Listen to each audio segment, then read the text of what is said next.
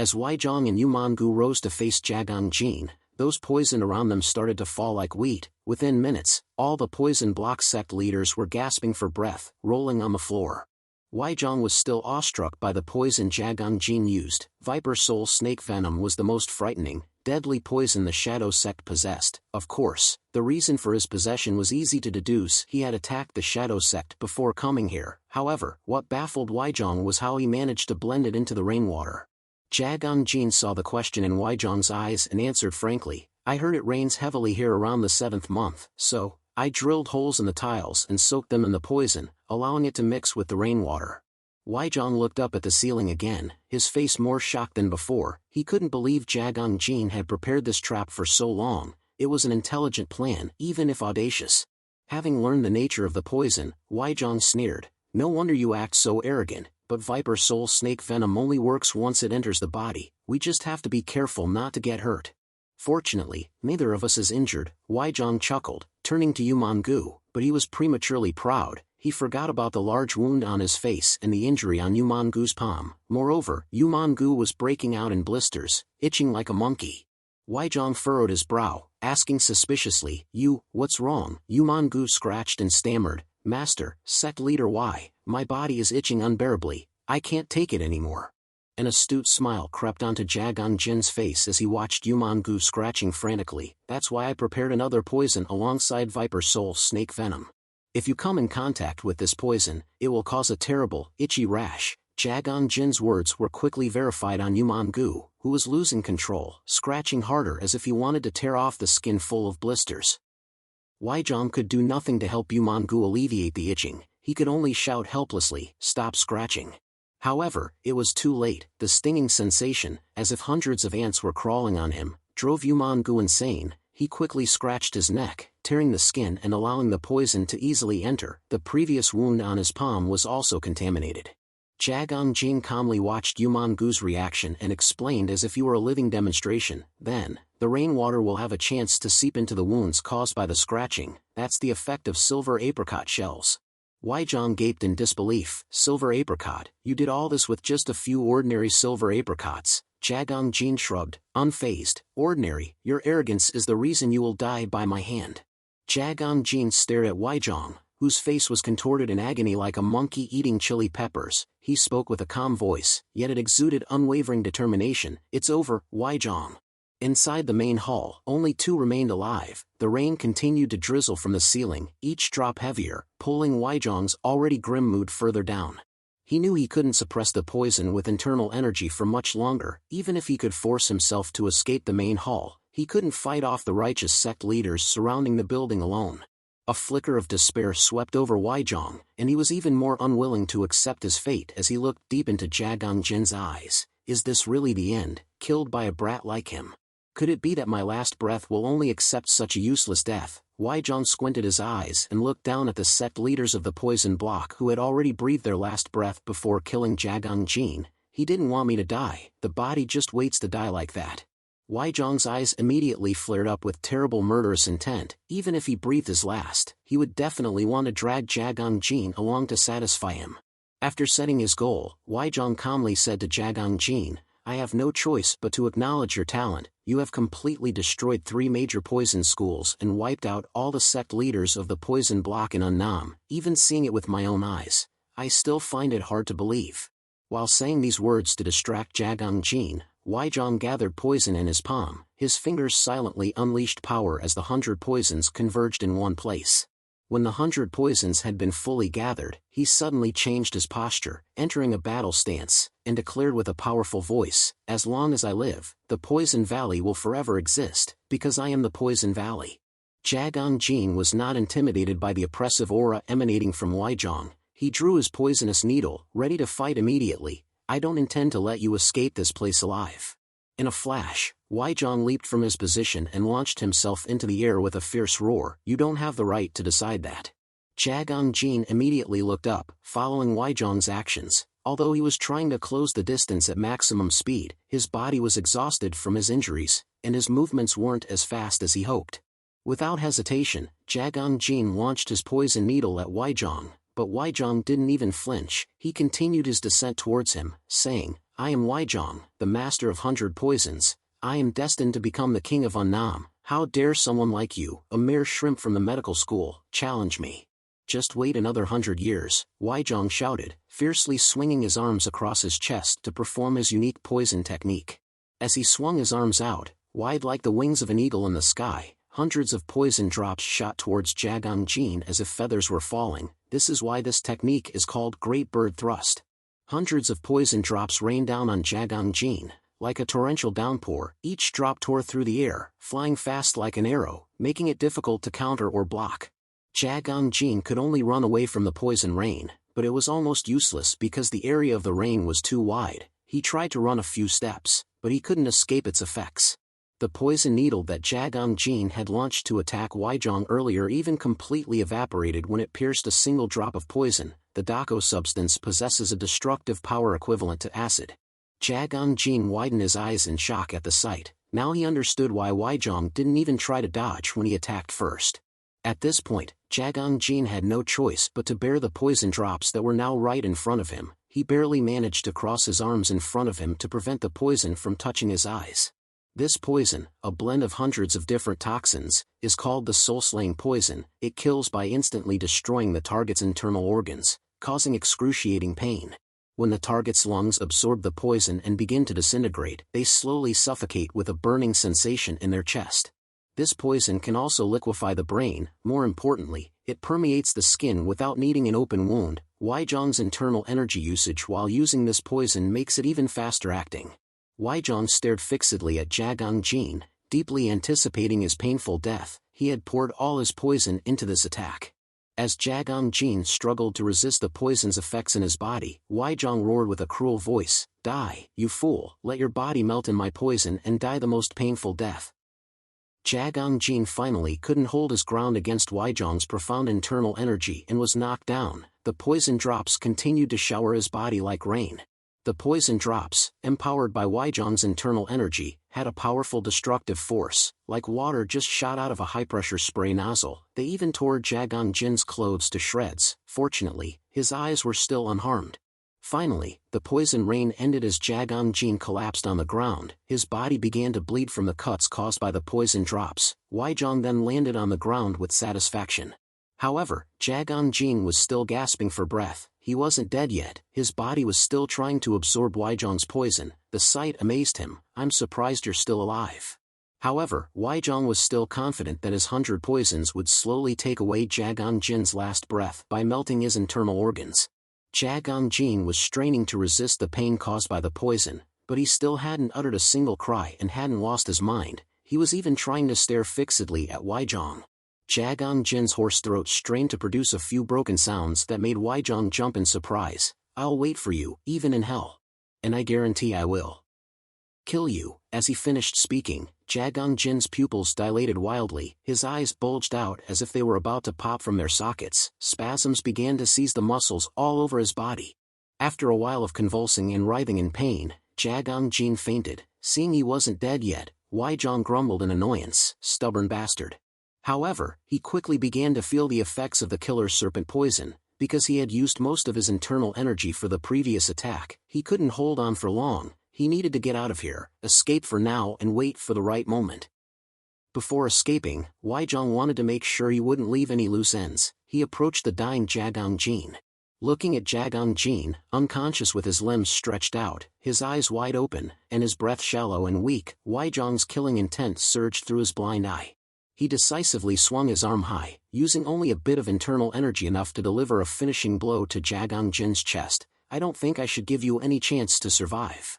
I'll take your last breath now," Weijong said, releasing his power from his 5 raised fingers. He was so focused on Jagang Jin that he didn't notice a familiar face with a malicious smirk had appeared behind him. Mangrio's 5 fingers, like the claws of a wild beast, lunged towards Weijong at that very moment. In a flash, the terrifying killing intent emanating from Mangrio made Weijong feel a threat from behind. He was startled and hastily turned around to look behind him in shock.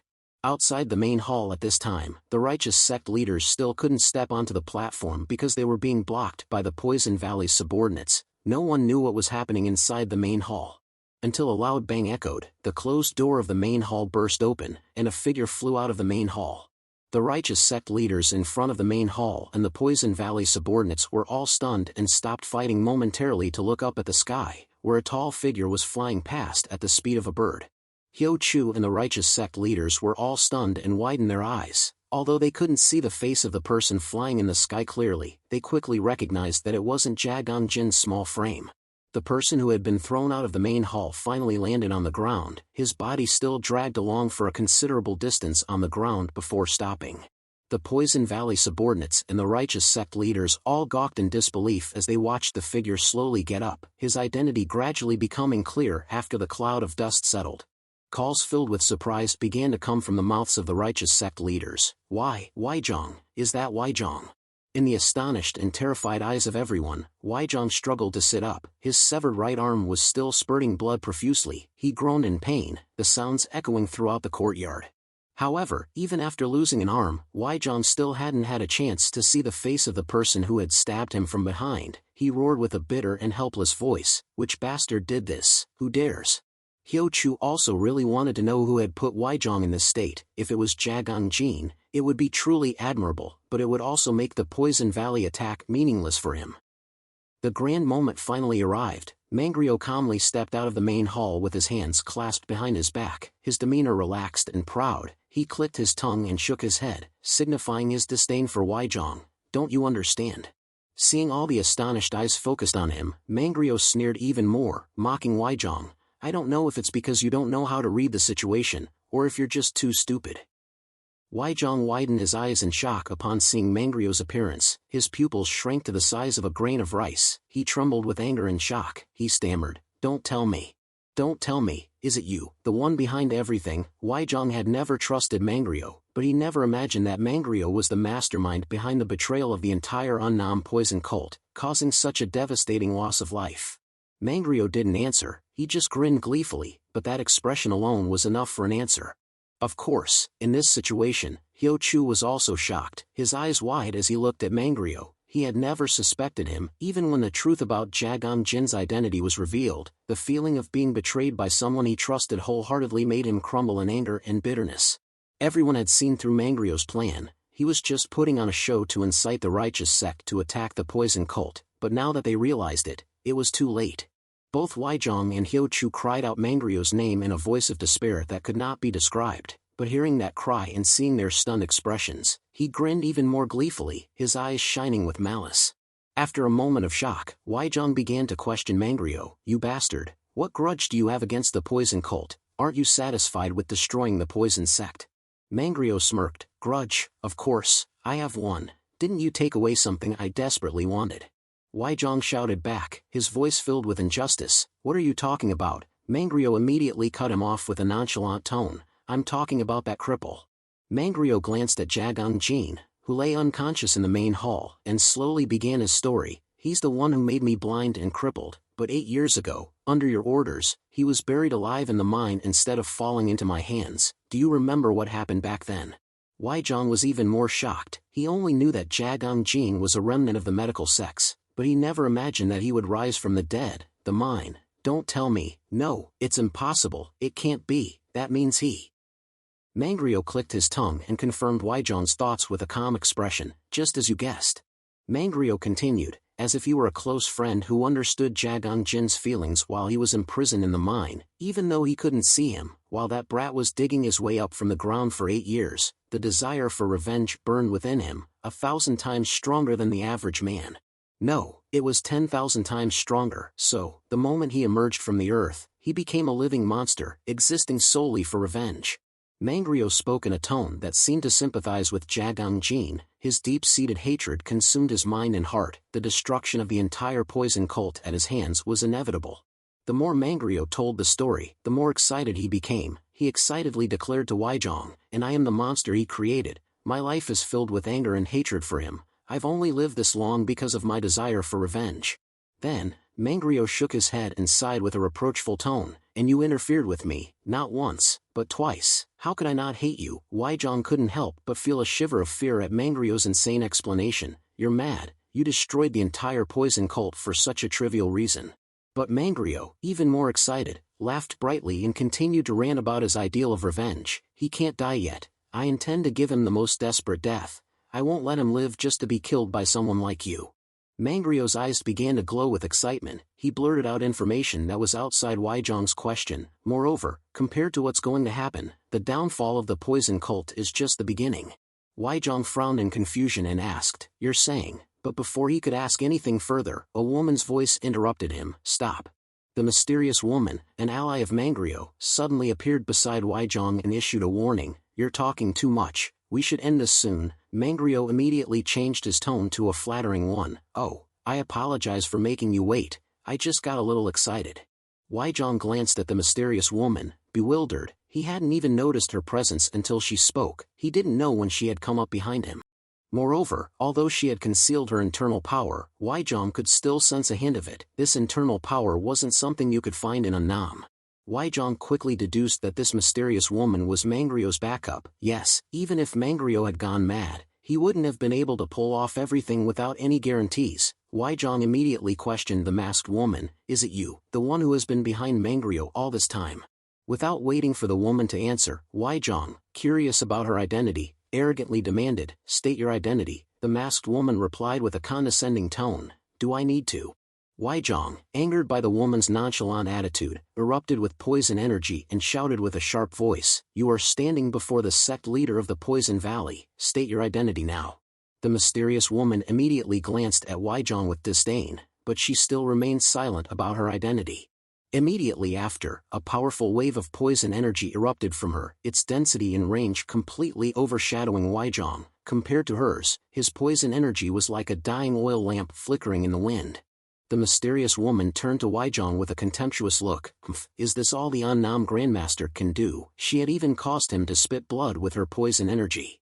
Weizhong choked back the black blood that was pouring out of his mouth, but he couldn't stop it. He was even more panicked. How is this possible? She's overpowering my poison energy." Seeing this, Mangrio hurried down to the courtyard and stopped the woman from killing his prey. "I don't think I need your help. I'll finish him off myself."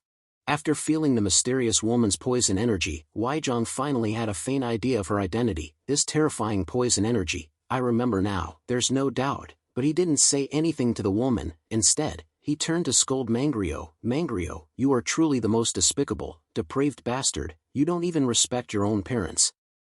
You were born and raised in Annam, yet, you..." Weizhong choked out the words, his teeth grinding in anger. He was almost certain of his deduction and roared in insults. "You dare betray Annam and join Sichuan, you bastard." Mangrio heard this and clicked his tongue, complaining to the woman, "He noticed because you used poison unnecessarily."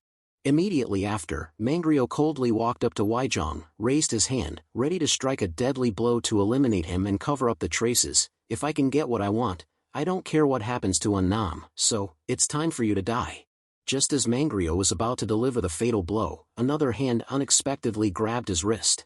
Interrupted mid-move, Mangrio angrily turned to look at the one blocking his path. It was Hyo Chu and the righteous sect leaders. After what had just happened, they couldn't stand by any longer. Hyo Chu still couldn't believe what he had just seen and heard. He couldn't be sure of his own deductions, so he hesitated and asked Mangrio in a pleading tone, "Brother, what's going on? Revenge, and what about Sichuan?" Hyo Chu opened his eyes wide with extreme bewilderment, staring intently at Mangrio as if expecting him to deny it. However, Mangrio didn't deny anything. Meanwhile, the mysterious woman shifted her gaze to Hyo Chu, unable to help but feel sorry for his naive trust in people. Hyo Chu continued to question Mangrio, his face blank as if he had lost his soul. "Wasn't it the Poison Valley and that cripple who killed Sajin?" Mangrio now put on a friendly act, patting Hyo Chu's back as if to comfort him. Well, little brother, I'm so glad you're still alive. But there's something I haven't been able to tell you personally all this time." Hyo Chu was still stunned and continued to ask Mangrio out of instinct, "What is it?" Mangrio shook his head sadly. "The truth is, the one who killed Sajin wasn't the Poison Valley or the cripple." These words woke Hyo Chu from his daze and ignited his rage. He gritted his teeth and pressed, "Then who was it?" Mangrio patted Hyo Chu's back with the affectionate manner of a good brother, then calmly confessed, "It was me." When Hyo Chu looked at Mangrio, he was putting on a feigned look of regret, as if he had been forced to do it, but it was clearly just an act, because he even looked directly into Hyo Chu's eyes without flinching. How could he possibly feel any guilt or remorse?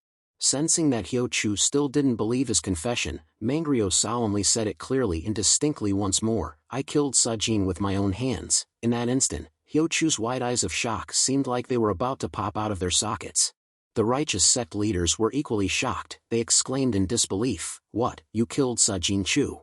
Harsh reproaches erupted from the righteous sect leaders. "Then what did we fight the Poison Valley for? You have to draw the line somewhere." Mangryo nonchalantly shrugged and retorted to those hypocrites, "You guys only came here for the Poison Valley's wealth. Revenge for Sajin Chu's death is just an excuse for you to do this." The righteous sect leaders immediately got upset because he had hit the nail on the head. As the argument became more heated, Hyo-chu began to speak, his eyes filled with tears. "Brother. What you said, is it true? Please, say it isn't so. Say you were just joking." Hyo-chu asked in a pleading and tragic tone, wanting to cling to the last shred of hope for his heart that was shattered by deceit and betrayal. Seeing that Mangryo still maintained a calm and indifferent demeanor, as if nothing was out of the ordinary, Hyo-chu clenched his fist, feeling a surge of disappointment mixed with anger. "If not, I don't know what I will do with you now."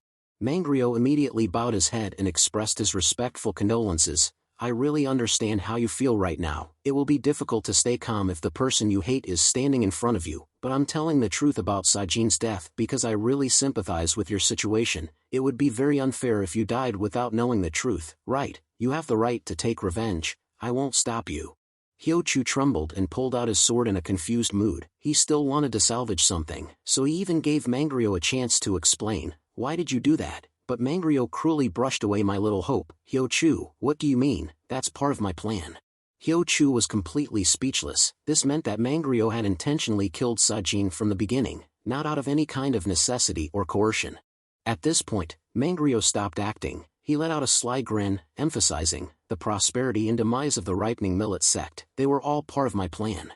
Hyo-chu, unable to bear the terrible shock, couldn't utter a word. He immediately swung his sword at Mangryo, roaring with intense hatred. However, Hyo-chu's strength was like a blade of grass beneath an elephant's foot to Mangryo. With a single wave of his hand, he severed Hyo-chu's head, not even using a weapon. As blood spurted out from Hyo-chu's severed neck, Mangryo's expression remained completely calm, showing no mercy even though he had constantly addressed Hyo-chu as brother. Hyo-chu's head was severed and flew through the air like a cannonball tearing through the wind, slicing across the curtain of rain. The leaders of the righteous sects were all stunned by Mangryo's sudden death and swift, decisive action. They stared after Hyo-chu's head, unable to react. The moment the head thudded to the ground and rolled crazily in the pool of water, the leaders of the righteous sects came to their senses and exclaimed in horror. Immediately, the leaders of the righteous sects surrounded Mangryo and pointed their swords at him. "Mangryo, how dare you? We will not forgive you." However, Mangryo, standing before these threats, remained completely unfazed. He stood straight and tall, ready for the massacre. In the next instant, before the leaders of the righteous sects could charge, Mangryo took the initiative, attacking them with a manic, arrogant laugh. The bloodthirsty expression on his face sent chills down everyone's spines. The battle continued in the pouring rain, blanketing the entire area. The Poison Valley was now enveloped in a deathly atmosphere. Soon after, a deafening energy explosion occurred in the courtyard before the main hall, shaking the entire Poison Valley. However, no reinforcements arrived because Mangryo and his allies had secretly eliminated all the minor subordinates outside. As the dust gradually settled, Mangryo calmly emerged from the center of the explosion, his steps halting. He advanced towards the only remaining enemy in the courtyard. Surrounding Mangryo, corpses piled high, their pungent smell of blood filling the air. He leisurely walked towards Weijong, who was kneeling on the ground. "Now, it's just you left, sect leader." Before dealing with Weijong, Mangryo looked at the mysterious woman and nodded, confirming that he would personally finish the rest. Weijong, now exhausted, bowed his head to the ground with a bitter feeling. All the righteous and poisonous sects in the Unnam region had fallen here. This would surely cause a terrifying upheaval in the Jianghu. He couldn't imagine what Mangryo would do with this. Weijong, in despair, let out a bitter laugh. Mangryo tilted his head, puzzled. "Are you going crazy before you die? Why are you laughing?" Weijong simply couldn't believe this was how the Poison Valley was destroyed. Under Mangryo's despicable and disgraceful schemes, he couldn't help but utter a curse. "You crazy bastard." Mangryo, upon hearing this, stomped on Weijong's head to humiliate him. He grinned cruelly, looking down at the dying old man. "You just figured that out now." In the next instant, Mangryo stomped straight down on Weijong's head, his skull shattered in an instant, and blood and brains splattered messily on the ground. Having finished the task, the mysterious woman immediately turned and left. I've confirmed everything is done. I'm leaving now. Mangrio grinned at her. All right, please speak well of this matter to your superiors. I will also report it to Hogwang Castle. However, the woman, who was walking away, suddenly stopped. She glanced towards the main hall with a questioning gaze. I'm sure Advisor Mang wouldn't do something crazy like leaving behind the source of danger, right? Mangrio looked confused. Source of danger, what do you mean? Immediately, he also glanced towards the main hall and mumbled, I understand. However, Mangrio didn't give a direct answer. He only vaguely said, you don't need to worry about that. I'll take care of it myself. The mysterious woman seemed to still feel uneasy and continued looking towards the main hall. After a moment of hesitation, she clicked her tongue, thinking that she shouldn't interfere too deeply in Mangrio's personal grudge with Jagang Jin. Finally, she decided to leave using her light kung fu. Mangrio confirmed that the other party had left, and then turned his head back to the main hall, his steps filled with excitement. Source. In his heart, he constantly refuted the mysterious woman's words. Only those who are still bound to life fear that, but I haven't been bound to anything since 8 years ago. Mangrio walked over to where Jagang Jin was lying. He was still unconscious. He looked at his enemy with a sly smile laced with amusement. It's been a long time, hasn't it? You know, I've been waiting for you, Mangrio said, chuckling contentedly, as if he had just seen someone from his dreams. On the cold floor, Jagang Jin was gasping for his last breaths. His invincible body, immune to all poisons, had finally encountered a powerful adversary, even though it was continuously absorbing and transforming the poison created by Weizhong. The small amount of internal energy he possessed forced the process to fiercely battle the spreading toxicity. While Jagang Jin remained unconscious, Mangrio began talking to himself in the tone of a close friend sharing a conversation. You've come so far. 8 years ago, you were just a common child. After you dug your way out of that wretched mine, you successfully avenged the 4 great sects, the masterminds behind the downfall of the medical sects. You completed a mission that seemed impossible for a normal person. I'm very proud of you. The more Mangrio spoke, the more he revealed his terrifying, twisted psychology. If Jagang Jin could hear these words, it's unknown how much he would be traumatized. Mangrio silently looked at Jagang Jin for a long time. Strangely, the hatred in his eyes suddenly vanished, leaving only a sense of closeness, as if he were looking at a soulmate. At times, it resembled the feeling of an elder watching his junior grow up and feeling content. After a while, Mangrio opened his mouth again, continuing their conversation. What was it like being underground for 8 years? Did you live well? While you were down there, I traveled to many places. This world is a vast and strange place. Mangrio's warped mind caused his expressions and actions to change like a spinning top. He suddenly pulled out a 20-centimeter nail and looked at Jagang Jin with wild eyes. I'd love to drink and talk with you about everything that happened in the last 8 years, but I'm afraid it's impossible. In the next second, Mangrio lifted Jagang Jin's head and drove the nail straight through his skull, his action decisive as if he wanted to end his life instantly. Jagang Jin was unconscious and almost unable to feel the pain caused by the nail. Mangrio continued to twist the nail deeper and muttered, I'm sure you've also felt that there's something else behind the poison block. Your revenge isn't over yet, and to complete it, you must become stronger. In Mangrio's eyes at this moment, there was a powerful transformation, filled with desire and expectation for Jagang Jin's future. Immediately, he placed his hand on top of Jagang Jin's head and transmitted a large amount of internal energy, using the meridian opening technique he learned during his 8 years of wandering. As the meridians began to open, the pain, even more excruciating than the poison, caused Jagang Jin's muscles to convulse violently, and the process of filtering the toxins was accelerated.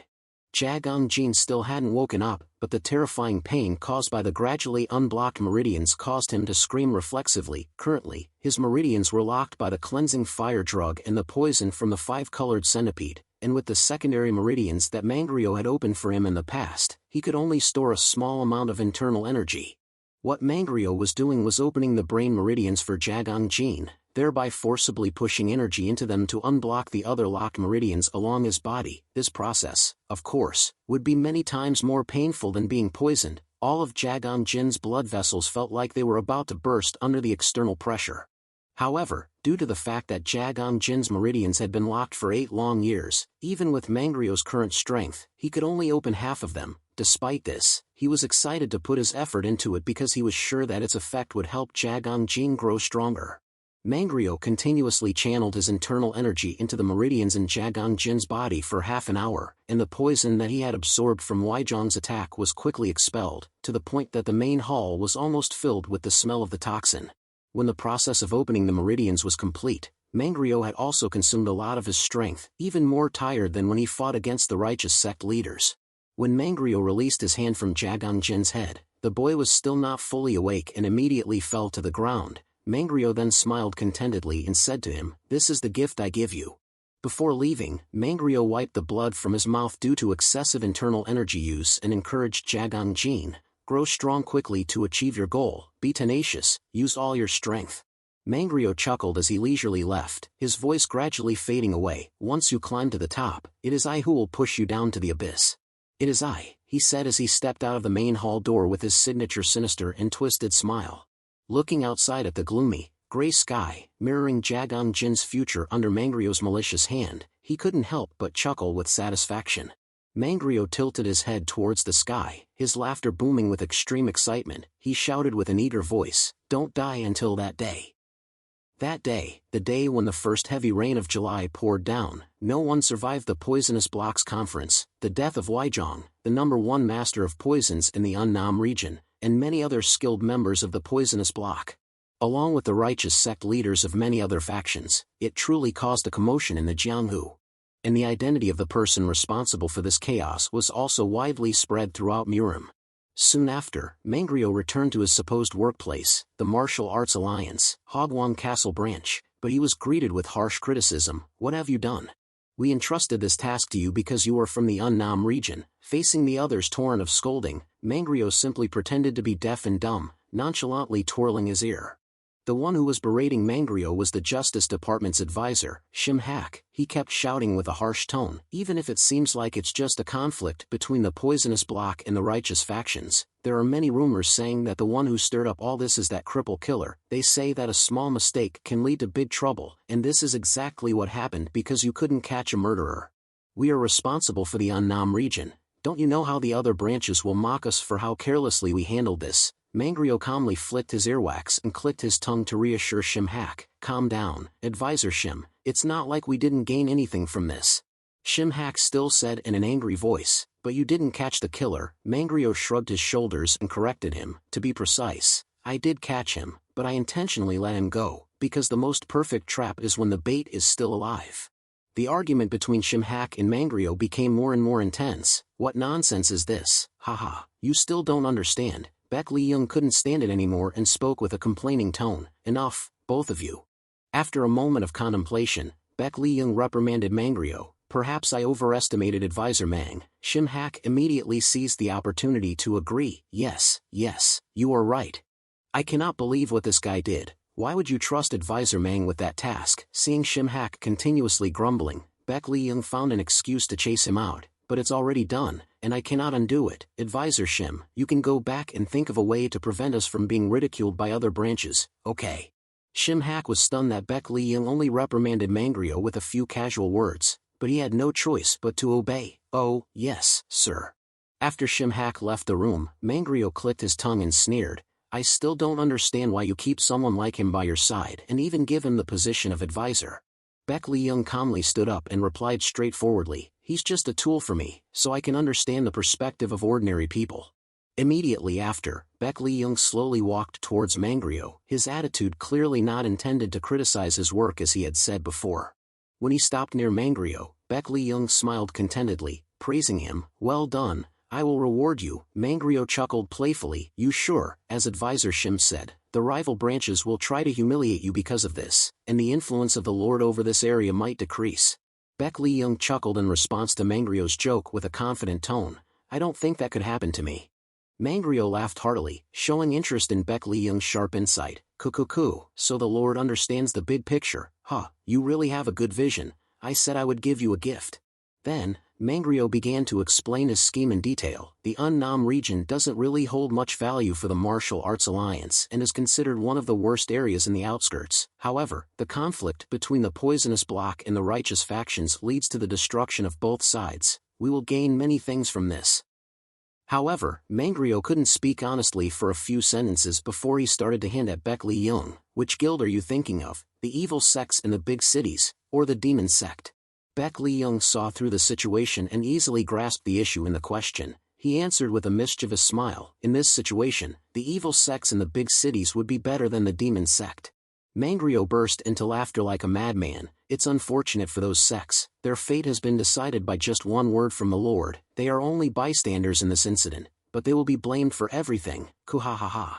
Baek Lee Young clicked his tongue, pondering for a moment before continuing the discussion. To begin, we need to find someone to sacrifice. Mangryo leisurely waved his hand, speaking in a haughty tone. The Lord can choose whoever he wants.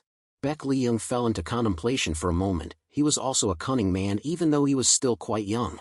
After a while, Baek Lee Young suggested to Mangryo, would choosing one of the 3 dragons and 4 great birds be okay? Mangryo was startled and surprised by Baek Lee Young's bold choice.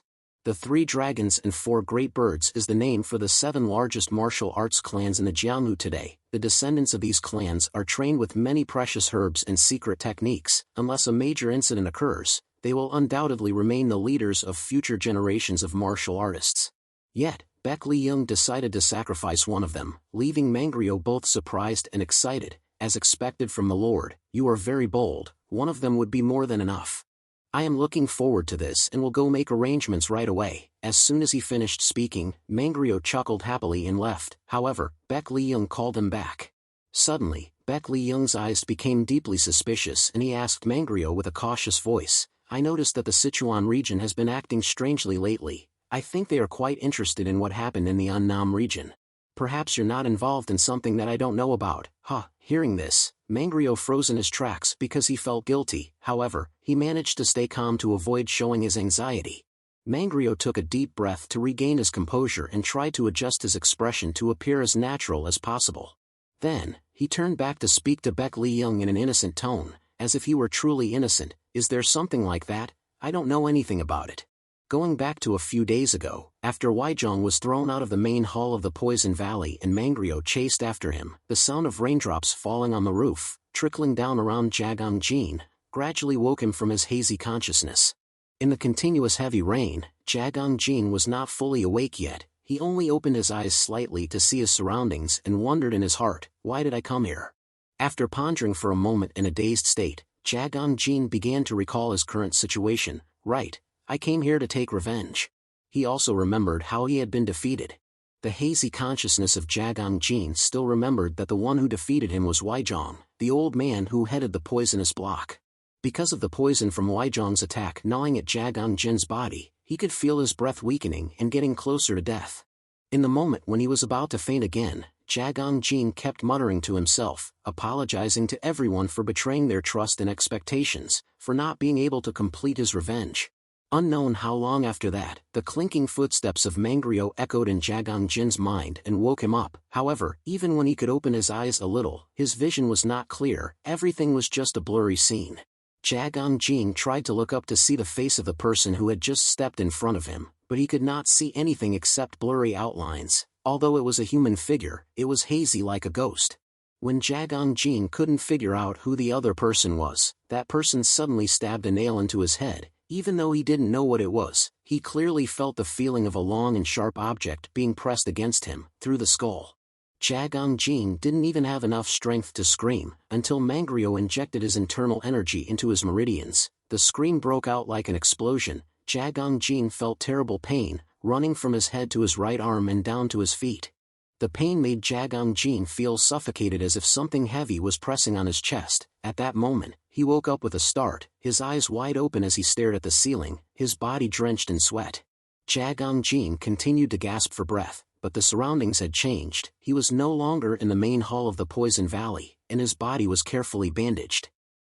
Jagang-jin sat up, dazed, looking at his meticulously bandaged arm. The vivid feeling he had experienced earlier made him completely unable to tell whether it was a dream or reality. After confirming that he was still alive and that the previous experience was probably just a nightmare, Jagang-jin glanced around the place where he was lying and was even more surprised. Jagang-jin was lying in a spacious and clean room. The sunlight shone brightly through the window, spreading throughout the tranquil space of the room. All the furniture seemed quite ordinary but gave a warm feeling, as if it was a home of some family.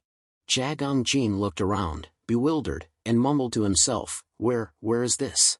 At that moment, a familiar voice sounded, "You're awake." Kong Du carried a basin of water and some bandages into the room with a haggard expression. "You've been sleeping for 4 days. I thought you were dead." Jagang Jin was surprised and immediately asked him, "Master Jang, how did I end up here?" Kong Du smiled kindly and explained to him, "After you went into the main hall, we were chased out. Since things seemed to be getting out of hand around here, I decided to leave for a while. I sent my wife ahead, but I suddenly remembered you, and I heard there was a terrible accident at the Poison Block conference. So I took the risk of going to the conference to see if you were still there." According to Kong Du, when he arrived at the main hall, the rain had stopped. The scene there was horrific. Bodies were piled on top of each other from the yard to the inside of the main hall. Kong Du tried to check, but none of them were alive. When Kong Du went inside the main hall, luckily he saw that Jagang Jin was still breathing. Although his breath was very weak, he still held on to hope of saving the young man, who was around the same age as his son. Kong Du placed the basin of water beside the bed and sighed in relief as he recalled the situation then. He was still breathing faintly, so I brought him home. Seeing Jagang Jin still remain silent as if he hadn't recovered, Kong Du asked curiously, "What happened there?" In fact, Jagang Jin himself didn't know what had happened. He only remembered for sure that he had lost to Weijong and should have died. Jagang Jin became even more puzzled as he thought about it. Not only was he still alive, but the entire Poison Block and the righteous sect had been slaughtered. This proved that someone else had intervened, but who was it? Jagang Jin suddenly remembered the hazy figure he had seen in the very realistic dream earlier. This meant that it wasn't a dream. He even heard the person's voice, but because his ears were still buzzing, he couldn't hear clearly what he was saying. Jagang Jin thought silently for a long time, but the more he thought, the more he felt stuck. He couldn't remember at all the face of the last person he saw in the main hall at that time. Seeing Jagang Jin silently bow his head for a long time, Kong Du stood up and said in a carefree voice, "You don't have to tell me if you don't want to. I've thought about it. Maybe it's related to the karma you mentioned before, so it doesn't really matter if I know or not." Then, Kong Du walked straight out of the door and instructed Jagang Jin, "I'll find a doctor for you in the nearby village. I can treat you a bit myself, but I can't guarantee a full recovery." Jagang Jin shook his head and hurriedly stopped him. "No, I can't trouble you anymore." But Kong Du was very resolute in his intention. He encouraged Jagang Jin, "It's fine. Don't try to shoulder everything alone. Try relying on others at times like this. You're still very young." Kong Du smiled warmly and comforted Jagang Jin as if he had already considered him his son. Jagang Jin could only silently lower his head. He had not received such care and help for a very long time, so he couldn't help but feel a surge of emotion in his heart. Kong Du continued walking towards the door and told Jagang Jin, "Get some rest." But before he could open the door, his body swayed and leaned to one side. With a thud, Kong Du fell to the ground while Jagang Jin wasn't paying attention. Seeing him lying flat with heavy breathing, Jagang Jin quickly threw off the blanket and jumped out of bed. Jagang Jin anxiously helped Kong Du up. As soon as he touched his hand, he felt that he was burning up. However, Kong Du still managed to force a smile to reassure Jagang Jin, "This is embarrassing. I tried to act cool, but I guess I'm exhausted. Maybe I need to rest a little." As Kong Du slumped his head down due to dizziness, Jagang Jin suddenly noticed something unusual on the back of his neck. It was clear that Kong Du didn't fall due to fatigue. On his back and neck were symptoms of poisoning, a kind of poison that caused purple-red spots on the skin, a sign of equine purpura. Based on his preliminary observations, Jagang Jin judged that this was the symptom of a poison from the blood or waste of dead horses. It would cause terrifying skin infections and eventually enter the victim's internal organs and kill them. However, what worried Jagang Jin more was why Kong Du had equine purpura on him. Seeing him look very worried, Kong Du chuckled and pretended to be fine. "You're the patient, yet I'm being helped by you. I'm so embarrassed. Forget about me, you just rest for now." When it came to being helped, Jagang Jin suddenly understood why Kong Du had been poisoned. Although it acted slowly and wasn't the most dangerous poison, it was still considered a deadly poison.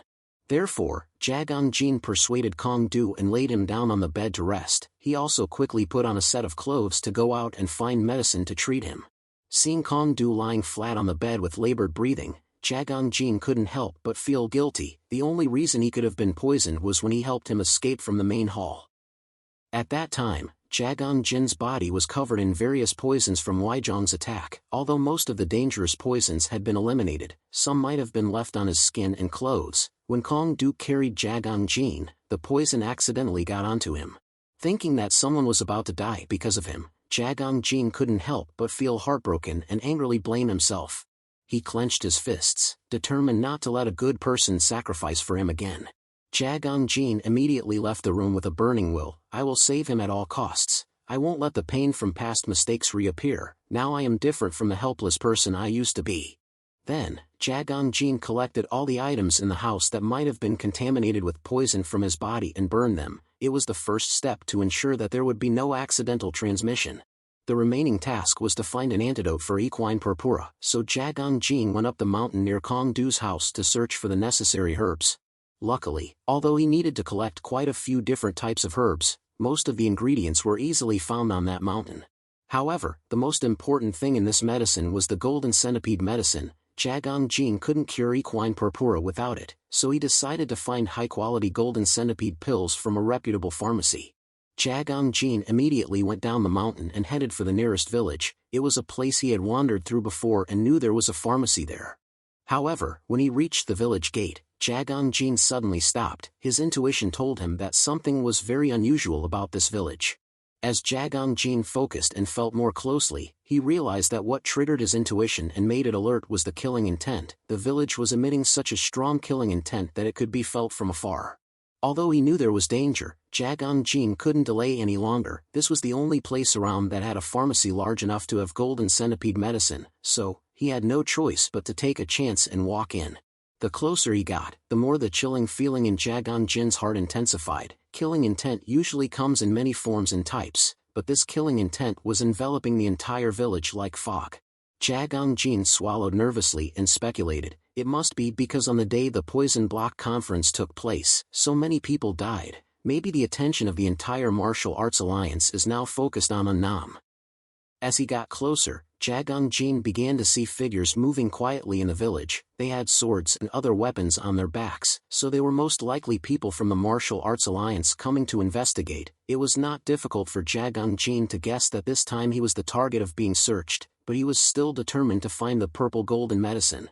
Jagang Jin clenched his fists, even though he didn't want to harm people who weren't involved in the poison block. But because he could save Kong Du, he determined that he needed to take risks even if he had to clash with them. At this moment, due to Jagang Jin's tight grip on his right hand and the extreme tension, his recently opened meridians began to react violently. A sudden pain shot through his arm, causing Jagang Jin to collapse. This caught the attention of a few swordsmen standing at the village gate. A sharp tingling sensation ran down his arm and spread to his newly opened meridians, causing Jagang Jin to panic. What was this? It felt like thorns were piercing his entire body. Not only that, when he pulled up his sleeve to examine, his blood vessels were prominent, abnormally thick, and under his skin, streaks of purplish red appeared, as if some kind of poison was spreading. Jagang Jin's hand trembled uncontrollably, even bending his fingers became difficult. The two swordsmen guarding the village gate, seeing Jagang Jin's plight, approached him kindly, asking, "Hey, are you all right?" Jagang Jin, seeing his arm behaving erratically, had no choice but to leave quickly to avoid the worst-case scenario of a confrontation. However, the swordsman still wanted to approach him to help. Ironically, as Jagang Jin turned to leave, he unintentionally revealed his limp. The swordsman quickly noticed Jagang Jin's limp, because the person they were searching for was a cripple. Jagang Jin gripped his stiff arm, trying to regain feeling, but it remained stiff and unyielding like a piece of wood. As time passed, Jagang Jin felt increasingly anxious and frantic. Something in his body had changed during his battle with the poison block. His internal energy was acting erratically, but he couldn't control it. What was he supposed to do? He had lost control of his arm. Jagang Jin knew that if this continued, he would surely die. Just then, a gleaming blade suddenly pressed against his neck. Cold sweat broke out all over Jagang Jin's body. In this moment, he almost stopped breathing, but he reminded himself to stay calm to get through this ordeal. The swordsman pressed the blade against Jagang Jin's neck, beginning his interrogation with a suspicious look. "Hey, what's wrong with your leg? You're suspicious. I think you need to come with us." Jagang Jin couldn't answer, nor could he maintain his composure. He frantically urged his arm. "Damn it, move. Move, move," Jagang Jin muttered in his head, straining his body, but his arm refused to budge. Without his arm, he had nothing to defend himself against the two swordsmen. Seeing Jagang Jin standing motionless, silent, and refusing to turn around, the two swordsmen grew angry and swung their blades. "You bastard, are you defying us? If you don't answer, we'll cut you down." Under the blazing sun, a gust of wind roared past, followed by the sound of air being torn apart, causing Jagang Jin's heart to skip a beat. Luckily, the blade, swung across the air, was blocked by a small fan at the last second. A beautiful woman with jet black hair like velvet stood between Jagang Jin and the two swordsmen. The small fan in her hand had saved Jagang Jin's head. The two swordsmen stared in disbelief, mouths agape, at the woman's stunning beauty, but she ignored them, turning her head towards Jagang Jin and speaking in a warm voice. "I was wondering where you were and what you were doing. I didn't expect to find you here," the black-haired woman said, gently pushing her fan to separate the blade from Jagang Jin. Jagang Jin turned his head in surprise. Looking back, he had absolutely no idea who this woman was or what her intentions were. But she was clearly acting like she knew Jagang Jin and even smiled gently, like the autumn sun. "Don't you know, it's very disrespectful to keep a senior waiting like this." The unexpected appearance of the golden-eyed beauty eased the tense situation momentarily, but the two swordsmen didn't back down. It seemed they didn't know each other. Jagang Jin began to calm down, but his breathing remained heavy, and his arm still wouldn't move. Although the golden-eyed beauty had saved him from certain death, he still felt wary of the woman who was pretending to know him. Seeing the two swordsmen still eager to apprehend Jagang Jin, the golden-eyed beauty turned to them with a polite demeanor. "I have something to discuss with this young man. What business do you have with him?" The two swordsmen responded rudely, becoming even more aggressive and shouting. They even raised their swords threateningly. "Move back, we're investigating the recent events in the Poison Valley. Don't get in our way." The golden-eyed beauty remained gentle, pursing her lips and shaking her head. "The recent events in the Poison Valley? Oh dear, I happen to be quite interested in that. I suppose I have no other choice then." Immediately, the golden-eyed beauty moved suddenly, gliding through the wind, appearing and disappearing like a ghost, her speed so swift that no one could see her movements. As she glided past the two swordsmen, the golden-eyed beauty lightly pressed their acupoints on their backs. Everything happened in a blink of an eye, leaving no one time to react. The golden-eyed beauty chuckled, placing her small fan on her full lips and teasingly said, "Why don't you two rest for a while?" Jagang Jin, at this point, was stunned to realize that her position had shifted at some point. She had been behind him, and in an instant, she was behind the two swordsmen. At the same time, the two swordsmen froze, their eyes rolled back, their mouths agape, they tilted their heads back, swaying like trees just felled by someone. After the two swordsmen collapsed to the ground without a single shout, the golden-eyed beauty turned back to Jagang Jin and calmly said, "They'll wake up in 2 hours." Jagang Jin was bewildered, frozen for a moment, his eyes couldn't follow her movements. She must be a master. Seeing Jagang Jin's shocked expression, the golden-eyed beauty smiled mischievously, opening her fan and fluttering it as she gently asked him, "And as for you, young man, will you come with me?" Jagang Jin, naturally, didn't want to, but he also understood that with his current abilities, he couldn't escape her. He had no choice but to follow her temporarily. After all, he wanted to find out who she was. After that, the golden-eyed beauty took Jagang Jin to another village, quieter and not controlled by the Martial Arts Alliance. They sat at a roadside eatery with many customers around. The golden-eyed beauty calmly poured tea for Jagang Jin, and Jagang Jin appeared calmer than before. He had remained silent throughout the entire journey until now, quietly observing her and the surroundings, devising an escape plan in case of danger. After pouring 2 steaming cups of tea, the golden-eyed beauty smiled graciously and said to Jagang Jin, "Please." Jagang Jin wondered who this strange woman was and what her intentions were. He was naturally wary of the tea she had poured, but he couldn't resist, so he hesitantly extended his arm, still stiff and tense, towards the cup. At that moment, the golden-eyed beauty noticed that Jagang Jin's right hand appeared abnormal. The moment her eyes fell upon his hand, a flash of murderous intent suddenly appeared in her eyes. Jagang Jin's arm, which had just started to loosen up a bit, suddenly reacted to the murderous aura emanating from the golden-eyed beauty. His entire arm became stiff, even his fingers curled up as if he were having a seizure.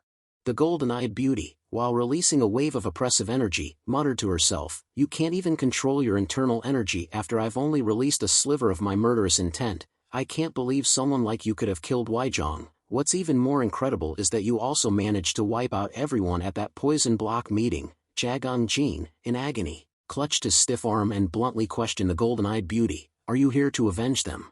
The corner of the golden-eyed beauty's lips curled into a disdainful sneer as she mentioned old man Weijong. Not at all, Weijong was a deserving death. But I'm quite interested in what happened there, the golden-eyed beauty said, tilting her head and looking at Jagang Jin with curious eyes. He honestly explained the situation at that time. I collapsed after losing to Weijong. As for what happened after that, I have no idea. The golden-eyed beauty seemed surprised and asked Jagang Jin again, so, you mean you're not the one who did all that? Jagang Jin immediately affirmed, that's right. The golden-eyed beauty didn't accuse Jagang Jin because he didn't look like someone who could pull off such a feat. She nonchalantly changed the subject. Well, whatever, do you know anyone with the nickname the Dreadful Poison Cripple, Seeing Jagang Jin frown, as if he didn't understand, the golden-eyed beauty explained thoroughly, he's the one everyone believes is responsible for everything that's happened in Unnam, and he's gradually gaining attention in Jianghu lately. It seems they gave him that nickname because of the brutal way that Cripple uses poison. Jagang Jin understood at this point that the Dreadful Poison Cripple was how the world was gossiping about him now. The golden-eyed beauty, as if reading Jagang Jin's mind, chuckled again and frankly revealed her cards. That's right, they're talking about you like that, young man, and many people are gossiping that you're an assassin trained by the evil sects in the big cities because they think only the evil sects in the big cities would do things like this to try and seize control of the Unnam region. Jagang Jin immediately shook his head to deny. I have nothing to do with the evil sects in the big cities. The yellow-eyed beauty once again calmly accepted his excuse. I know. After that, she smiled and said in a joking tone, because I don't remember raising anyone like you. Jagang Jin immediately understood the meaning of those words. Then, she must be the one who came from the evil sects in the big cities. Seeing that Jagang Jin had vaguely recognized her identity, the golden-eyed beauty smiled with a hint of bitterness. Unfortunately, people believe what they want to believe, and isn't it unfair for us, the evil sects in the big cities, to be blamed for what happens around you? Without waiting for Jagang Jin to speak, the golden-eyed beauty quickly presented the solution she had come up with, naturally placing the interests of the evil sects in the big cities first. There are two ways to resolve this. We can recruit the murderer to make the rumors a reality, ensuring that we are not blamed for any other incidents. Or the second option is to eliminate the problem at its root. The golden-eyed beauty's gaze locked onto Jagang Jin with a deep, murderous intent, but it seemed to conceal another scheme rather than a genuine intention to kill him. Jagang Jin swallowed nervously after hearing her words, which were nothing short of an open threat: either cooperate with me, or die. Despite his fear, Jagang Jin remained calm and collected. He carefully considered the situation and began to argue against the golden-eyed beauty, pointing out a flaw in her statement. Under the golden-eyed beauty's curious gaze, Jagang Jin calmly explained, people won't believe things that are truly unbelievable. Don't you think they'll believe such a rumor solely because of what the evil sects in the big cities have done so far? The golden-eyed beauty pouted in annoyance. Do you have any grievances against the evil sects in the big cities? Jagang Jin frankly expressed his thoughts. I've heard that the evil sects in the big cities exploit everything they can from this world for their own benefit, turning it into a place without order. Therefore, they have become the inevitable target of much disdain and criticism. The golden-eyed beauty didn't show any anger. Instead, she smiled and asked Jagang Jin, but have you ever wondered if those righteous sects who constantly despise the evil sects in the big cities are truly following the conscience and laws of this world for the sake of good? Jagang Jin frowned awkwardly. He didn't know what to say about this as he had never experienced seeing the hypocritical faces of those righteous sects. The golden-eyed beauty smiled at Jagang Jin's bewildered expression and continued to persuade him. Even Shaolin Temple, now called the Pillar of Jianghu, was once considered a group of strange beings. If you judge the world based only on rumors in a one-sided perspective instead of experiencing it for yourself, you will never see the truth. Jagang Jin felt increasingly confused as he listened. These words bore a striking resemblance to what the sect leader of the Iron Umbrella sect had said before his death, that he was only looking at things from one perspective and knew too little about this world. The golden-eyed beauty realized that Jagang Jin was just a young boy who hadn't yet seen the world clearly. She became silent for a while and finally spoke again. Speaking of which, why don't I tell you a story? The golden-eyed beauty began to recount the story with a nostalgic tone. Once, there was a man who was famous throughout Jianghu for his chivalry. He often helped others, so many people admired him. Pausing for a beat, the golden-eyed beauty shifted her voice to a bitter one. Who would suspect love from someone like him? Thus, a young maiden, inexperienced and unaware of the world, accepted his feelings. She had no doubts that he could make her happy. However, ironically, the man was not pursuing the girl, he was after the secret manual that her family possessed. In the end, after obtaining what he desired, he not only abandoned the girl but also spread rumors to others, claiming that her family was part of an evil cult, leading to their destruction. The golden-eyed beauty's voice became increasingly filled with resentment and grief as she recounted the story, and that man, he was praised by the world as a righteous gentleman, a man who could value chivalry so much as to abandon his own wife for the sake of justice, sacrificing his own flesh and blood. After finishing the story, the golden-eyed beauty fell silent for a moment. She stared at the teacup in her hand with eyes burdened with sorrow and managed to force a smile, asking Jagang Jin, "What do you think of this story?" Without hesitation, Jagang Jin responded, "We need to kill him." The golden-eyed beauty was astonished, her eyes widening in surprise at his cold, resolute gaze and decisive attitude. It was rare for anyone to give such a resolute answer. People would simply express sympathy for the girl and criticize the man, or even say that she was foolish to sacrifice her whole family for love. The golden-eyed beauty couldn't help but chuckle at Jagang Jin's unique way of thinking. "That's an interesting answer, you're a real tough one." In a moment of amusement, the golden-eyed beauty blurted out Jagang Jin's background that she had investigated, as expected of someone who had single-handedly faced the entire poison block as the heir of the medical sect. Jagang Jin was shocked and surprised to know how much she knew about him, but he couldn't deny it, so he decided to admit it frankly. "Yes, my name is Jagang Jin, heir to the Sorrowful Heart sect of the 100 Flowers Valley, and I have taken revenge on those medical sects that were slaughtered and destroyed due to the greed of the poison sects." The golden-eyed beauty suppressed her mischievous grin and continued to question Jagang Jin. "Now that the poison block has been destroyed, has your revenge come to an end?" Jagang Jin immediately shook his head. "Nothing is over yet, not until I bring down all those involved behind the scenes." The golden-eyed beauty nodded approvingly, giving him a word of advice. "That seems much harder than anything you've done so far. Surely you've noticed the existence of someone who is planning to use you for their benefit. If it wasn't you who caused the incident at the Poison Valley, then it was that person who was responsible for everything that happened at the Poison Blocks meeting." Jagang Jin wasn't surprised, as he had vaguely guessed this already. The golden-eyed beauty's words only strengthened his judgment and determination. "I promise I will make him pay for his actions." The golden-eyed beauty smiled gently, offering her proposition a second time. "Excellent, I like your strong determination. I want to turn the rumors into reality by cooperating with you." However, Jagang Jin once again looked at the golden-eyed beauty with a cold, indifferent gaze. "Is there any other reason why I should accept your offer?" The golden-eyed beauty gently lifted her teacup and infused it with internal energy, causing the tea droplets to float in mid-air. She confidently asserted to Jagang Jin, "Because I have the power to give you the strength you need." Amidst the magical scene of the water droplets, the golden-eyed beauty solemnly introduced her identity, expressing her sincere desire to cooperate. "My name is Dan Ryung-kyung. In Jianghu, they call me the Servant of Justice." Jagang Jin's eyes widened in surprise, as he had heard of Ryung-kyung's nickname before, the Servant of Justice. He remembered hearing about that title. In one of the evil sects in the big cities of the eastern region, there was a lord who possessed absolute power, even in 100 Flowers Valley, located in the remote Unnam region on the outskirts of Muramjongyuan. They had heard of her reputation. The strongest female warrior and the godmother of the evil sects in the big cities. They called her Yuwa, the Servant of Justice. Of course, Ryung-kyung didn't reveal her true name simply for the sake of cooperation. It seemed she wanted to convince Jagang Jin to become her disciple. "I will teach you martial arts and provide you with the necessary resources. That way, you will be able to take revenge, and I can also rely on you to achieve what I want." Sensing the powerful aura emanating from Ryung-kyung, Jagang Jin's arm began to twitch, and his heart burned with anxiety. She wasn't just a regular subordinate of the evil sects in the big cities, she was their leader.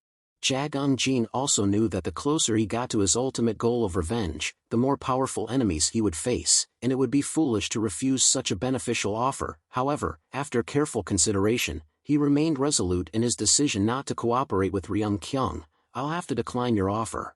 Ryung-kyung was irritated by such a decisive rejection. "What? Don't you realize your current situation? The entire Muram world is focused on you. Many people besides us are hunting you down. Fighting alone in this state is like committing suicide."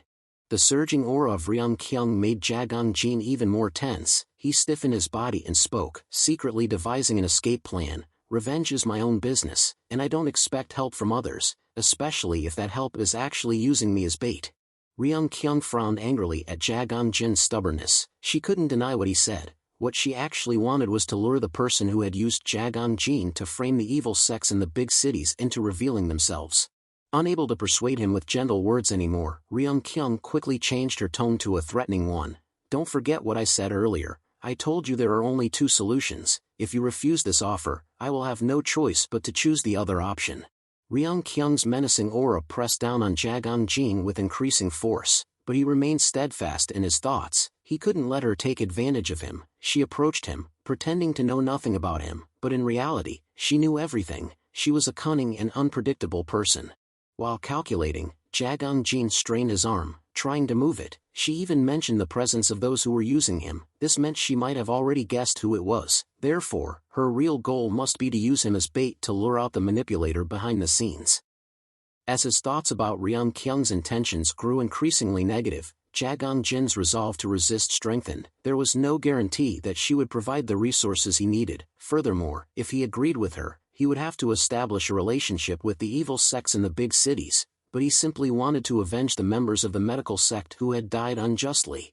After struggling for a while, Jagan Jin finally managed to wiggle his wrist and pinky finger. He silently pinned a needle to his fingertip and spoke to Ryung-kyung in a trembling voice. Then, you're not giving me any other choices. Immediately, the needle drew a faint line on Jagan Jin's pinky, causing blood to ooze out, dark and full of a poisonous feeling. However, unlike usual, Jagan Jin didn't immediately use the poison needle to attack Ryung-kyung. Instead, he created a stream of poisonous gas like fog from the small wound. The thick cloud of poison enveloped Jagan Jin in a blink, causing Ryung-kyung to flinch and step back. She quickly covered her nose and mouth and used her internal energy to seal her breath, preventing her from inhaling the poisonous fog. She was even more astonished to realize the unique method Jagan Jin used to create this fog. He was using the heat from his body to make the poison evaporate. Amidst the fog that obscured his vision, Jagan Jin put all his effort into controlling the rest of his arm and decisively leaped up. He swung his arm across the air, aiming the poison needle at Ryung-kyung. In a flash, 3 poison needles pierced through the dense fog and shot straight towards Ryung-kyung. The sudden, lightning-fast attack stunned her for a moment.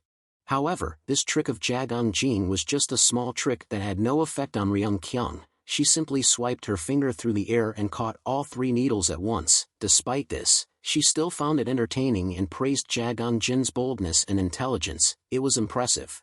I can see why you've survived until now, Ryung-kyung said, standing up on the platform and chuckling. In this moment, she looked like a fairy emerging from the mist. Jagan Jin jumped off the platform and wasn't surprised to see the 3 poison needles held securely in Ryung-kyung's hand. She said with a mocking tone, "That's all you got, though." Looking at Jagan Jin's tired expression and heavy breathing, it was easy to see that his body was pushing its limits, even though he tried to conceal it. Ryung-kyung finally stopped laughing and looked intently into Jagan Jin's eyes with a serious attitude. "Have you had enough fun?" Ryung-kyung pondered for a moment until the poisonous mist slowly dissipated in the wind. She then asked Jagan Jin, "I don't understand. Why would you throw away such a good opportunity right in front of you?" Ryung-kyung asked, dropping the poison needles onto the table with the air of a victor. Jagan Jin gripped the dagger in his hand and firmly declared, "At least I know how to tell a good opportunity from a bad one." Immediately, Ryung-kyung lunged towards Jagan Jin, grabbing his face with a speed he couldn't react to. It all happened in less than a second. Jagan Jin was completely unable to defend himself. The moment he realized Ryung-kyung's hand was on his face, she slammed his head backwards onto the ground. You would think Ryung-kyung had used enough force to shatter Jagan Jin's skull, but she only pushed him hard enough to knock him over. She said with a sarcastic tone, "Your arrogance will only take you so far." While her face was quite cold, her eyes held no murderous intent. Seeing Jagan Jin clutching the dagger as if he was about to attack, Ryung-kyung clicked her tongue and advised, "It's pointless to resist. Because before that knife reaches my throat, your head will explode." Jagan Jin froze at the sound of this, his hand loosened, but he still hadn't entirely abandoned the idea of resistance. With a softer approach, Jagan Jin began to try to turn the situation around with words. "You've drawn everyone's attention now. A lot of people are going to gather here soon. What do you think will happen if they realize the sect leader of the evil sects in the big cities is here?" Ryung-kyung looked around with a detached gaze. Jagan Jin didn't seem to notice that even with the poisonous mist spreading earlier and the commotion that ensued, the people close to them remained calm and continued their work. Ryung Kyung muttered to herself with a hint of surprise, but her eyes showed no concern. So, this was your actual plan, huh? Immediately after, she looked up at the crowd around her and commanded, "Everyone can leave now." All the people who looked like ordinary citizens near them stood up simultaneously, clasped their hands, and bowed their heads to Ryung Kyung, obeying her command. In a blink of an eye, the crowd vanished, leaving only Ryung Kyung and Jagon Jin in a silent space filled with tension. Jagon Jin was practically paralyzed as he glanced around and saw not a single soul. All the people who had been there moments ago were Ryung Kyung's subordinates. The sight left him speechless in shock. Ryung Kyung's red lips curled into a mischievous chuckle. "You really thought I came here without a plan?" Seeing the silence around her, Ryung Kyung found it even more entertaining to taunt Jagon Jin. "You blew out your own candle of hope. What are you going to do now?" Not giving Jagon Jin a chance to think, Ryung Kyung continued her persuasion. "Even if you cooperate with the evil sects in the big cities only to be used as bait, you wouldn't lose anything. We can eliminate our common enemy together, while you can strengthen your own power. Aren't you already prepared to do anything for revenge?" Ryung Kyung said, gently squeezing Jagon Jin's cheeks to amplify the sense of intimidation. However, the action suddenly gave him an idea for escaping. Jagon Jin abruptly changed the subject and asked Ryung Kyung, "The story of the righteous man and the young woman, who are you in that story?" Ryung Kyung furrowed her brow, expressing confusion. Jagon Jin had no intention of waiting for an answer. Looking straight into her eyes, he said with a sarcastic tone, "Based on what I'm seeing now, you seem more like the righteous man in that story." Ryung Kyung was stunned and involuntarily released her grip. Jagon Jin saw hope and continued to attack her sense of justice. "If threatening others to get what you want is the style of the evil sects in the big cities, then I'll have to refuse your offer." Ryung Kyung fell silent for a moment. She was remembering what had happened to her in the past. Although she didn't speak directly, those listening could automatically understand that it was the story of her life. The righteous man in that story ultimately used threats against his wife to get what he wanted, a cold-hearted, ruthless person who could exploit anyone to satisfy his ambitions. The one who was once threatened and exploited now wants to threaten and exploit others for her own desires. If so, then that girl has also become corrupted and lost her way. Ryung Kyung obviously didn't want to become like that bad man. She let out a bitter smile mixed with amusement. At the same time, she released her grip on Ryung Kyung's face and praised his courage and wisdom. "You're not afraid, even at the end, huh?" Jagon Jin's clever tactic had succeeded, surprising even himself. Ryung Kyung got up, turned her back, and said nonchalantly, "All right, I won't harm you, and I won't use you as bait either."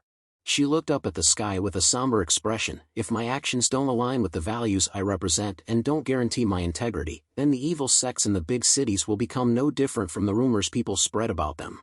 I realize that now." Turning back to look at Jagon Jin, a complex expression appeared on Ryung Kyung's face. Her smile was bittersweet, both painful and relieved for not going too far with actions that contradicted her philosophy of life.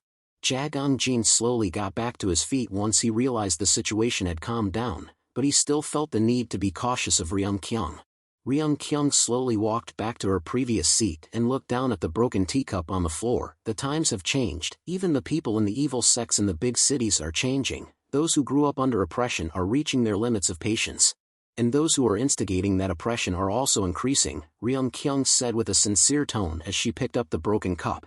She gazed thoughtfully at the crack as if she were looking back at her own bleeding wound. "It seems I was too worried about fixing the situation that was getting worse, so I acted foolishly." After careful consideration, Ryung Kyung calmly made a new proposal to Jagon Jin. "You don't need to cooperate with us. Instead, let's make a pact as equals.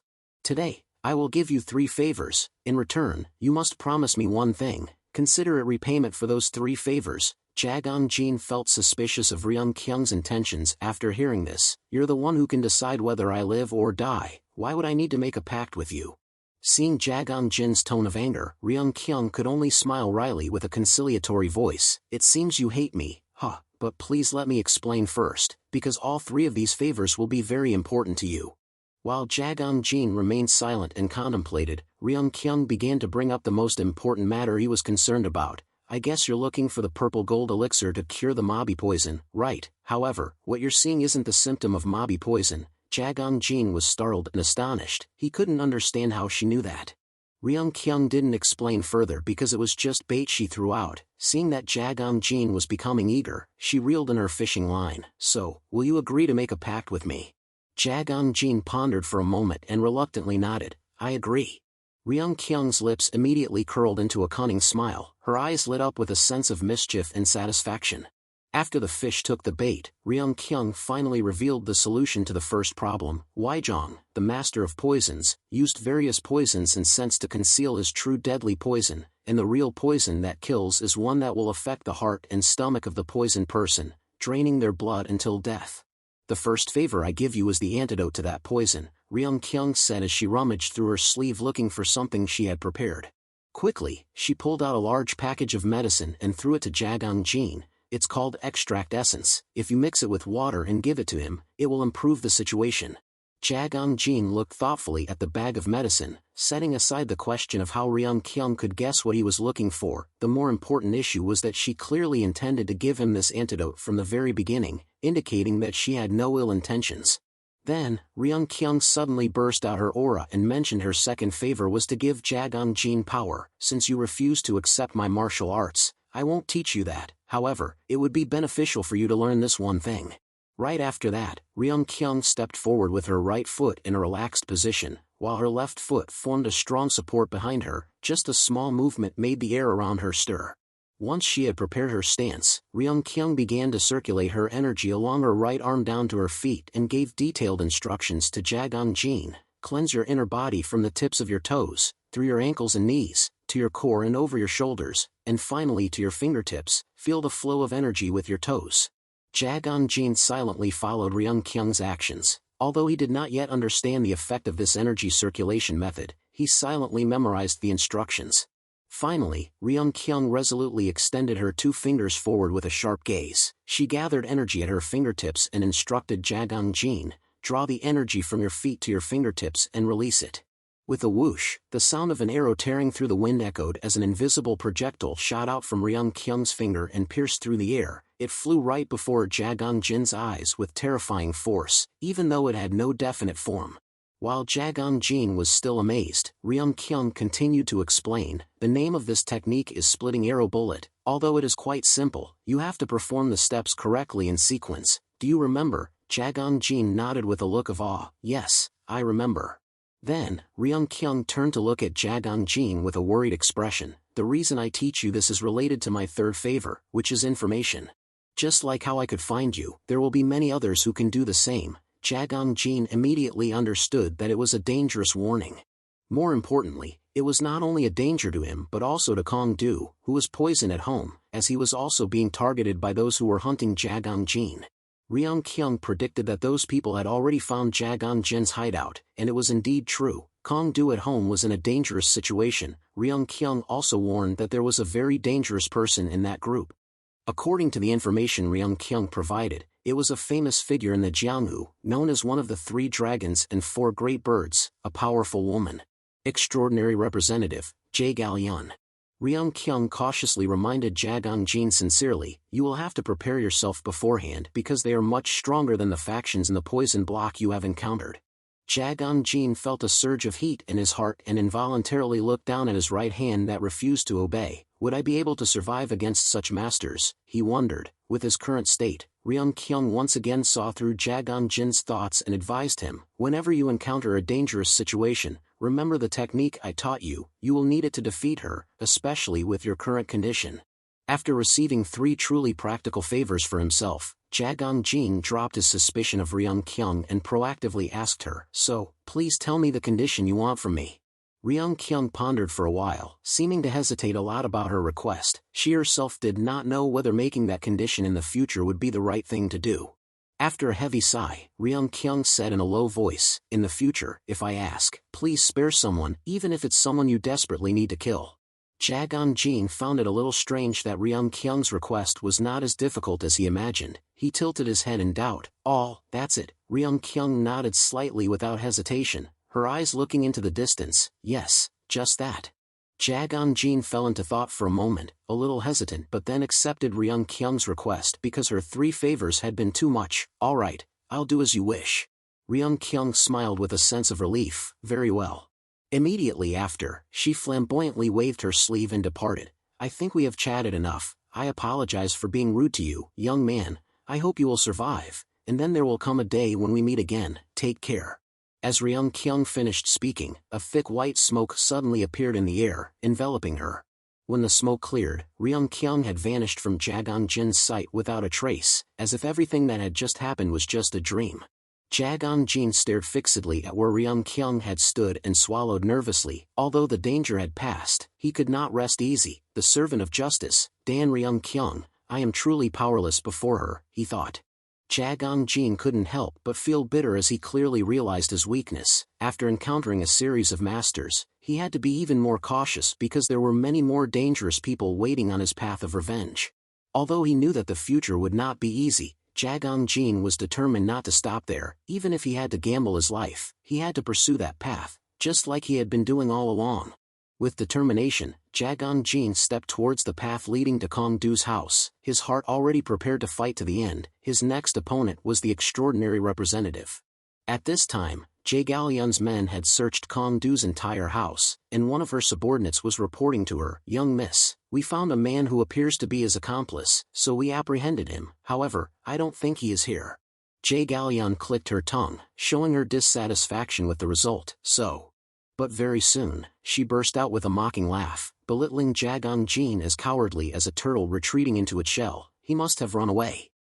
With an arrogant attitude and a sly sneer, Jae Galyun confidently declared, "It's no use running, the dreadful poison cripple, I will personally capture you." By the time the sun began to set, Jagang Jin had just run back to Kong Du's house. From a distance, he began to call out loudly in worry, "Mr. Jang." Jagang Jin's limping legs quickly ran through the forest in panic. He was worried that Kong Du's illness had worsened during his absence. Jagang Jin anxiously ran straight into the bedroom and threw open the door with a loud yell, "Mr. Jang." However, before him was an empty bed. There was no sign of any disturbance or destruction around, but Kong Du, who was so severely poisoned, could not possibly have gone anywhere on his own.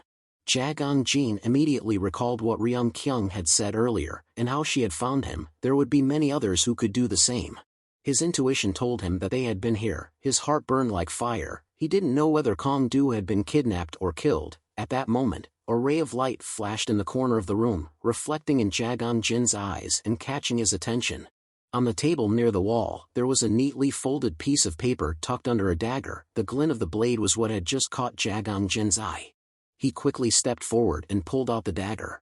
As Jagang Jin read the contents of the letter, his face contorted as if he had just eaten something bitter. However, there was also a glimmer of relief because there was at least some hope of saving Kong Du.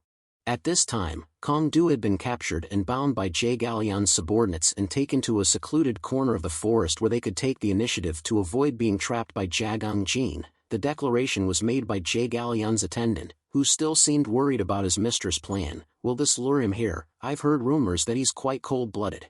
Jae Galyun calmly looked at Kong Du and judged, "This old man is poisoned and looks like he's being treated by someone. He also resembles the people from the evil sects in the big cities. I don't know if he cares about his accomplices, but I think this is not a bad idea. Even if he doesn't come, we can still kill the old man." Jae Galyun casually sat with her legs crossed, brimming with confidence in her own intelligence. On the contrary, her attendant did not seem very reassured by this plan, but he could only remain silent and obey her orders. Jae Galyun continued to speak in a voice full of ambition. "This is a perfect opportunity to demonstrate that I am far superior to those three representatives.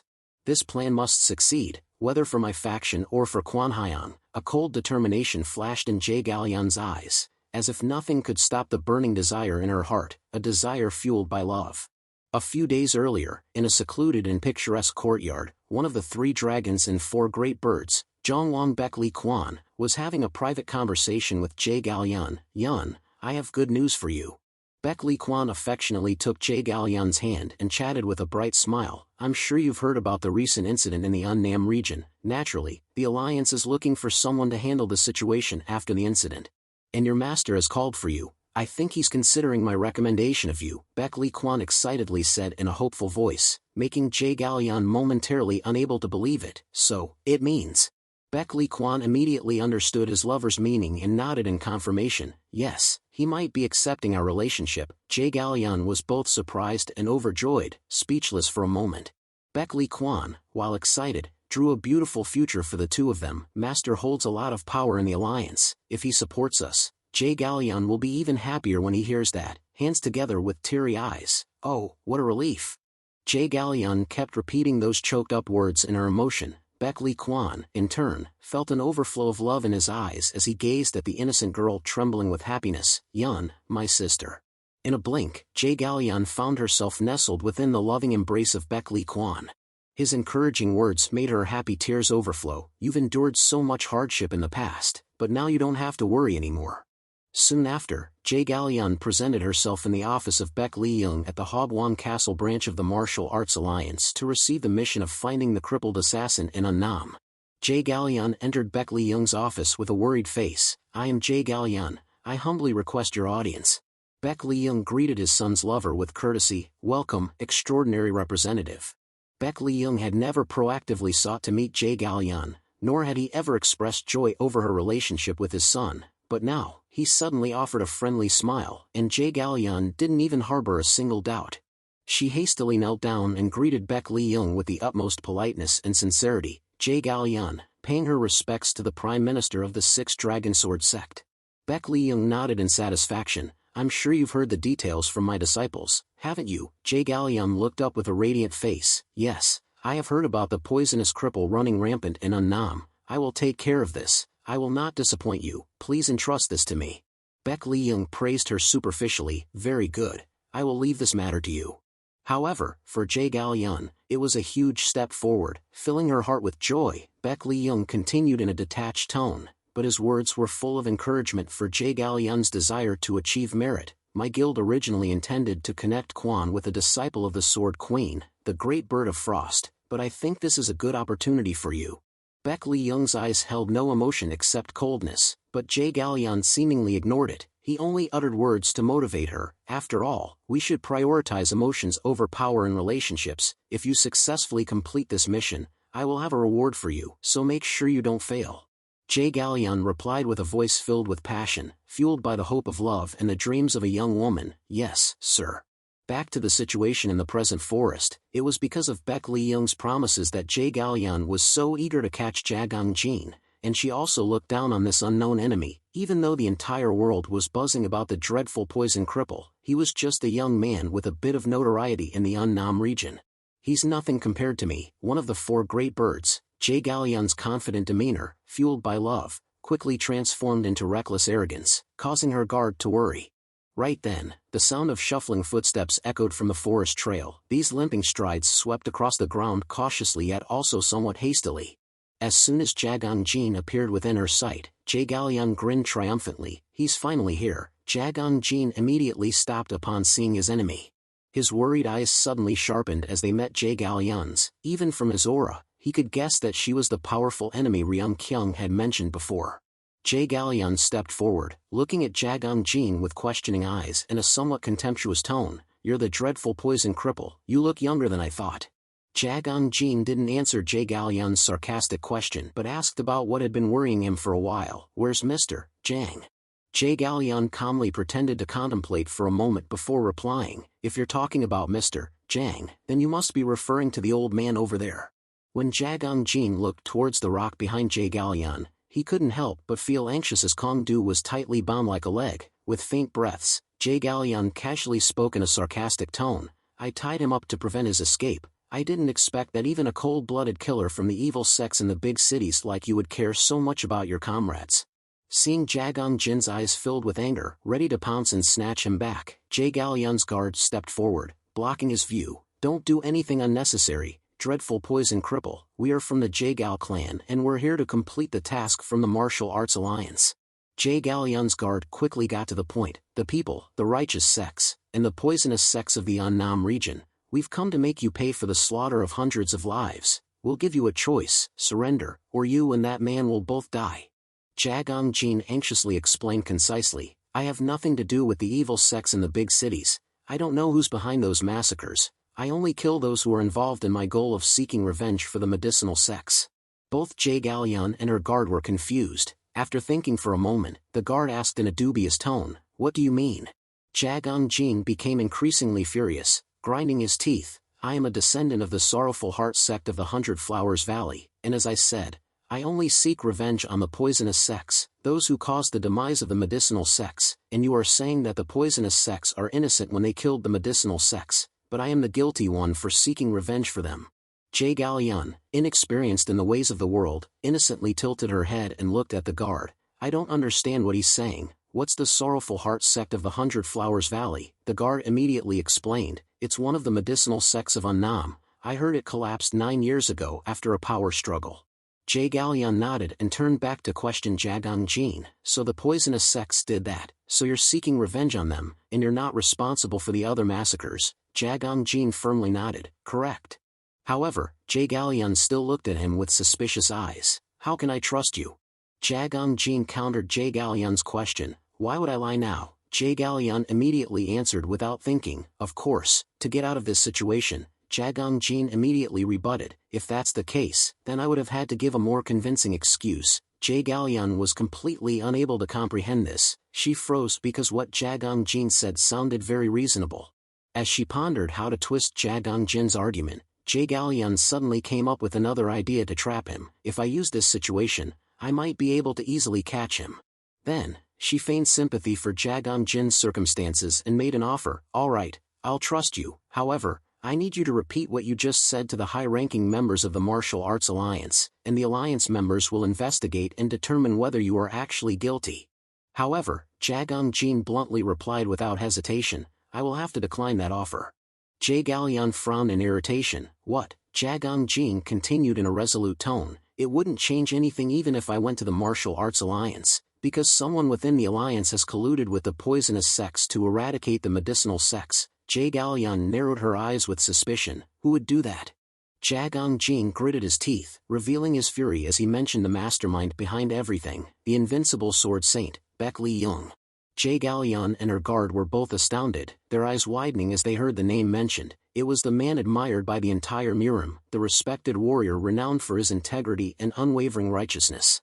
Obviously, no matter how logical Jagang Jin's words were, they immediately became unreasonable when Baek Li-young's name was uttered. Jie Gaolian let out a sarcastic laugh. Haha, I knew I shouldn't waste my time with a brat from the evil sects in the big cities. Immediately after, Jie Gaolian drew her sword, with murderous intent rising like a storm. Do you know who you're talking about? For those disrespectful and thoughtless words of yours, I'm forced to kill you here and now.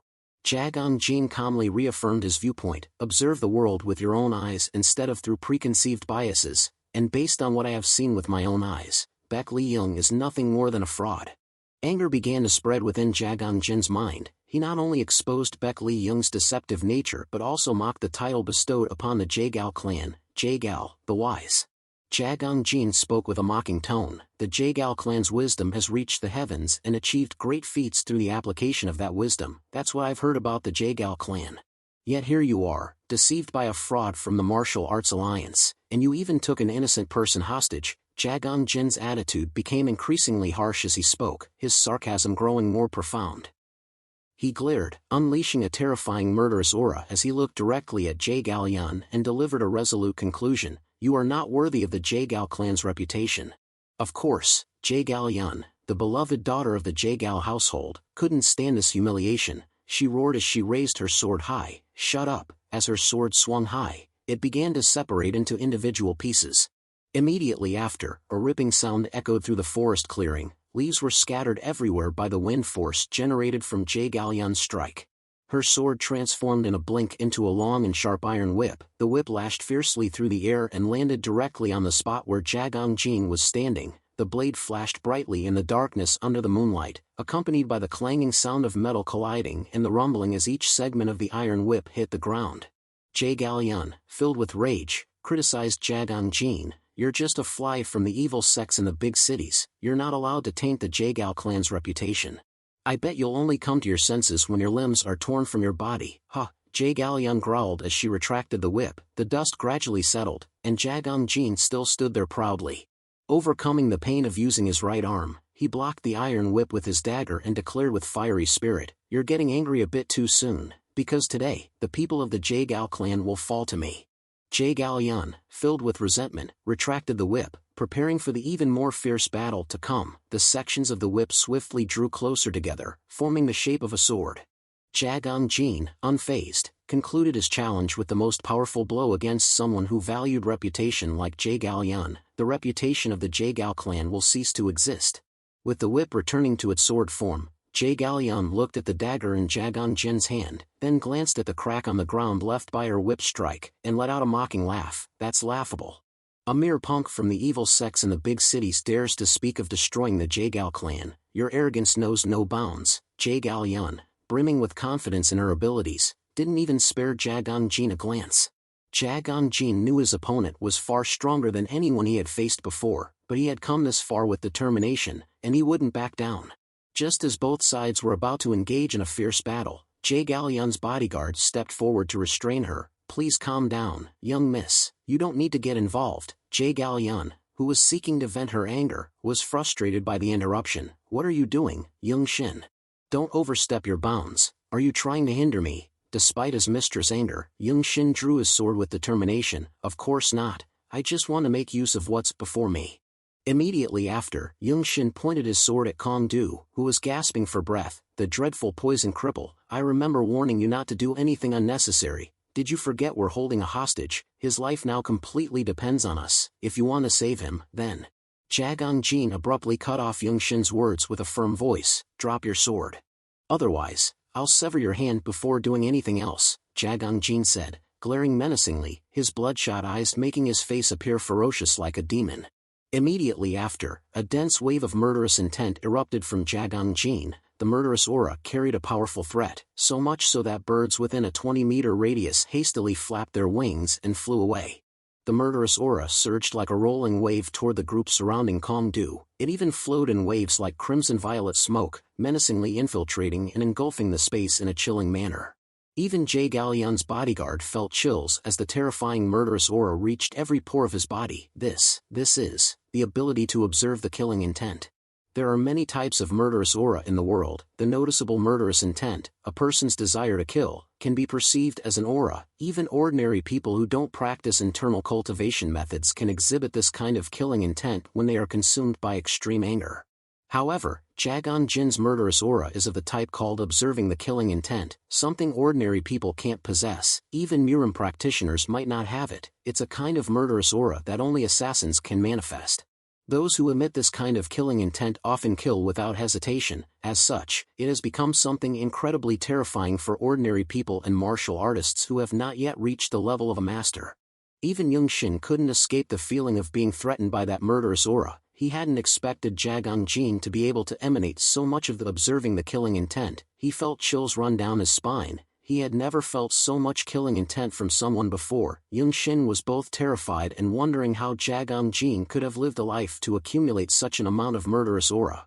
Jae-gal-yun's low-ranking subordinates, naturally, couldn't withstand the overwhelming pressure from this type of killing intent. They panicked, quickly rushing to attack Jagan Jin with uncontrolled screams. It was a natural instinctive reaction to fight back when feeling cornered. Young Shin called out, wanting to stop his subordinates, but he couldn't fully awaken them from their fear. Wait, hold on. Seeing the group charging toward him with swords and sabers raised, Jagan Jin remained unfazed inside, even though he knew using internal energy was dangerous when he couldn't control it. But I can't give up now, no matter what. Jagan Jin quickly crossed his arms in front of his chest, ready to face his enemies. The blood vessels on his right hand and face became more prominent as his internal energy flowed uncontrollably. Jagan Jin decisively swung his dagger forward. The moment the dagger collided with the blade of an enemy, he instantly used the energy channeling technique passed down to him from his time in the mine, Chi Giant Roar. Thanks to his open meridians and the significant increase in internal energy that Jagan Jin was unaware of, he easily unleashed a powerful amount of chi, knocking back the enemy who had just clashed with him. One was sent flying backward, while two others were simultaneously pushed back, falling flat on their faces. Young Shin was astonished, his eyes widening in disbelief. No, that's impossible. Even Jagan Jin, the one who executed the technique, didn't expect its power to be so overwhelming. With just one strike, he had killed the three men. However, Jagan Jin didn't have much time to think about the major changes in his body at this moment. He suppressed the pain of his meridians, screaming in agony, and quickly looked up, staring at Young Shin with a cold gaze. Next is you. Young Shin, who had been so bold earlier, now instinctively took a step back with a startled gasp of worry. At that moment, Jae-gal-yun, the only one who wasn't intimidated by Jagan Jin's murderous aura, stepped forward with a cold expression and told Young Shin, "Move out of the way." Jagan Jin was startled and felt a brief moment of anxiety as he realized the strongest opponent had entered the fray. Before he could react, even before he could stand up, Jae Gallion launched a lightning-fast attack. The sword, transforming into a whip in the blink of an eye, pierced through his side.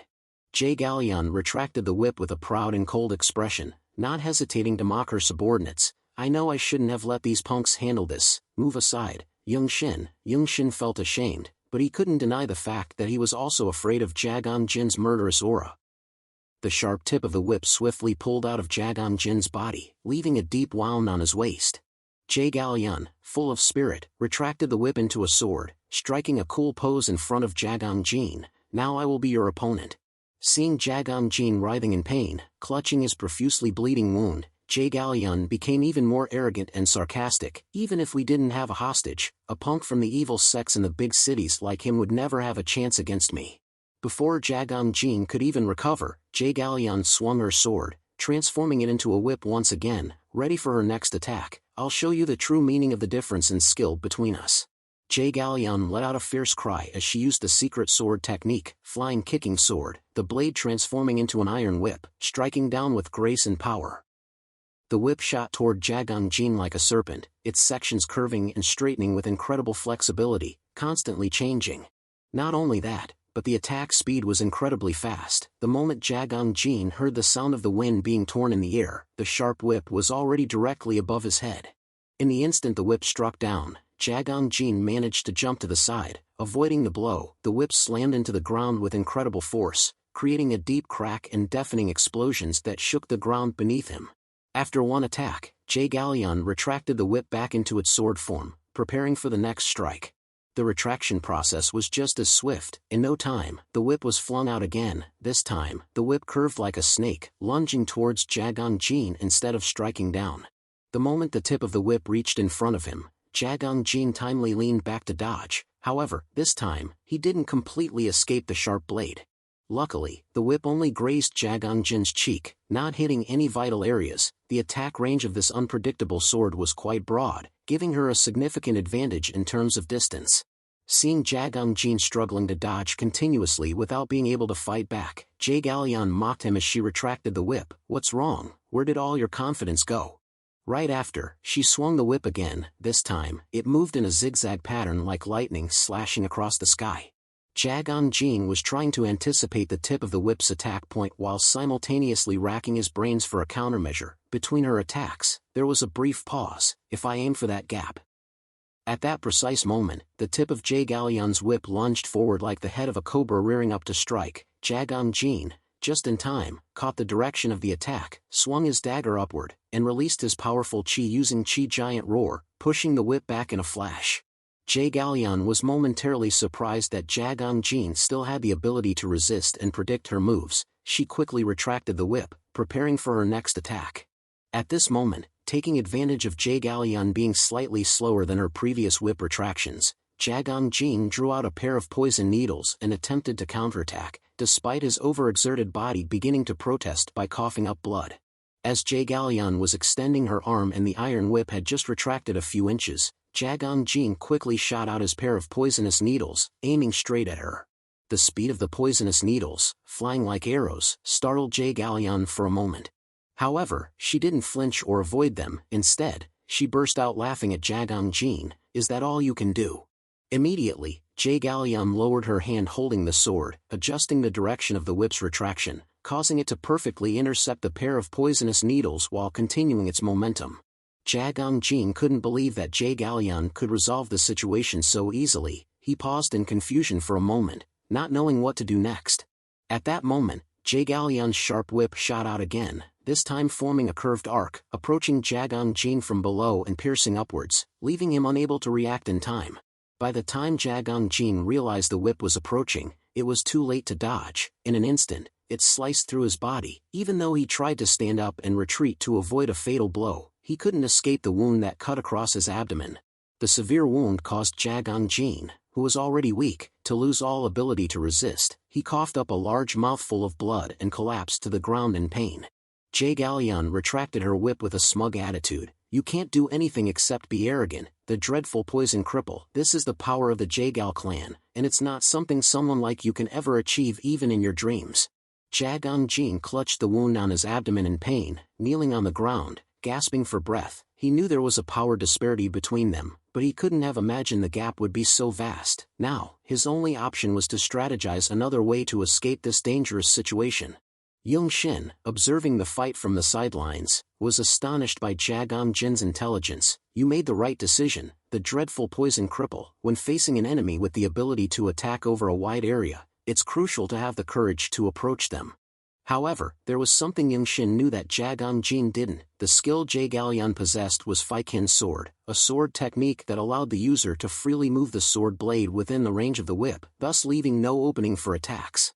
And most importantly, Jagalyan had reached the pinnacle of mastery in this sword technique. She earned the extraordinary title of Feichang Dai Biao after becoming a master in the 7 levels of this technique. Therefore, Jagan Jin would have no chance to defeat her with his current abilities. While Jagan Jin was strategizing, Jagalyan launched her iron whip again. The tip plunged into the ground, nearly hitting Jagan Jin if he hadn't quickly dodged.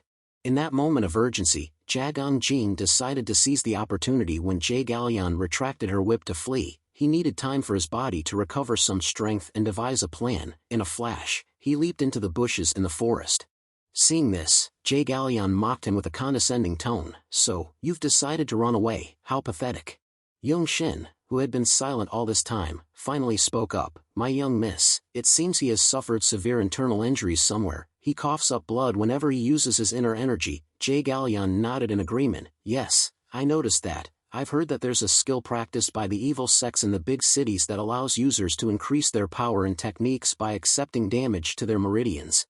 Yung Shin furrowed his brow with concern and urged Jagalyan to quickly resolve the situation to prevent any unforeseen circumstances. I think he's trying to recover his strength. If he doesn't abandon the hostage, he will certainly return to attack soon. Immediately after, Jagalyan raised her sword to eye level, as if measuring something, and muttered decisively, then, I will not give him the opportunity to recover. Meanwhile, Jagan Jin had hidden behind a large tree. He couldn't stop gasping for breath and kept coughing up blood. Looking at his blood-stained hand, Jagan Jin could only hold back his moans despite the pain that consumed his entire body. Finally, his breathing became a bit more stable, but still heavy. The feeling of numbness and exhaustion throughout his body filled him with worry. If I keep this up, I'll die before I can do anything. I don't have many chances left. I need to find a way out before they. At that moment, a menacing sound came from where Jagalyan was, startling Jagan Jin. Faikin sword technique. Jagalyan stood before the patch of forest where Jagan Jin was hiding, and swung her iron whip in a circle, cutting through the large trees. The Faikin Feng Zhan, a supreme technique, caused a multitude of trees to collapse instantly. These circles were continuously drawn in the air by Jagalyan's iron whip. As each layer of trees in front of her fell, the wind carrying with it blinding dust and smoke quickly reached the place where Jagan Jin was hiding. Soon, the gleaming whip slashed across the base of the tree where Jagan Jin was hiding. Only dust and smoke billowed up in the dazzling light. At the same time, Jagan Jin quickly lowered his body below the reach of the whip. The thunderous sounds of cracking and crashing continued to resonate, shaking the night. When Jagan Jin's figure emerged from behind the fallen trees, Jagalyan retracted her attack and slowly walked towards him with a condescending expression. So, that's where you were hiding, huh? There's nowhere left for you to hide. Jagalyan chuckled in satisfaction, looking at the cleared forest. Meanwhile, Jagan Jin sat helpless behind a tree amidst the blinding dust and smoke. Seeing him grit his teeth in bitterness, Jagalyan became even more smug and mocked him. All right, the dreadful poison cripple. This is the end, she said, then curled her lips into a smug smile, as if victory was already in her grasp. As Jagan Jin struggled to stand up, gasping for breath, Jagalyan arrogantly pointed her sword at him. Let's see what escape route you have left now. Seeing Jagan Jin swaying unsteadily, covered in blood, Jagalyan became even more arrogant, throwing her head back and challenging him. You were bragging about destroying the Jagal clan just a moment ago. Now look at yourself. You're just a weak little mouse trying to escape from me. However, Jagan Jin remained silent despite being insulted repeatedly, causing Jagalyan to become furious and swing her sword. Seems like you have no sense of shame, huh? In a blink of an eye, Jagalyan's whip shot out like a venomous snake's mouth, lunging towards Jagang Jin's face. Fortunately, when it was only a few inches away from claiming his life, he managed to lean back in time to avoid it. At the same time, in that critical moment, he once again used Qi Ju Hong, a powerful energy blast, to deflect Jie Gaoyun's whip upwards. However, the damage Jagang Jin sustained was also great. His body slammed onto the ground as he lost his balance and crashed into a fallen log behind him. Using his inner energy without control had caused Jagang Jin to cough up blood again. His body, which hadn't had much time to rest, had to endure further internal injuries. While Jagang Jin helplessly cradled his bleeding body, Jie Gaoyun, at ease, continued to taunt him, "Do you want to know why you can't defeat me?" Not caring if Jagang Jin wanted to listen or not, Jie Gaoyun only wanted to show off her abilities and status, so she spoke directly. "The fundamental principle, the difference between us lies in the fundamental principle," Jie Gaoyun boasted, pointing her gleaming sword at Jagang Jin. "The Faikin sword technique, I've been practicing it since I was a child. It originates from 100 years of development by the Jaegao clan, the most powerful martial arts organization in the world. Using such a well-established technique, I've become a part of the 3 dragons and 4 great birds." "What technique are you using? What is it called?" Jie Gaoyun said, chuckling with an obvious mocking tone. She repeatedly poked her sword at Jagang Jin's face with a mocking attitude. "The techniques you use are just cheap, unoriginal tricks, used to deceive people. It's exactly what the evil sects in the big cities call their fundamental principle." Jie Gaoyun raised her chin with an arrogant gesture, continuing to banter with Jagang Jin alone. "Even though he didn't respond, you claim to destroy the Jaegao clan with such mediocre and inferior martial arts. It's impossible, even if you were reborn." Jie Gaoyun's insults finally reached the limit of Jagang Jin's patience, fueling him with a strong desire to prove her wrong. Jagang Jin slowly stood up, regaining his composure and admitting to himself that she had a point. The difference in their lifestyles from the beginning was vast. Compared to Jagang Jin, who had walked alone through the gates of hell, Jie Gaoyun had been surrounded by a perfect environment for development under the protection of the Jaegao clan, meaning she had always trained in the highest level of martial arts. But for Jagang Jin, that didn't mean his techniques were inferior to hers. No martial art was inferior. He wanted to prove that he had learned simple, but not mediocre, techniques, and with that confidence, Jagang Jin stood up, taking a deep breath. However, seeing Jagang Jin relax his body, Jie Gaoyun thought he had accepted death and mocked him with laughter. "You've given up, good, then pay the price for your arrogance." "With death," she said, and immediately swung her sword with force. In an instant, the sword transformed into a whip, tearing through the air and hurtling towards Jagang Jin. Jagang Jin, without any hesitation, shifted his feet lightly, one leg forming a solid base while the other was relaxed. A surge of energy began to flow through his body, causing the space around him to vibrate.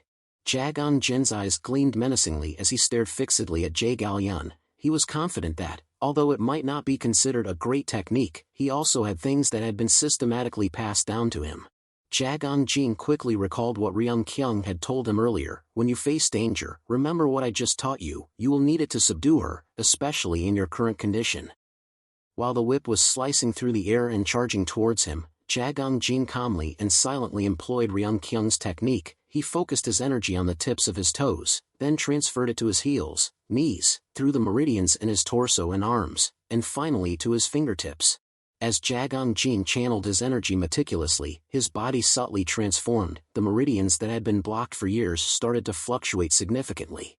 When he circulated his energy through the newly opened meridians, the poison in his body began to flow violently through his veins, completely tearing his body apart. The pain was excruciating, yet the feeling was incredibly exhilarating. The technique that Dan Ryung Kyung had taught Jagang Jin was a way to control the chaotic energy flow within his body. The poison, which had long been sealed within him, also flowed along with this energy flow and began to concentrate at a single point on his body, his finger. In other words, it was an upgraded version of the splitting arrow bullet, a poison-infused arrow. The changes within Jagang Jin's body happened so fast that the whip, which was aimed at him, had not even reached him before the poison-laden energy was unleashed like a bullet toward his adversary. The poison-infused arrow shot straight at Jie Gaoyun at a terrifying speed. The fact that she was complacent and had lowered her guard further increased the chances of a successful counterattack. Jie Gaoyun, shocked and caught off guard, was unable to react to the poison-infused arrow that Jagang Jin had unleashed. At that precise moment, Yun Shin, standing next to her, bravely leaped in with a desperate scream. "Young miss. Then, the only sound that could be heard was the piercing of muscle as Jagang Jin's poison-infused arrow struck the enemy. Unfortunately, it was Yunshin who got hit. He had sacrificed himself to protect Jie Galian in that moment of danger. Jagang Jin's poison-infused arrow, with its immense force, ripped a gaping hole in Yunshin's shoulder. Blood splattered everywhere, shocking and horrifying Jie Galian. Yunshin quickly collapsed. He was still alive but severely injured, unable to stand. Jie Galian couldn't help but feel worried and touched by his loyalty. Yunshin had only felt the pain from the arrow but hadn't experienced the poison's effects yet. He still confidently smiled at Jie Galian. "Don't let your guard down, young miss. I'm fine, this is nothing." However, the next moment, the words he was about to say choked in his throat. The poison had entered his body, causing his entire body to tremble in agony, and he immediately vomited black blood.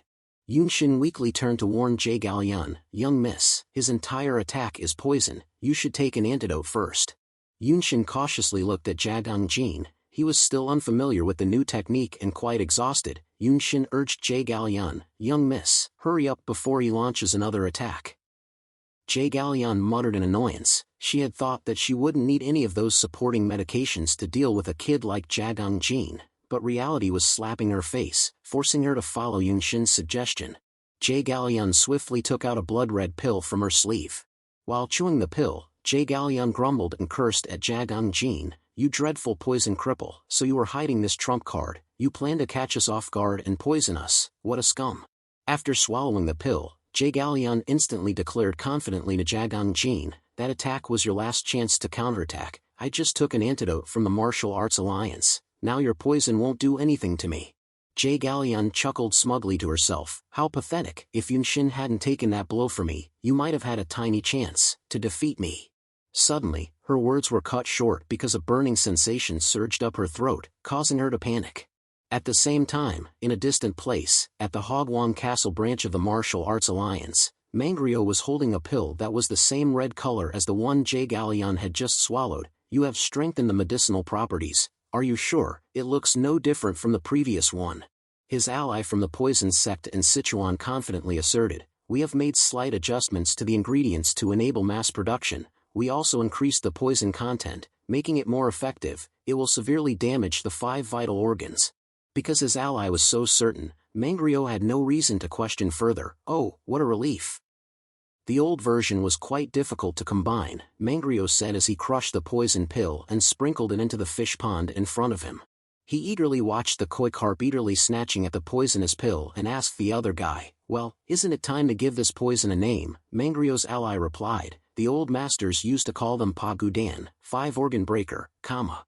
Immediately, a sinister and wicked smile appeared on the corner of Mangarecap's lips.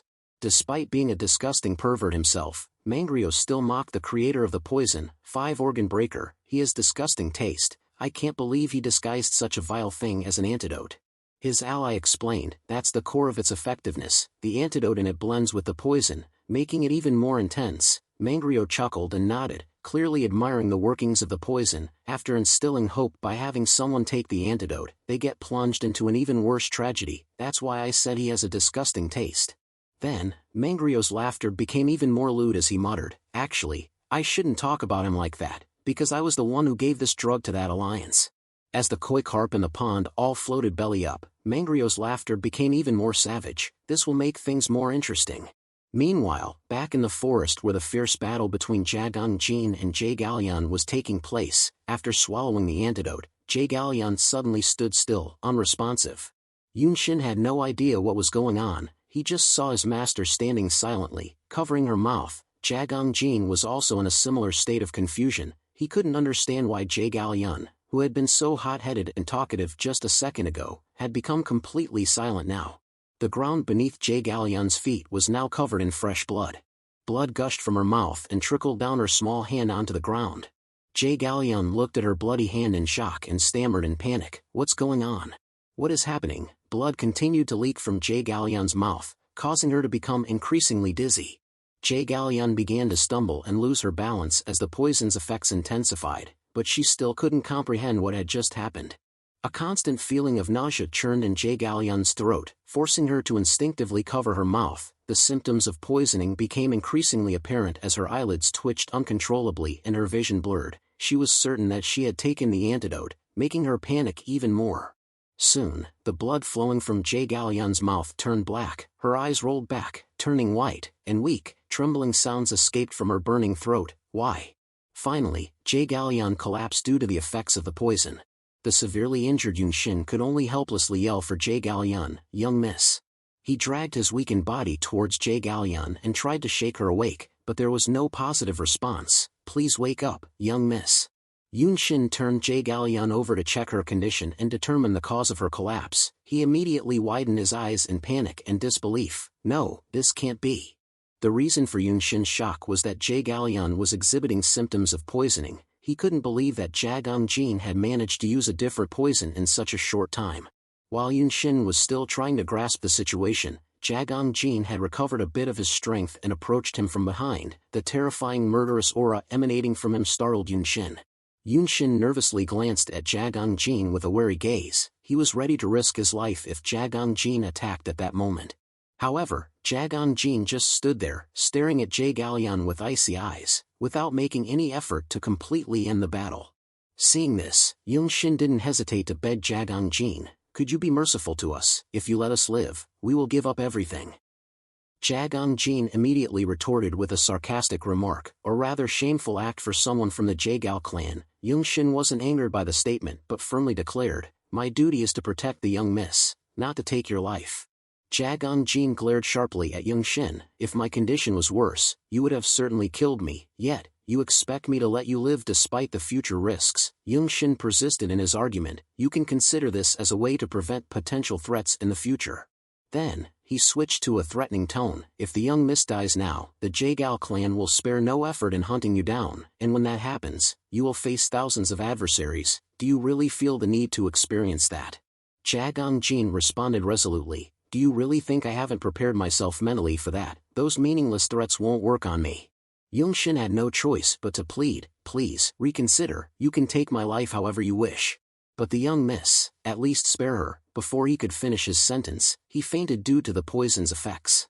Jae Jin stared intently at the two poisoned individuals lying helpless before him. The murderous intent in his eyes remained burning fiercely, unchanged. Jae Jin clenched the dagger in his hand, his anger surging. He couldn't help but find Yunshin's actions ridiculous. "After everything, you're begging me to be merciful to you. Don't be a fool. I will never forgive you for ruining the little peace I had in my life." Jae Jin gritted his teeth, making a decisive decision to end the merciless battle.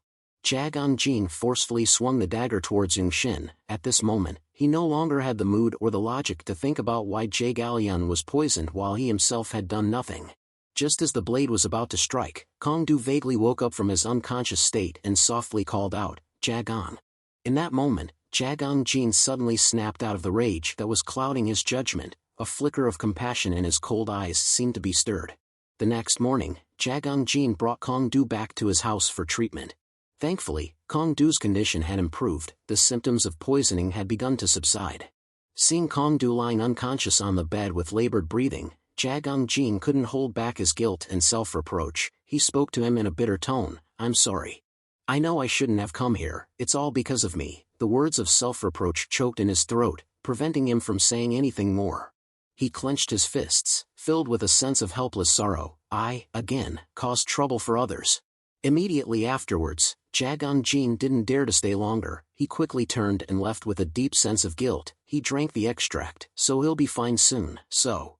Just then, Kong-du spoke again in a weak voice, calling him back. "Jae." It turned out that Kong-du had been awake the whole time but didn't know what to do to comfort Jae Jin, so he just lay there. Finally, he came up with something to say, hoping to make him feel better. "Every time I see you, I feel like you are carrying the weight of hundreds of people on your shoulders. Don't forget what I told you. If it gets too difficult, rely on others, and if you want to avoid causing trouble for them, you just need to become stronger." Kong-du knew that he couldn't keep Jae Jin from living a peaceful life, as troubles would naturally seek him out. Instead, he decided to encourage his spirit to become more resilient in facing future challenges. Jae Jin remained silent for a long time. Deep down, he knew that the kind-hearted Kong-du wouldn't blame him, but the feeling of guilt lingered, not easily dispelled. He could only accept and remember his advice with deep gratitude. "Thank you." Then, Jae Jin continued his solitary journey, leaving Kong-du's house and crossing through the desolate forest. Along the way, he kept thinking back to what Kong Du said and realized that he was right. He had been thinking about reasons to become stronger all this time. And it was always purely for the purpose of revenge, not to protect others, because he had nothing left to protect. However, at this point, Jagan Jin saw the reality that he had always received help from others to survive, and to avoid causing more trouble for those who had helped him. The only way he could think of was to become stronger. In this moment, a new direction for his life unfolded, not only for revenge but also to protect the kind people who had helped him. Jagan Jin walked for 2 hours, finally reaching a cliff hidden deep within the forest.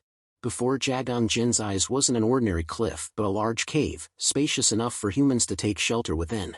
As Jagan Jin entered the cave, he heard Yung Shin exclaim with joy, as if he had found his mother returning from the market. "You're here, the dreadful poison cripple." Yung Shin had been keeping watch over Jae all night since he woke up. He looked at Jagan Jin with a relieved expression, as if seeing a benefactor. "I was so worried that you would abandon us." Jagan Jin was slightly annoyed by being called that nickname. He corrected his address. "My name is Jagan Jin, not the dreadful poison cripple." Yung Shin immediately became flustered, realizing he had addressed his benefactor so rudely. After all, Jagan Jin had not only spared their lives but also brought them to this shelter and provided temporary treatment for him. Jagan Jin clicked his tongue, dismissing it, then handed Yung Shin a bag of medicine he had prepared the previous night. "I brought the medicinal herbs here. Use this, it will help reduce the symptoms." Yung Shin hurriedly took the bag of medicine with deep gratitude. "Jagan Jin, thank you for saving me and the young miss." Jagan Jin coldly glanced at Jae Galyeon and bluntly dismissed Yung Shin's words. "Don't get it wrong, I have no intention of being merciful to you, it's just that I don't want to be misunderstood anymore." Yung Shin, while feeding the medicine to Jae Galyeon, looked at Jagan Jin with a questioning gaze, not understanding his meaning. Jagan Jin, wanting to clarify the issue, continued in a solemn voice, "The villagers, the ripening millet sect, and the righteous sects, the whole world believes that I am the mastermind behind those massacres. But I didn't kill the successor of the ripening millet sect, yet the righteous sects still came after me to avenge him." Jagan Jin recounted this with resentment, causing Yung Shin to start believing his story. Jagan Jin continued to vent his frustration. "That group of righteous sect members was slaughtered over a ridiculous incident, a war with the poison sects. Even that was blamed on me. Now people are saying I'm part of the evil sects in the big cities." Yung Shin asked back in astonishment, "So you're saying that all of this has absolutely nothing to do with you?" Jagan Jin sighed and emphasized once more, "I told you before, all I did was to seek revenge for the destruction of the medicinal schools. Yet you still came hunting for me. And you almost lost your lives over something I didn't even do." Jagan Jin spoke, shaking his head in exasperation as he looked at the fools before him. Yung Shin still found it incredibly unbelievable, even though Jagan Jin had mercifully spared their lives. Just as he was about to ask something, Jagan Jin interrupted directly. "I put everything I had into that final splitting arrow bullet, and I had determined that if it didn't work, I would lose. Therefore, I am not the one who poisoned Dako." Yung Shin's eyes widened in shock. Too many shocking revelations left him confused, unable to discern what was true. Yung Shin exclaimed in disbelief, I can't believe it. Then who poisoned the young miss?" At that moment, a vital clue emerged in his mind, making him no longer need to yell questions at Jagan Jin to uncover the truth.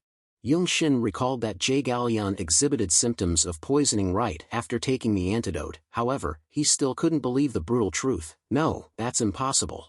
She received them from the Alliance. Why would the Alliance try to harm young miss?" Yung Shin scratched his head with a feeling of extreme confusion, a very normal reaction when someone has absolute faith and something begins to fall apart. Yung Shin could hardly accept the truth and shouted at Jagan Jin, "No way." Jagan Jin still calmly replied with a sarcastic tone, "The Alliance would never do such a thing. There was a time when we think like that. But after seeing Baek Lee-young as the chief inspector of the Martial Arts Alliance, he sided with the poison sects, so I abandoned my expectations of the Alliance," Jagan Jin said with a decisive and firm voice, showing his experience and understanding of Yung Shin's state of mind. So Yung Shin had no choice but to silently accept that harsh reality. Jagan Jin continued to analyze the situation. "Whether it's to corner us or because they have some grudge against her, there's one thing I'm sure of. Someone in the Martial Arts Alliance wants her dead," he said, then glanced at Jae Galyeon with a look of pity. "Even standing on the brink of death, she doesn't know that the person who wants her dead is someone she trusts deeply." Yung Shin finally absorbed Jagan Jin's information and pondered the true culprit behind this. but for now, he couldn't think of any clues. Jagan Jin didn't want to stay any longer, so he gave Jae Gallian a few instructions and then prepared to leave. I'm going, from now on, whether you live or die depends on you. Youngshin couldn't help but feel anxious seeing their only support leaving. What? Yet, Jagan Jin still turned his back and walked away with determination. I gave you a chance to live because I don't want any more misunderstandings about me, but it would be foolish of me to abandon my own path to save those who came to take my life. I think I've done enough. Youngshin panicked and shouted after Jagang Jin, wait, you can't leave us like this, please help us get to the Jaegao clan, we'll repay you. Jagang Jin continued walking without turning back. I don't trust you, not even the Jaegao clan. In the moment he glanced at Youngshin, his eyes were filled with hatred and killing intent. Baek Lee Young's life is the only thing I'm aiming for. If the Jaegao clan is part of the alliance, then one day they will be my enemy too. Not killing you right here is the greatest mercy I can offer. So try to survive, even if you have to struggle. With those words, Jagang Jin walked away coldly. Youngshin called out to him in despair but couldn't shake his resolve at all. Watching Jagang Jin's back fade into the light at the cave entrance, Youngshin yelled in bitter despair, Jagang Jin. In the end, Youngshin could only utter a bitter reproach. He actually left. Right after that, his attention turned to Jae Gallian, who was still unconscious. Youngshin called out to Jae Gallian with a gentle and worried tone, young miss. Don't worry, I will protect you, I promise. Youngshin had no choice but to accept the reality of having to bear the responsibility for Jae Gallian's life alone, hoping she would wake up soon after taking Jagang Jin's medicine. The cold darkness soon fell again. They stayed in the cave for a whole day, and Youngshin only survived on the water and rations Jagang Jin had given them the night before. In the middle of the night, Jae Gallian's weak voice finally called out to her bodyguard, Youngshin, who was drowsily dozing while watching over Jae Gallian, instantly woke up at the familiar sound. Overjoyed, Youngshin kept exclaiming beside Jae Gallian, young miss, you're awake, thank heavens, I'm so relieved. Jae Gallian weakly looked at Youngshin who was sitting next to her, but her eyes didn't focus on him. Instead, she looked vaguely at something behind him. It took a while for Jae Gallian to speak again with difficulty. Youngshin, who is that? Youngshin was confused, not understanding what was going on. Behind him, a tall figure dressed in black stood with a sword in hand, his eyes glinting with killing intent that pierced the darkness of the cave. As soon as he heard Jae Gallian's question clearly, Youngshin realized that there was a stranger in the cave. He panicked, turned around, stood up, looked back instinctively, and drew his sword without hesitation. A sharp king echoed through the cave. The sound of metal clashing in the darkness was piercing. The assassin's sword was descending, but Youngshin managed to block it just in time. The assassin was blocked, but he didn't stop. He continued to press down on Youngshin's sword. Since he hadn't fully recovered, he was obviously no match for the assassin. Youngshin had to strain his muscles so much that they trembled to withstand the assassin's strength, but he was starting to lose ground. Despite this, he still couldn't help but ask, who are you? The assassin sneered, you're the Jaegao clan's dog, right?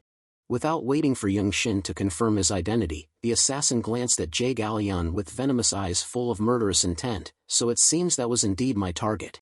At the same time, the assassin's little finger moved slightly, pulling the string connected to the hidden weapon in his gauntlet. The tip of the poison needle emerged, flashing a threatening ray of light. Because of this, Youngshin immediately recognized the hidden weapon in the assassin's hand, ready to be launched. He reacted instantly to the assassin's intention, swung his sword with all his might, and knocked the assassin back with a fierce shout, you can't touch young miss. The assassin hadn't even managed to launch the poison needle when he was pushed back. Even though his body was in a precarious state, Youngshin still tried to unleash his strength because his spirit of protecting his master was awakened. After the brief surge of strong resistance, Youngshin felt his breath catch. His body was too weak. He wasn't sure if he could take down the assassin in this condition, but if he fell here, young miss would be in danger. Thinking this, Youngshin continued to raise his sword with heightened alertness, focusing on the assassin. The assassin quickly regained his balance and looked at Youngshin with pity in his eyes. I wasn't asked to kill you, but if you keep using your internal energy with your current condition, you'll really die. The assassin's threats didn't faze Youngshin. He continued to yell resolutely, it's every bodyguard's duty to die by their master's side. Do you think you can get past me? As soon as he finished speaking, Youngshin jumped into the air and launched an attack on the assassin.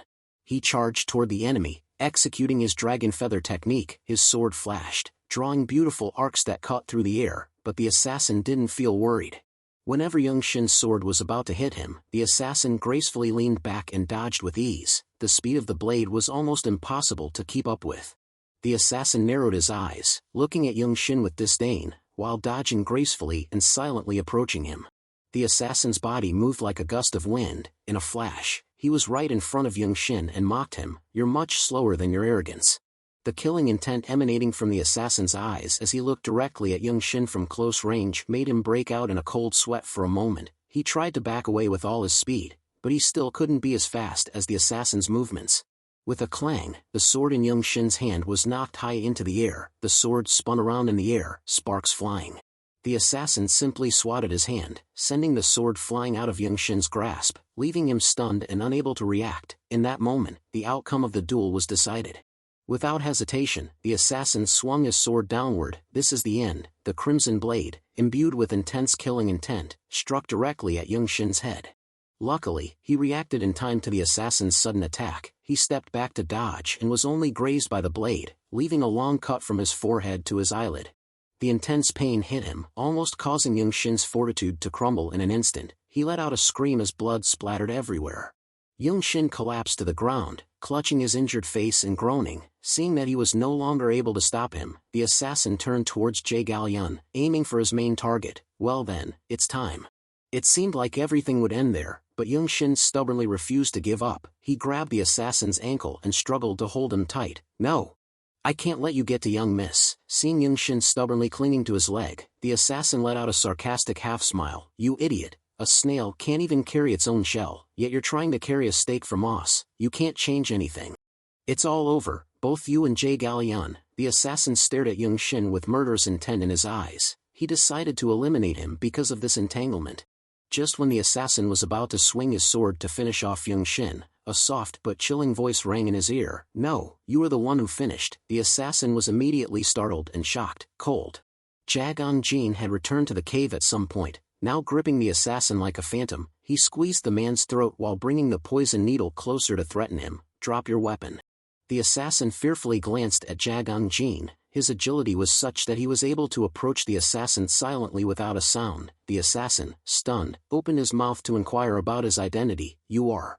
Young Shin was no less surprised to see Jae-jin back. He couldn't help but exclaim in joy, Jae-jin." In that moment, the assassin's terrified gaze met Jae-jin's sharp eyes from very close. Even as an assassin himself, he felt a shiver run down his spine when he looked into those eyes. Jae-jin didn't have time to reveal his identity. He pressed the poison needle against the assassin's throat and began to threaten him. "This needle is coated with the deadly serpent spirit poison. An assassin must have heard of it. I won't repeat myself. Drop your weapon." The assassin looked at the poison needle right before his throat and swallowed nervously. No matter how fast he was, at this distance, he couldn't stop Jae-jin if he attacked. Based on Young Shin's call a while ago, the assassin realized the danger posed by Jae-jin and quickly dropped his sword. He asked with a deep tone of suspicion, "The dreadful poison cripple, you haven't left yet?" Seeing the sword lying on the ground, Jae-jin openly revealed his hand to the assassin. "I only pretended to leave, because that's the only way to catch those trying to take advantage of me." Young Shin, upon hearing this, understood why Jae-jin left so coldly and hurriedly. Jae-jin pressed on the assassin's shoulder, signaling him to kneel. He hurriedly knelt down with an innocent expression. "Who are the ones taking advantage of you? I only received orders to eliminate Jae Gal-yun." Young Shin, now feeling slightly relieved, stood up and questioned the assassin. "What? Who dares to order you to harm the heir of the Jae-gal clan?" The assassin immediately refused to reveal his employer. "I can't tell you." Jae-jin, seeing his stubbornness, moved the poison needle closer to his face and threatened him. "You will tell me, or you'll die." Jae-jin's eyes now flashed with murderous intent, like a raging tide, causing the assassin's mind to race and his heart to tremble. After thinking for a moment, the assassin tried to persuade Jae-jin to join his side. "I don't understand. Jae Gal-yun must have been sent here to track you down, the dreadful poison cripple. Aren't you two enemies? Why are you preventing me from eliminating your enemy?" Young Shin immediately grew worried. Although Jae-jin had saved their lives once, it didn't mean he had forgotten that they were enemies. But at this moment, Young Shin could do nothing but rely on Jae-jin's decision. Thankfully, Jae-jin was clear-headed and wise enough not to fall for the assassin's trick. He said in an indifferent yet firm voice, "Because I don't think your goal is simply to help me.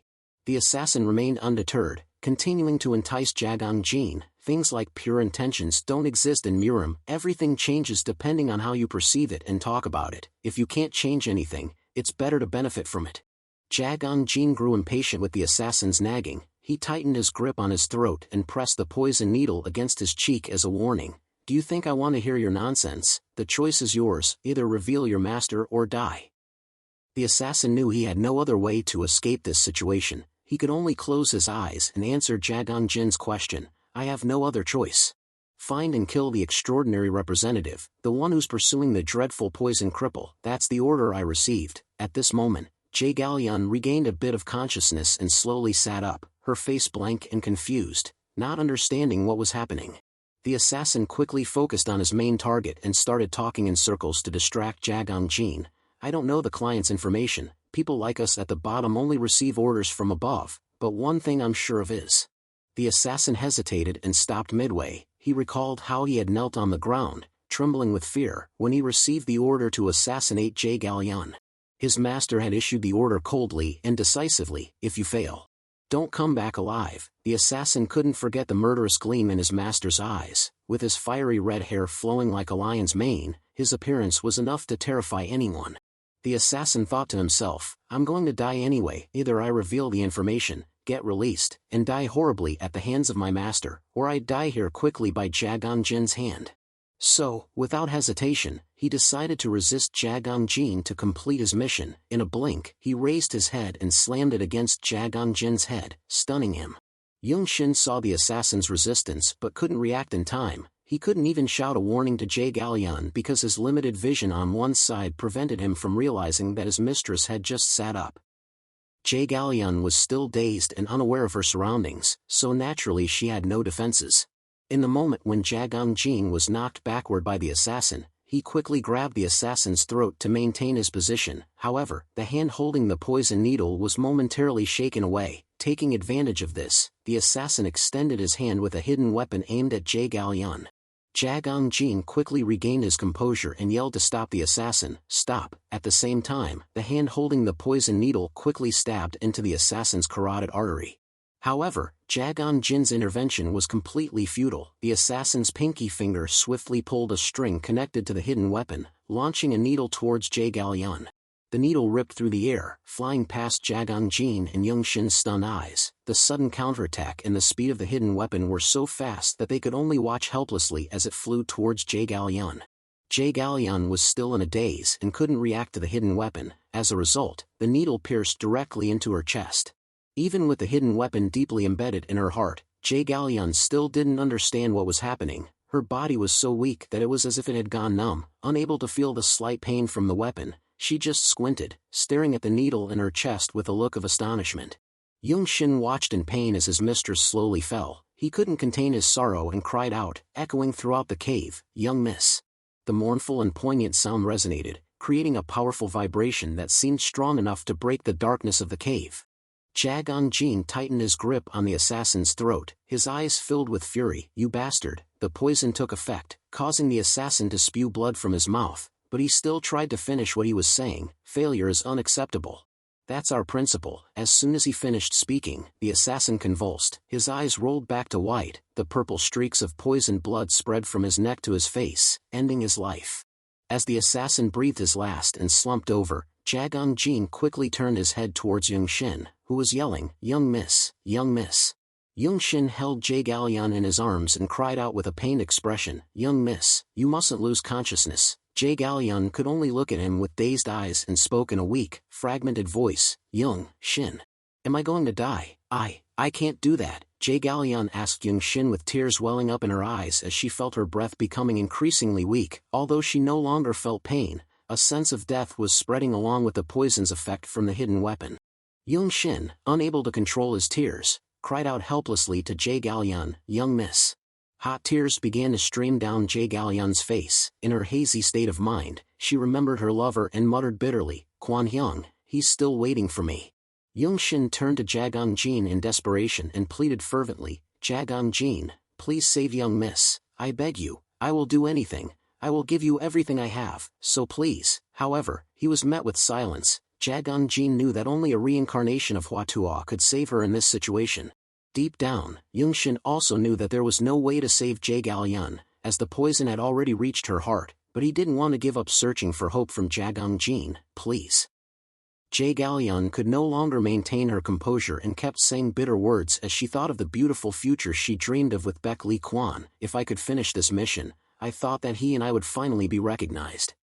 Shin watched Jae fade away, able only to cry out helplessly, "Young miss."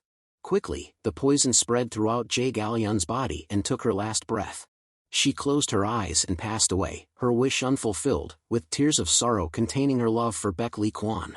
In this moment, Shin was speechless with grief. He stared at his mistress with shocked and heartbroken eyes, wanting nothing more than to deny the reality. But the truth was right before Shin's eyes, and no matter how hard he tried to deny it, it was useless. His whole body trembled in heart-wrenching pain, and cries of despair filled with resentment finally escaped his choked throat. Jae Jin listened to Shin's cries and sobs but could do nothing to comfort him. He himself had experienced the heart-wrenching pain of watching his loved ones fall one after another, but empathy was of no help to them at this moment. So, Jae Jin silently bowed his head in sorrow with Shin and listened to his painful screams echoing throughout the cave. The mournful cries continued to resonate until the sun rose.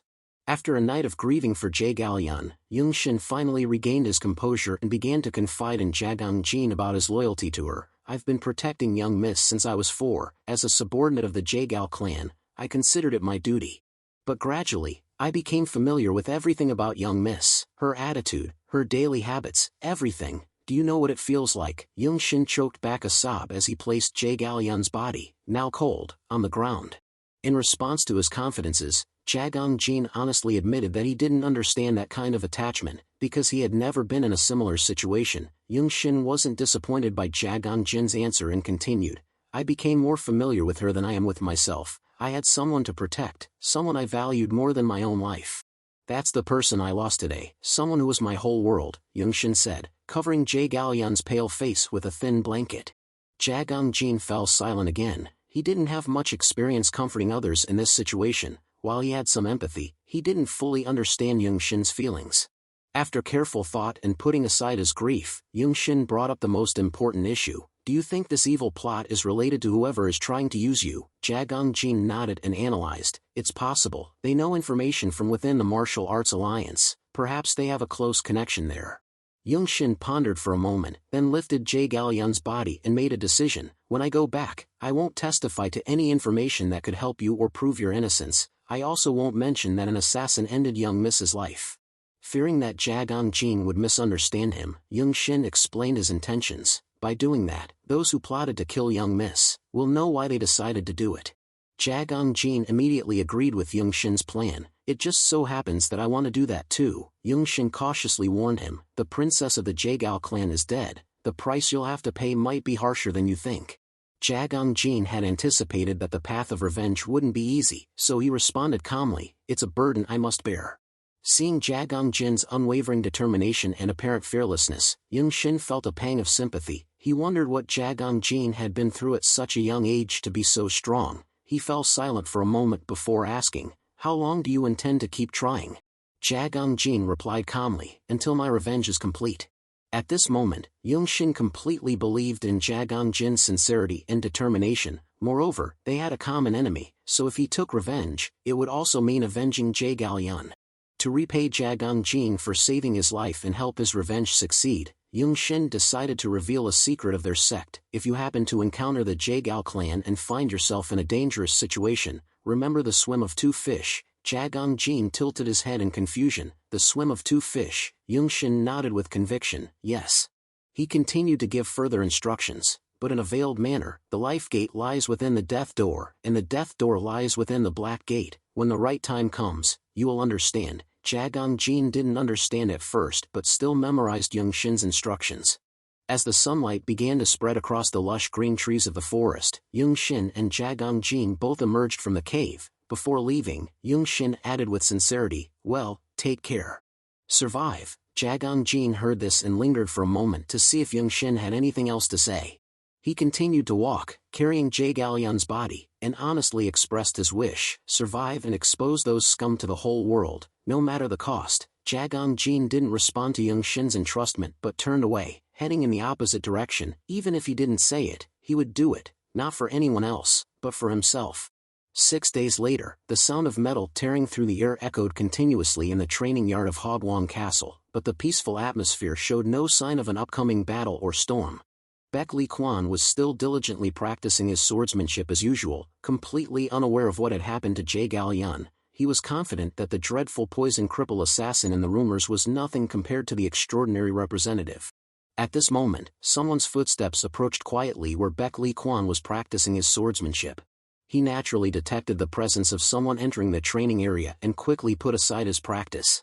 The person interrupting Baek Lee Kwan's swordsmanship practice was no stranger, it was Baek Lee Young. He looked at his disciple with a serious expression, and there seemed to be a hint of pity in his eyes.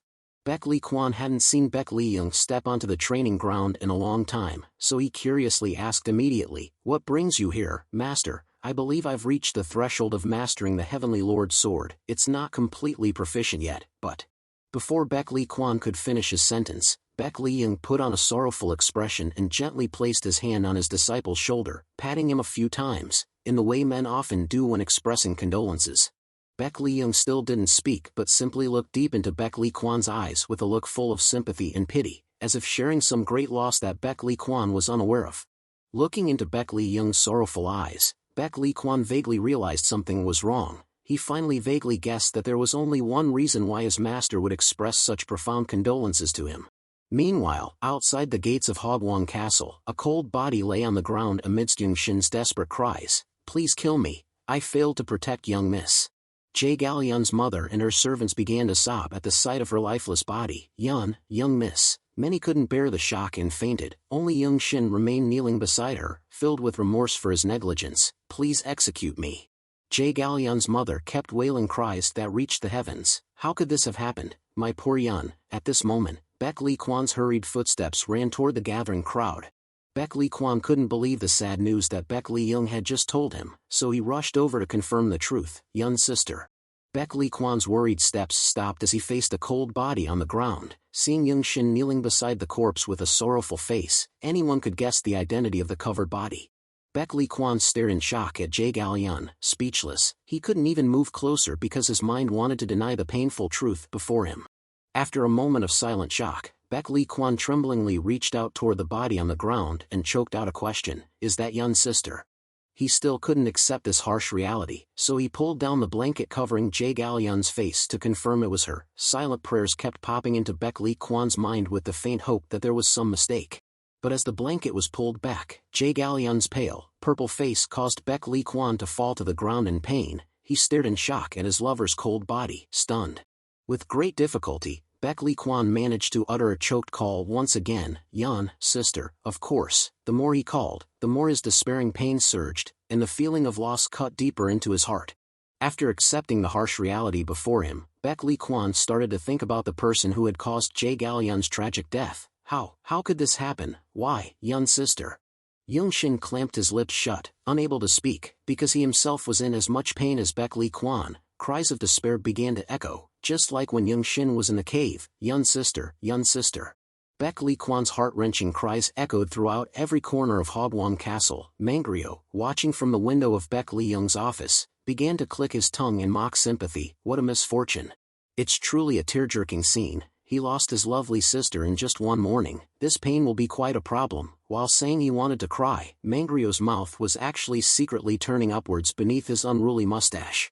He continued to mutter in a half-hearted sorrowful tone, "If it causes him to lose control of his internal energy." Then, suddenly, the window slammed shut before Mangryo could finish his sentence. He clicked his tongue and turned his head to look at Baek Lee Young, sarcastically saying, "Even though they aren't related by blood, do they have to slam the door so coldly just because they don't want to hear me cry?" Baek Lee Young glared with a cold, indifferent expression and declared, "There's nothing more ridiculous than a grown man's tears. I only hope this makes him tougher." Mangryo pretended to feel pity for the young couple separated by death. "That's so cold. You know she's definitely heading to the afterlife. Maybe you should have chosen someone other than Jae Gal-yun." Baek Lee Young retorted sharply, "Is that necessary?" Hearing that, Mangryo began to doubt Baek Lee Young's intentions. It was as if the choice of Jae Gal-yun wasn't random but had a deeper meaning than he had imagined. "Lord, could it be that you? At that moment, heavy footsteps echoed from the hallway. Shim Hak rushed into Baek Lee Young's office without knocking. Lord. Bang! The Jaegal clan was just about to report the situation outside when a large man stepped directly into the office. Is Lord Lee Baek here? Baek Lee Young seemed to have been expecting this visitor and did not show any surprise. You have arrived, the tall man said in a domineering tone, treating Baek Lee Young as an inferior. You don't need to stand up. The deputy sect leader of the Jaegal clan, Jaegal Myung, the Eye of Destruction, held a large scroll in his hand and told Baek Lee Young, the Jaegal clan is ready. Immediately, he barged into the room without permission from Baek Lee Young. He placed the scroll on the table rudely and unfurled it before Baek Lee Young. Jaegal Myung declared confidently, we will immediately head to Unnam. Baek Lee Young didn't complain about his attitude, only nodding gently. I understand. I will pass this message on to the Alliance. Jaegal Myung didn't say anything more and immediately turned around and left the office, arrogantly throwing a polite goodbye before disappearing. Thank you. Mangryo was stunned, not understanding what had just happened. He watched Jaegal Myung's retreating back for a moment and then glanced down at the map he had left on the table. What's this? The map only had a few characters indicating place names and small drawings forming circles, layer upon layer, surrounding a location. Baek Lee Young responded to Mangryo indifferently with a question. You can't understand this. Mangryo furrowed his brows, doubtfully trying to guess Baek Lee Young's thoughts. This is the Jaegal clan's 9 platforms and 8 points formation. He quickly understood and exclaimed in shock. Impossible. Is it the net of heaven and earth, comma? Mangryo immediately felt a fire of anger burning in his heart and confronted Baek Lee Young. Lord, what are you planning to do? How could you arrange something like this without telling me? Baek Lee Young calmly looked at the map and replied in a nonchalant tone. Destroy the poison sects of Unnam and defeat one of the 3 dragons and 4 great birds. The dreadful poison cripple's reputation grows stronger by the day. We could exploit him further, but I think we should eliminate him before he becomes a threat. Mangryo felt like his prey was about to fall into someone else's hands and immediately shouted angrily, Lord Lee Baek. Baek Lee Young assumed Mangryo was angry because he felt betrayed and simply told him, you ignored my warning. Before Mangryo could understand, Baek Lee Young glared at him, warning him about his insolent attitude, and explained more clearly, I warned you, you were not allowed to go to Sichuan.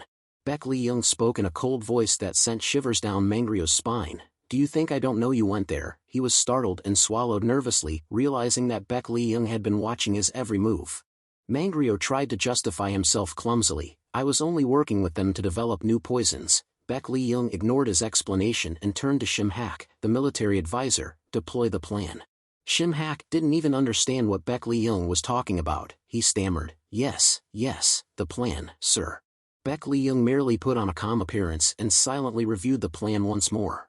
After making sure nothing else could hinder him, Baek Lee Young revealed his intentions. The marriage between the great bird of frost, the Sword Queen's disciple, and my great pupil, Baek Lee Kwan. Mangryo was stunned and stared at Baek Lee Young again. You've been planning this all along. Baek Lee Young didn't reply, only smiling cunningly and wickedly. The answer was too obvious. Mangryo finally managed to piece together Baek Lee Young's previous calculations. He planned to bring the Sword Queen to his side by connecting her disciple with his. If that were the case, Jaegal Yun, who was very close to Baek Lee Kwan, would be an obstacle to this plan. Although there were rumors that the Jaegal clan was not as powerful as before, they were still a force to be reckoned with. Therefore, Baek Lee Young pretended to give Jaegal Yun a chance, but in reality, he was secretly using Jagang Jin to eliminate her. In doing so, he successfully brought the entire Jaegal clan to his side. Now, the Jaegal clan would seek revenge against Jagang Jin and the evil sects in the big cities, who were considered his top allies. The more Mangryo thought, the more resentment he felt. He was the one who had helped eliminate Jaegal Yun. He was caught in Baek Lee Young's trap. In his overwhelming anger, Mangryo lost control of his language and began criticizing Baek Lee Young. Damn it. I didn't expect you to be so ruthless, Lord Lee Baek. You would destroy what I've painstakingly cultivated for so long. You're even more despicable than I am, aren't you? Mangryo kept gnashing his teeth after cursing Baek Lee Young badly, completely ignoring the huge gap in their status. Obviously, Baek Lee Young couldn't ignore Mangryo's outrageous words. He glared at him immediately as a warning. Baek Lee Young remembered that Mangryo had been just as insolent to him before. He couldn't help but be annoyed, his voice tightening. You've crossed the line again. I keep reminding you to watch your mouth. Baek Lee Young glanced at Mangryo with eyes full of murderous intent. The desire to kill erupted from him, filling the room in an instant. Shim Hak, standing aside, was horrified. He quickly covered his own mouth as a natural reflex, afraid that he might accidentally say something that would turn Baek Lee-young's murderous intent onto him. However, Shim-hak was also worried about Mangrio's life. Gathering all his courage, he shouted to break the tense atmosphere in the room, "Counselor Mang. Are you crazy? You dare speak so rudely in front of him?" Shim-hak rushed over, grabbed Mangrio's collar, and shook him vigorously to wake him up. Then, he turned back to Baek Lee-young with a frightened look. Seeing Mangrio and Baek Lee-young continue to fight each other through their eyes, Shim-hak eagerly urged Mangrio to bow his head. "What are you doing? Please apologize immediately." Baek Lee-young thought for a moment and then seemed to be generous. "No, let it be. I'll let it go today." Mangrio showed no remorse and said sarcastically, "Seems like I'm still useful to you, huh?" Baek Lee-young said with a nonchalant tone, "Whether it's a pawn or a general, they still have use as long as they're on the chessboard." Mangrio was very angry but couldn't do anything more than a self-deprecating smile. He had planned so much and yet was outmaneuvered by someone else without knowing it. Mangrio began to think carefully about what Baek Lee-young was scheming. Someone who could manipulate an entire clan like the Jagal clan wouldn't need anything from the life of an advisor like him. If he said he was still useful, then he must have found something even more valuable from him. Mangrio quietly pondered to find Baek Lee-young's greater purpose. It only took a short time for a glimmer to appear in his cunning eyes. Mangrio directly asked Baek Lee-young about the only guess he could come up with. "Are you planning to shake up the entire Sichuan?" Baek Lee-young continued to sip his tea in silence. Not answering, Mangrio realized he had guessed correctly. He let out a bitter laugh, "As expected of you." The tense situation immediately eased when Mangrio saw through Baek Lee-young's true intentions. He began to speak in a humble tone. "The ancients said, there are people beyond people, and heavens beyond heavens. It's truly so. Thank you for giving me a valuable lesson." Shim-hak, on the side, couldn't keep up with their conversation at all and stood there like a fool. Mangrio continued to speak in a submissive tone, trying to convince Baek Lee-young, "But wouldn't it be too hasty to kill him now? We still have other places where we can use him." Seeing Mangrio about to start another heated argument with Baek Lee-young, Shim-hak quickly intervened. "We're about to start an all-out war with the evil sects in the big cities. Do we have time to worry about a small fry like him?" Mangrio fell into deep thought for a moment as Shim-hak's reminder sparked a new thought in his mind. He continued to ask Baek Lee-young with veiled meaning, "An all-out war, huh? Are you aiming for the position of army commander?" Mangrio had guessed right. Baek Lee-young, who had been calmly drinking tea, stopped immediately as his ambition gradually became more apparent. In a flash, the porcelain teacup in Baek Lee-young's hand was crushed like a piece of crumpled paper. "No, it's still too far from my true goal."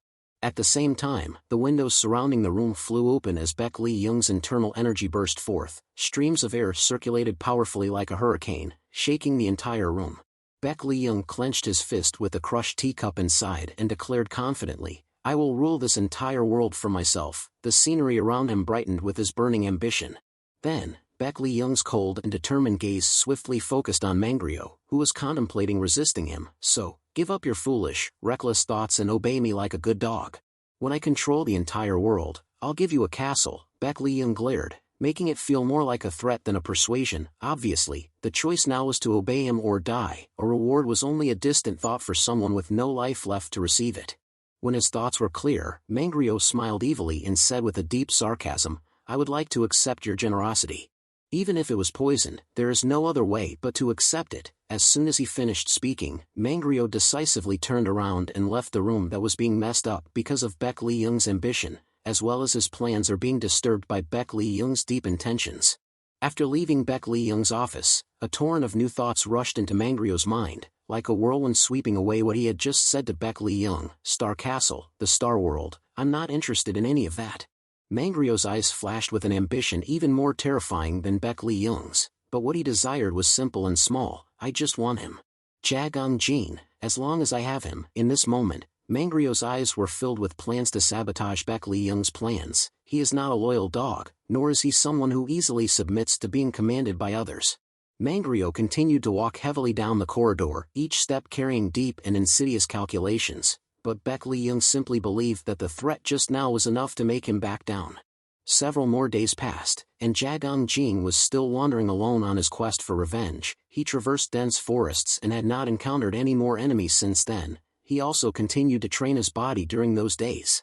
While stopping by a stream to wash and rest, Jagang Jin silently examined his right arm. He could move it more easily and it no longer hurt as much when he used his inner strength as before. Jagang Jin carefully considered the reason for such a significant change in his body. Although he still did not know how his right side meridians suddenly became clear, at least he had identified the reason for his arm's improved condition. Jagang Jin realized that since using the splitting arrow bullet technique in his fight with Jae Galyan, his body began to undergo significant changes. He no longer felt much pain or had strong reactions when using his inner strength. At this moment, a sound emitted from the bushes near where Jagang Jin was sitting, attracting his attention. The rustling sound got closer, as if something was passing through the foliage. Jagang Jin silently listened to the sound and stretched out his hand towards the source. In his eyes, what had just appeared was not a formidable enemy. In a flash, Jagang Jin launched his hand towards the enemy who had just emerged from the bushes, and used the Tao Tri Shou technique, Tuk Long Shou, a technique he had never used before. He didn't even need to move from his position. Instantly, Jagang Jin's hand grabbed the neck of the venomous snake that was about to attack him. A chilling hiss came from the snake's mouth as it was caught. Jagang Jin stared at the venomous snake struggling, but his mind continued to ponder the changes in his body. I can use inner strength equivalent to 60 years of training. Not only is the flow of inner strength connected to the Dantian, but I can also use all the energy on the right side of my body. With this, I can use the secret techniques of medical schools that I couldn't use before. Could this be the effect of the splitting arrow bullet? Jagang Jin was lost in thought and didn't notice the venomous snake biting his hand. After the snake had bitten for a while and Jagang Jin didn't react in fear and let go as normal people would, it began to feel uneasy. The fierce look in its eyes vanished completely, replaced by a timid expression. Jagang Jin clicked his tongue, released the snake and continued to immerse himself in his thoughts. I've never heard that the splitting arrow bullet could enhance inner strength for its user, but the servant of justice must have known something when she passed it on to me. Jagang Jin silently watched the snake scurrying away and became even more confident in his path of revenge in the future. I can continue to become stronger. Jagang Jin stood up, straightened his clothes, and prepared himself to face the difficult challenges ahead. Then, he went deeper into the dense green trees of the forest and continued towards the northern region of Annam. By dusk that day, Jagang Jin finally reached the land at the far northwest edge of Annam. It was a rather desolate area on a hilltop, from where one could overlook the entire scene of the border between Annam and Sichuan below. Jagang Jin trudged along the narrow path, leaving the dense forest behind him. Before him was a land with fewer obstacles to shield him as before, meaning that the danger would increase. According to Jagang Jin's plan, the Hogwang Castle, the final destination of this revenge journey, where Baek Li Young was, could only be reached after crossing Sichuan. Jagang Jin's steps became heavier as he approached the border between Annam and Sichuan, because he knew that the closer he got to Hogwang, the more obstacles he would encounter in his quest for revenge. However, this difficulty did not deter Jagang Jin. He quickly saw the final stretch on the road to Sichuan, the village of Nanjia, which marked the border between the two regions. Crossing this village meant entering the territory of Sichuan. Standing on the hill overlooking Nanjia village, Jagang Jin suddenly felt something strange. A sudden gust of wind blew, as if warning him of danger ahead. Jagang Jin's eyes remained fixed on Nanjia village. A strong intuition told him that an enemy was waiting there. At this moment, another gust of wind blew through, but this time, it carried the scent of killing intent. Without flinching, Jagang Jin glanced over his shoulder. Who's there? Show yourself. When he turned to look back, a tall man was standing on a rock behind him, waiting for him. The man stood in the shadow of a large tree, making it impossible for Jagang Jin to see his face. He could only feel a strong aura of killing intent emanating from the man. Jagang Jin frowned and squinted at the man's face, trying to figure out the identity of his enemy. However, when Jae Galmian's face became visible in the faint twilight, his entire eyes were pitch black, as if shrouded in darkness. Only a tiny point of light was located in the center of his pupils. Jagang Jin was startled upon seeing those eyes. He felt an invisible pressure weighing down on his body, a suffocating aura that he had never encountered before. As Jae Galmian's pitch-black eyes widened, the other features on his face seemed to be blurred by those eyes. Jagang Jin gradually could not see anything else besides those terrifying eyes.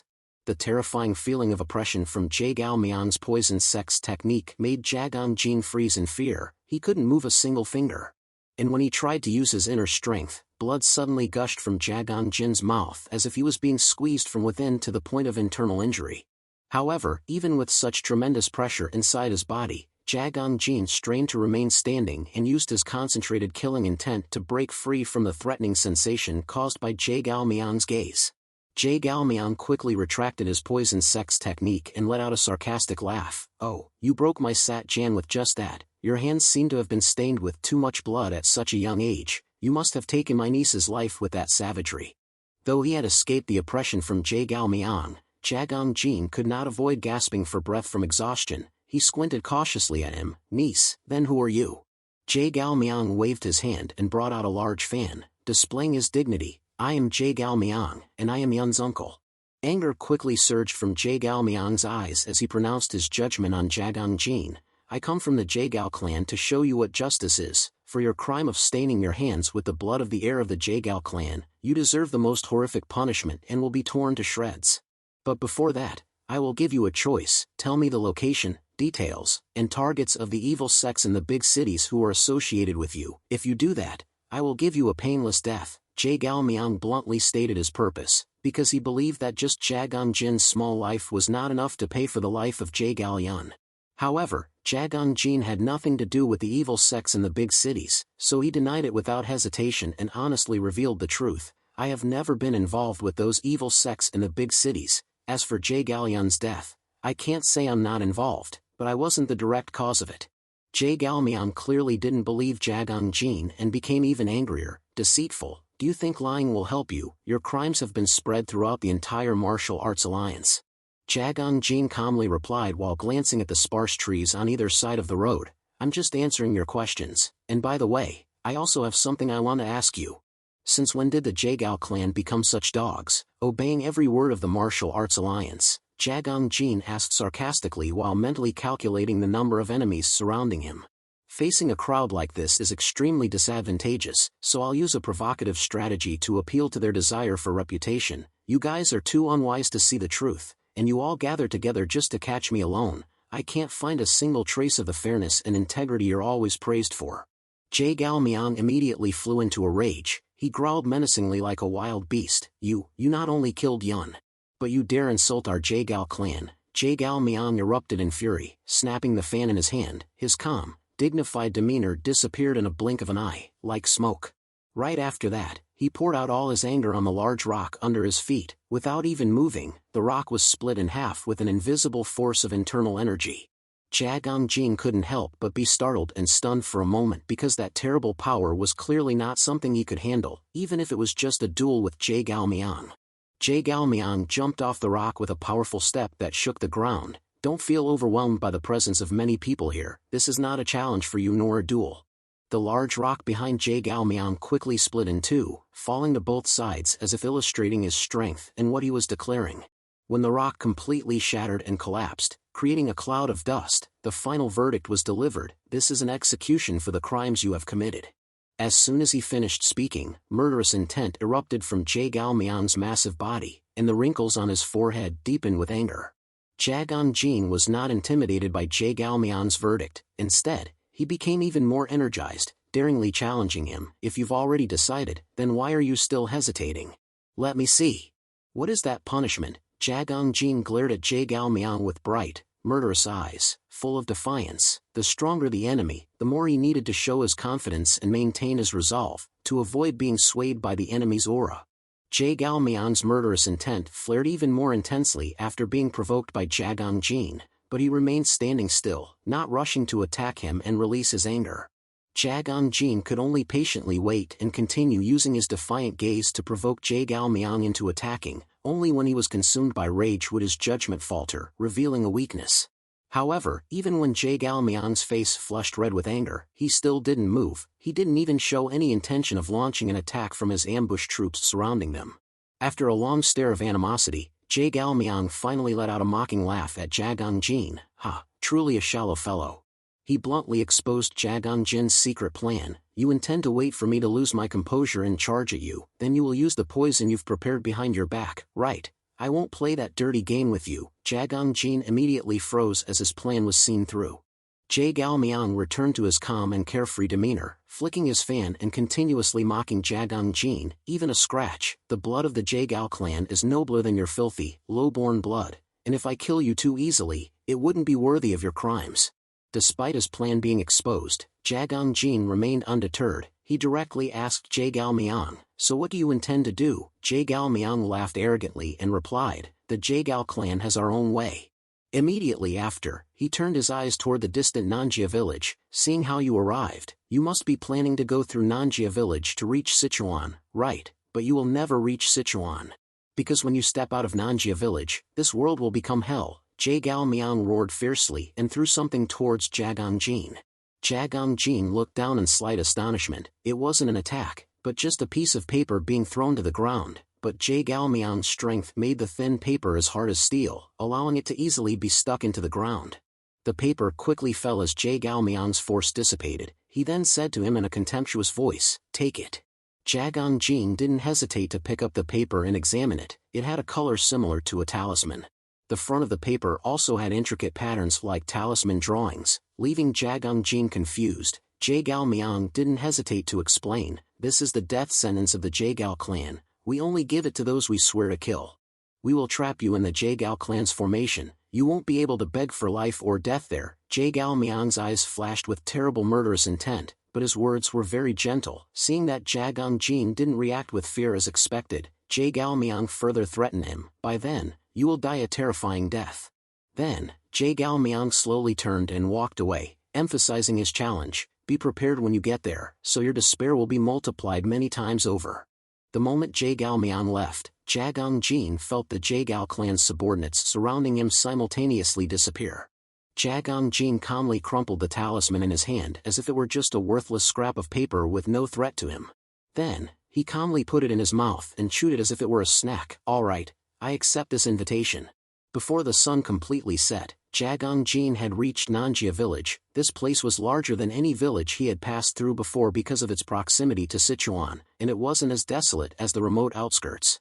Jagang Jin slowly entered the village with a leisurely gait, without any worry. As he walked, he observed his surroundings and devised strategies to deal with the Jaegal clan.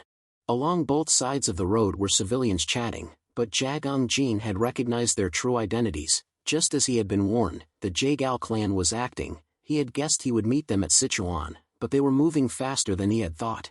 Every step Jagang Jin took was closely monitored by those disguised as civilians blending into the village. Jagang Jin realized this situation was different from the previous battles he had experienced, where he could still lay traps.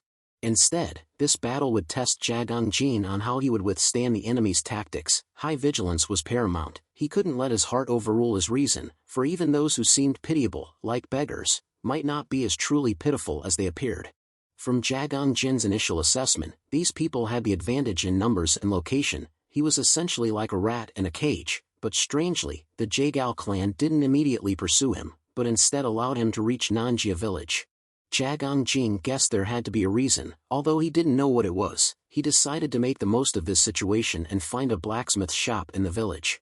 As he stepped into the blacksmith shop, he was warmly greeted by the blacksmith, but Jagang Jin didn't feel any murderous intent emanating from him, so he could relax and choose what he wanted. Seeing Jagang Jin looking around instead of directly asking for a tool or weapon, the blacksmith curiously asked, "What are you looking for?" At this moment, Jagang Jin's eyes fell upon something that looked interesting. It was a sickle connected to a long iron chain, something that looked like a farming tool but could also be used as a weapon. Jagang Jin approached and carefully examined the sickle. He picked it up to see if it fit his hand, silently calculating in his heart, a surprise move could reverse the situation. He had to create many variables to make the enemy unable to predict his actions. After being satisfied, he asked the blacksmith, "How much is this?" Because Jagang Jin looked quite young and simple, not like someone with a lot of money, the blacksmith sold him the sickle at a discounted price. A few days later, on the hill across the way, in the territory of Sichuan, the situation was much more tense than the atmosphere within Nanjia village. The Jaegal clan had set up camp here long ago, waiting for Jagang Jin to show his face outside Nanjia village, so that the net of heaven and earth would be deployed immediately. All the Jaegal clan's subordinates, from top to bottom, were filled with fighting spirit and took turns guarding. Inside the command tent, Jae Galmiang sat with the Jaegal clan's strategic advisor, Jaegal Sun Ji. The atmosphere in the tent was extremely heavy because 3 days had passed and Jagang Jin hadn't appeared. Jae Galmiang began to feel impatient with the wait. Like the previous days, he was waiting for the scouts to return and report the situation, but his eagerness seemed to make him even more restless, and he asked Jae-gal Sun Ji, have the scouts returned? Every day, the scouts would return to report at about the same time, but Jae-gal Myang's question revealed his growing impatience. Jae-gal Sun Ji also saw through his mood and chose his words to reassure him, they will be back to the tent soon. At that moment, a subordinate entered the command tent and reported, the scouts are back. Jae-gal Sun Ji immediately asked, how is it? The scout immediately reported, there haven't been any sudden changes. It seems he will be leaving Nanjia village in a short time. After the first day when he went to buy some weapons, he hasn't done anything but practice every day since then. Jae-gal Sun Ji let out a mocking laugh at Jagang Jin. Practice? Huh, that's ridiculous. No matter how much he practices, it won't do anything. The scout also agreed with his view. Do you think he has become crazy like others who have received the death sentence from the Jae-gal clan? However, Jae-gal Myang responded very seriously, no. I cannot underestimate him. Have you forgotten that he was the one who killed Yun? Jae-gal Myang carefully reminded his subordinates, Yun had learned Lam Men Chian techniques, so her martial arts skills weren't weak at all. She also received an antidote from the Martial Arts Alliance. To kill her, the dreadful poison cripple must have some other ace up his sleeve. Jae-gal Myang confidently stated his judgment, but little did he know that the ace that helped Jagang Jin overcome the storm was none other than the advisor of the Martial Arts Alliance. Jae-gal Myang remembered the first time he met Jagang Jin and became even more cautious. When I faced him last time, he didn't show any fear. Instead, he made me feel angry, and tried find an opportunity at that time. Jae-gal Sun Ji also agreed and felt that he had to be more careful with Jagang Jin. People said he was very cunning, he would use any method. When he faced Annam's poison, he used his head a lot. Rather than the strength to fight them, it's best to assume he's planning something again. The scout immediately asked, why are you giving the dreadful poison cripple time? If it could be harmful, we can attack Nanjia village right now.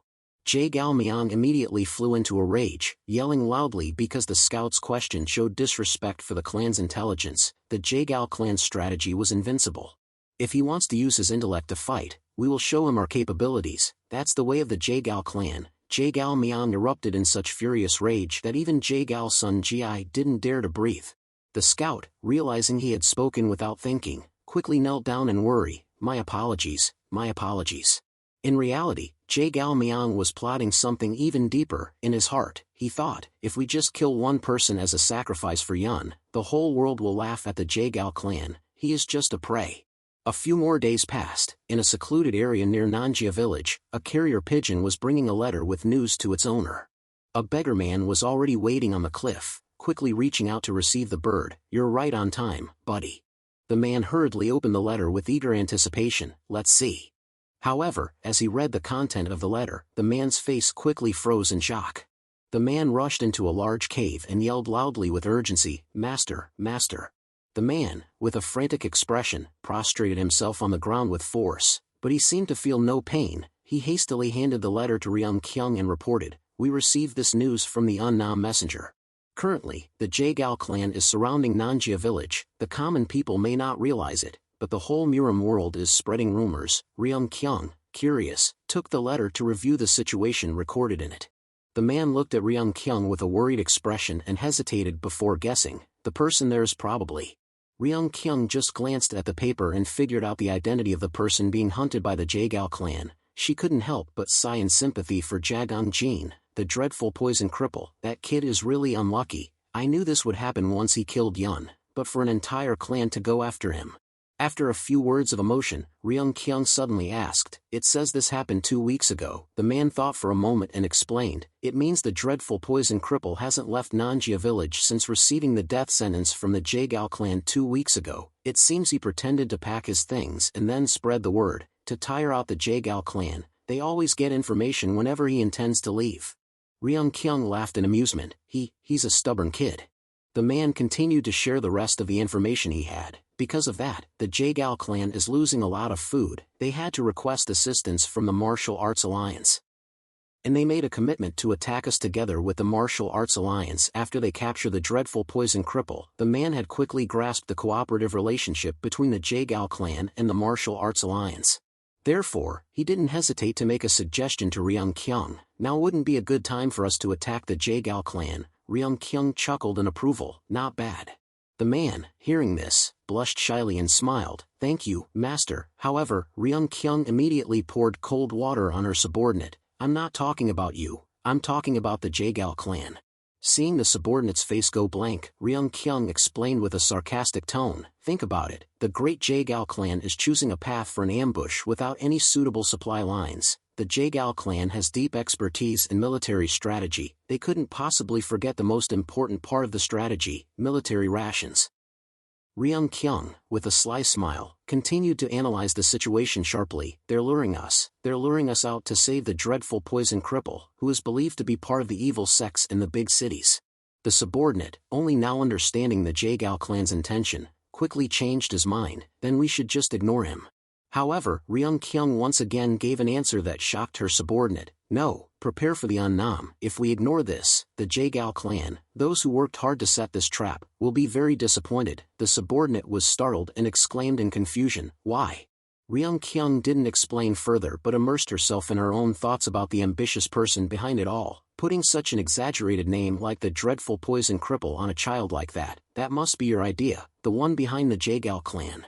You're still lost in your dirty plots and strategies. One day, those very spears will turn around and point straight at you." Ryung-kyung burned the letter with the news, as if her desire for revenge against that person was burning within her. Then, she smiled mischievously and told her subordinate, "Okay then, let's play a role with them." Meanwhile, at the Guizhou branch of the Martial Arts Alliance, Baek Lee-kwan was under house arrest under the orders of Baek Lee-young and was completely unaware of the collaborative plan to capture Jagang-jin by Baek Lee-young and the Jaegal clan. As Baek Lee-kwan was sitting dejectedly, drowning himself in alcohol to forget the pain of losing his lover, suddenly a dagger with a letter attached to it was thrown into the room. With a whoosh, the dagger carrying the letter struck the wall after flying past Baek Lee-kwan's face. Of course, he couldn't help but notice it. Initially, Baek Lee-kwan planned to ignore the letter. He had received similar challenges many times before. As one of the 3 dragons and 4 great birds, being challenged was a common occurrence, so he didn't want to pay attention. However, his intuition told him there was something different about this letter. He decided to turn around and examine its content. Nobody could have imagined that the information they had worked hard to hide from Baek Lee-kwan all this time would be easily revealed just because of this flimsy piece of paper. Shortly after, the door to Baek Lee-kwan's room flew open. The loud noise immediately attracted Baek Lee-young's subordinates who were guarding the area. Baek Lee-young's subordinates rushed over upon seeing Baek Lee-kwan walking out of the room with a gloomy expression. "Young master, where are you going?" Baek Lee-kwan coldly replied, "I have to go out." The subordinate intended to stop Baek Lee-kwan because the evening sky had begun to turn dusk. At this time, Baek Lee-kwan immediately erupted in anger, yelling loudly, "I have urgent business, just make up some reason for my father." Immediately, Baek Lee-kwan walked straight out with a scowling face, full of murderous anger. He gritted his teeth and stormed out of the mansion. "The dreadful poison cripple, stay right there, with your life. I will console my sister Yun's soul in the afterlife." In Baek Lee-kwan's room, the letter was opened. It contained just a few short lines, but they were full of information. Unnam, Nanjia village, the dreadful poison cripple. Just as Ryung-kyung predicted, the Jaegal clan had transported supplies through a secret path known to few. They usually moved silently at night, making it even harder to be detected. It was the 3rd week since Jagang-jin had stayed in Nanjia village. Tonight, the Jaegal clan was transporting supplies as usual. Everything was going so smoothly that some of the people in the group were getting bored. Just then, a small arrow was shot from the forest. Fortunately, it didn't hit anyone in the supply escort group, but it startled them, causing the entire group to become alert again. The man who had nearly been hit by the arrow, in a panic, shone his torch towards the forest from where the arrow had been shot. He was startled when he saw a group of masked robbers. These people are. "We're ambushed, we must report quickly." Seeing his subordinate so worried that he was stammering, Jaegal Sun Ji stepped forward and calmly reassured him, "Don't panic. You are not acting like a member of the Jaegal clan." The porters looked back and saw the group of swordsmen led by Jaegal Sun Ji who had appeared without them noticing. They could finally breathe a sigh of relief. Soon after, the robbers were easily captured by the Jaegal clan's men without much effort. After capturing all the robbers, a subordinate of Jaegal Sun Ji said to him, "These guys, I don't think they are from the evil sects in the big cities. None of them know how to use inner strength. They don't even know who they're attacking. They're just ordinary robbers." However, Jaegal Sun Ji had a different, more insightful perspective. No, not everyone knows this path. They attacked the moment the cargo cart passed by. Someone must have told them to do that, and we must find out the truth at all costs. As soon as he finished speaking, Jae-gal Sun Ji immediately pulled out his sword to indicate that he wanted to use force to force the bandits to confess. As soon as a robber saw the smell of death, he panicked and shouted sincerely, "Please, forgive me, I only did what I was hired to do." Jae-gal Sun Ji immediately put his sword to the bandit's throat and questioned, "Then tell me, who ordered you?" The bandit, of course, revealed everything he knew, but as a mere hired hand, he didn't know much. He didn't even know the identity of his employer, only receiving payment and following instructions. The next morning, the sky over Nanjia village remained clear and blue as usual. The peaceful atmosphere made it impossible for anyone to suspect that an entire faction was trying to track down a single teenager. Over the past few days, Jagang Jin had been diligently honing his skills. The techniques he knew before but couldn't use effectively were now beginning to be mastered. Jagang Jin had reached a level where he could cut all the falling leaves within his reach without missing a single one. Furthermore, the range of his techniques was much greater than that of using swords or daggers. This was due to the sickle with a chain that he had bought on his first day in the village. For 3 weeks since arriving here, Jagang Jin had been speculating about the true intentions of the Jae-gal clan, as they had not taken any action to threaten him. While Jagang Jin practiced the techniques he learned in the mine, the Jae-gal clan kept a constant watch, but they did not take any other action, not even attempting to close the distance between them. Although this gave Jagang Jin time to prepare both physically and mentally, he couldn't shake off the question in his heart, what are they waiting for? That afternoon, after finishing his practice, Jagang Jin wandered through the streets, observing his surroundings and contemplating strategies to deal with the cunning individuals. A fortune-teller suddenly appeared on the main road of the village. He didn't seem strange or noteworthy, so Jagang Jin simply ignored him and walked past. The fortune-teller was actually a subordinate of Ryung Kyung in disguise. As soon as he saw Jagang Jin, who fit the description of Ryung Kyung, he called out to him, "Hey, hey," as if they were fated to meet. The fake fortune-teller shook the bamboo tube containing bamboo slips and said with a big smile, "Why are you looking so gloomy? Let me tell your fortune, only 2 coins. Jagang Jin finally noticed the stranger. He thought for a moment and was sure he had never seen this man before. He had walked this street dozens of times over the past 3 weeks and remembered many faces. Jagang Jin glanced at the men disguised as villagers and thought to himself, although this fortune-teller looks suspicious, I think I'll try it. The situation is what it is. Jagang Jin quickly sat down and placed 2 coins on the fortune-teller's mat. "I want to see my fortune for the future." The fake fortune-teller welcomed him with enthusiasm. "I understand. I will relay your request to the higher powers." Immediately, the fake fortune-teller began shaking the bamboo tube in his hand with fervor and muttered a few random incantations. "Oh, heavenly spirits, oh, earthly spirits." Praying to the 5 dragon princesses, the fake fortune-teller chanted rhythmically while swaying back and forth, dancing as if possessed, making Jagang Jin genuinely believe he was a real fortune-teller.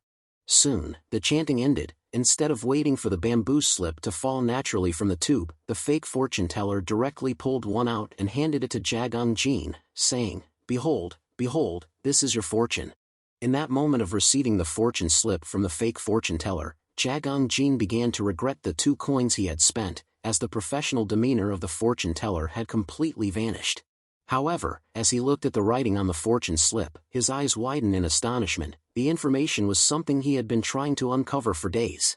The fortune slip read, Jae-gal clan plans to deploy the 9 palaces 8-coin formation. Seeing Jagang Jin's expression turn grave, the fake fortune-teller eagerly offered, "Do you want to hear the interpretation of your fortune?" Jagang Jin cautiously glanced at the 2 Jae-gal scouts who were still staring at him and whispered to the fortune-teller, "I think we should go somewhere else." Then, the fake fortune-teller and Jagang Jin walked together to an alley deserted by people. The fortune-teller stretched his arms and looked at the sky, saying, "My, what a pleasant weather we have today, but I guess it's better than in Sichuan." While placing his hands behind his head, the fake fortune-teller glanced towards those following Jagang Jin and quietly pulled out 2 nails, each as long as his palm. "I think this is the right place." In the blink of an eye, the fake fortune-teller threw the 2 nails past Jagang Jin and they plunged straight into the throats of the 2 scouts. They only managed to let out a muffled grunt before clutching their necks and collapsing to the ground. Jagang Jin wasn't surprised by the fake fortune-teller's skill. He smirked and teased, "You're not a regular fortune-teller, are you?" The fake fortune-teller chuckled with a proud look on his face.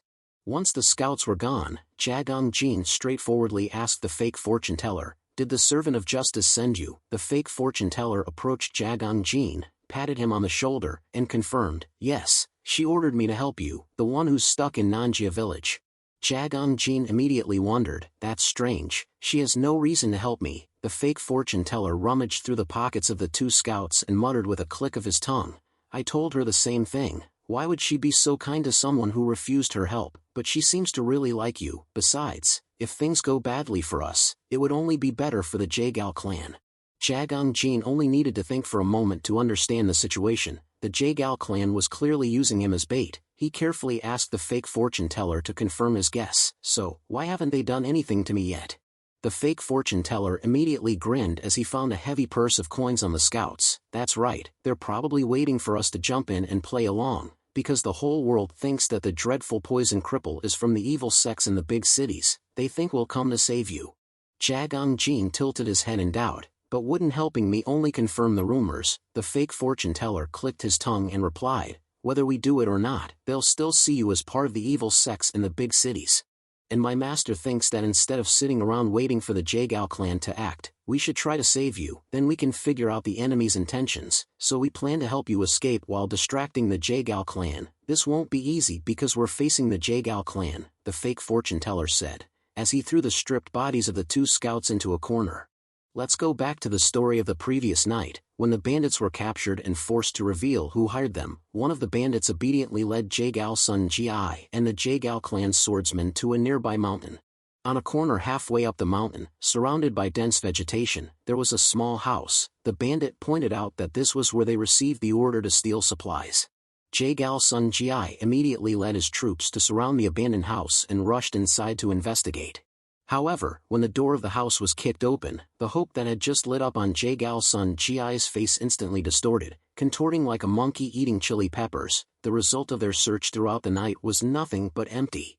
The abandoned house was completely empty. There was not even a rat, let alone a human being. Jagal Sun Ji couldn't help but feel angry at being tricked like this. Returning to the present situation in the small alley of Nanjia village, the fake fortune teller urged Jagang Jin to follow him. "You understand what's happening, right? Hurry up, soon. A massacre will sweep through this village." Jagang Jin's eyes widened in astonishment. He still didn't understand why the villagers were being involved. "Isn't the Jagal clan only after my life? Why are they attacking the whole village?" The fake fortune teller shrugged and explained to Jagang Jin, "Don't you understand? It makes it easier for them. The rumors about the Jagal clan capturing the dreadful poison cripple have spread throughout Jianghu, and many people are starting to gather here just to watch. If a massacre happens in this village, who do you think they'll blame? Don't you think they'll suspect you or the evil sects in the big cities of taking the villagers hostage? They'll use that as an excuse to attack us. I've seen things like this happen many times, and I'm sure you have too." Listening to the fake fortune teller's words, Jagang Jin immediately remembered being blamed for civilian massacres in which he was not involved. However, the naive Jagang Jin still found it hard to believe that a reputable faction like the Jagal clan would do this to ordinary villagers.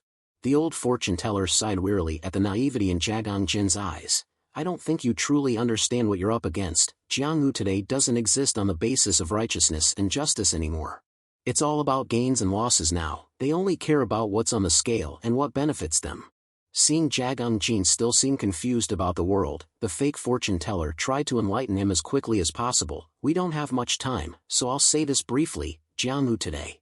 Jagang Jin was completely oblivious to the fact that the fortune teller's words were about to come true, because, at the break of dawn that day, Jagal Miang, in his own camp, received a letter in reply from Baek Li Young. The letter contained words that pushed the situation towards the scenario the fake fortune teller had predicted. The content of the letter was simple. "Although we have cooperated with the Jagal clan as sincerely as possible and expressed our deepest condolences for the death of Jagal Yun, we have not heard any good news from your side in the past month. Therefore, the complaints directed towards the Jagal clan among the alliance members are increasing, and it is understandable. If all you can do in this situation, besides revenge, is to take the life of the dreadful poison cripple, I am very concerned that the Jagal clan's reputation will plummet. To avoid that, I want to suggest that the Jagal clan use an appropriate method." The letter ended with an implication, but a smart man like Jagal Miang couldn't help but understand Baek Li Young's intention. Naturally, Jagal Miang was furious when he was pressured in such a way. Right at that moment, Jagal Sun Gi returned to the command tent, bringing with him not so good news. "Forgive me, my lord, I thought that the evil sects in the big cities, the ones who orchestrated the attack, had appeared, but from the way they hired bandits instead of acting themselves, I suspect that they don't have enough power to rescue the dreadful poison cripple on their own." Jagal Myong, already irritated, became even more enraged and made his guess, "Or maybe they have realized our intentions and are mocking us. Dan Ryung Kyung, I guess you won't let us catch you easily, will you?" Jagal Sun Gi couldn't think of anything else besides speculation, so he asked Jagal Myong, "What do you want to do, my lord?" Jagal Myong clenched his fist in anger. "No matter what their purpose is, the Jagal clan's honor is on the brink. I won't allow us to become a laughingstock for the world." Immediately, Jagal Myong brushed aside all the noble and good principles and commanded, "Prepare to depart. We must go to Nanjia village. And we will slaughter all the villagers, along with the dreadful poison cripple." At that moment, Jagal Myong didn't even have the desire to avenge Jagal Yun anymore. All that appeared in his white, demonic eyes was ambition for power and reputation. Returning to the present situation, the fake fortune teller continued to enlighten Jagang Jin about the true face of Miram today. There was a time when people always followed the spirit of martial arts, and justice always existed in Jianghu. And the virtue of self-sacrifice to fight against evil also once existed. There was indeed such a time. But a few decades ago, after the Martial Arts Alliance was established and one person was crowned the alliance leader, everything changed. The current Miram Alliance leader, Haewol Jinan, chose to manipulate the ideals and principles of the factions to unite Miram instead of opening the door to different thoughts and ideals. He seems to be talking about something great and wonderful, but in reality, he has made the new world permeated with the mentality of gain and loss. How much benefit will you gain, and how much will you lose in everything? Who is your friend and who is your enemy? Those who follow that morality are put at the top by the Martial Arts Alliance, and gradually, as Haewol Jinan wanted, justice became something that people could easily sacrifice for greater benefits. Those who are called righteous warriors in the big factions are becoming distorted and starting to follow that mentality, so the world you used to know no longer exists, it only lives in fairy tales. The fake fortune teller spoke bluntly, but truthfully reflected the current situation of Miram. Jagang Jin felt shocked, but from what Baek Li-young had done, he quickly accepted that truth. "So the Jagal clan too?" The fake fortune teller nodded firmly and confirmed, "Yes, the new move of the Jagal clan is considered nothing unusual in this Jianghu, if it brings them enough benefits." Jagang Jin continued to wonder, why did the Miram Alliance leader make the world like this? The fake fortune teller shrugged and answered, "How would I know? I can only speculate. He benefits from doing so. The person you want to avenge is probably the same." Jagang Jin furrowed his brows and fell into silence for a moment. "All this time, I thought I was fighting against Baek Li-young and the evil forces he created. But if what he said is true, then all of them only act because they find pleasure in their own benefits. If that's the case, then what I need to fight against is the law of the whole world, the thing that justifies all those evil acts." In a short moment, Jagang Jin's goal had completely changed, becoming something so great that it stunned him. Seeing Jagang Jin dazed for a long time, the fake fortune teller guessed that he was going through a mental shock, but the danger was imminent, so he was forced to urge him, "Come on, if you understand, then let's go. I told you, soon, Nanjia village will be no more." However, Jagang Jin didn't move at all. In his heart, a feeling of injustice and sympathy for the innocent villagers surged up. Those who had to sacrifice for that law were always the powerless ones. Immediately, Jagang Jin resolutely told the fake fortune teller, "I'm not going anywhere." The fake fortune teller exclaimed in surprise, "What?" Jagang Jin declared without hesitation, "If people here are in danger, I don't intend to run away, especially if they're in danger because of me. I must take responsibility for that." The fake fortune teller was shocked and dumbfounded, trying to stop Jagang Jin's crazy idea. "What do you mean, take responsibility for what?" But he still held on to his desire. "I will stay and fight them. And I will witness the twisted world you've spoken of with my own eyes." At that moment, Jagang Jin's eyes shone with profound compassion and an unwavering determination. The fake fortune teller couldn't believe Jagang Jin's recklessness and continuously shouted, "What, have you lost your mind? This is not something you can do. Are you going to face the Jagal clan's army alone?" Jagang Jin frankly admitted, "I have never fought because I thought I would win. I only fight because I need to. But that doesn't mean that I have only been waiting for the Jagal clan all this time without considering what I have to do to fight them." Jagang Jin had spoken to this extent, so the fake fortune teller was completely speechless, not knowing how to advise him anymore. Jagon Jin pondered and sent a sincere message to Ryung Kyung. I don't live to exist, I've told myself this for a long time, please convey my thanks to the servant of justice. The fake fortune teller, moved by Jagon Jin's righteousness and kindness, no longer reacted fiercely, but he still complained, I have to go through all this because of you. Jagon Jin could only laugh awkwardly at him, sorry. After thinking carefully, the fake fortune teller shook his head and clicked his tongue. No, I'm starting to understand now, that's why he likes you so much. If you really want this, what else can I do? I can only pray that you don't lose your life here. With no more arguments to persuade the stubborn Jagon Jin, the fake fortune teller had to turn around and leave Nanjia village. Good luck. As he left, he muttered with both admiration and sympathy for Jagon Jin, a young man who wants to fight against the whole world. Jagon Jin had already made plans in his heart about what he had to do. Of course, the problem wasn't just about how to kill the enemy, but also about how to save the innocent villagers. That afternoon, Nanjia village was still as peaceful and not too noisy as usual. As the sky lost its clear blue color, a group of flags suddenly appeared, fluttering in the strong wind. A happy couple was waving goodbye to each other as they set off to another village to buy goods. However, the husband hadn't gone very far when he bumped into a large group of people with aggressive appearances. When the villagers looked up in confusion, they saw only ferocious and wicked faces, making the man recoil in fear. What? Who are you? Vassal of the Jaegao clan, Jukyul was the name of the leader of this band of lords. He didn't answer the villagers' question, but just kept a gruesome smile stretched wide to his ears. Meanwhile, on a hill not far from Nanjia village, Jaegao's son Ji was observing the situation being staged right in the village. Green flags had been raised at the front gate and back gate of the village, showing that the process of sealing off the village was complete.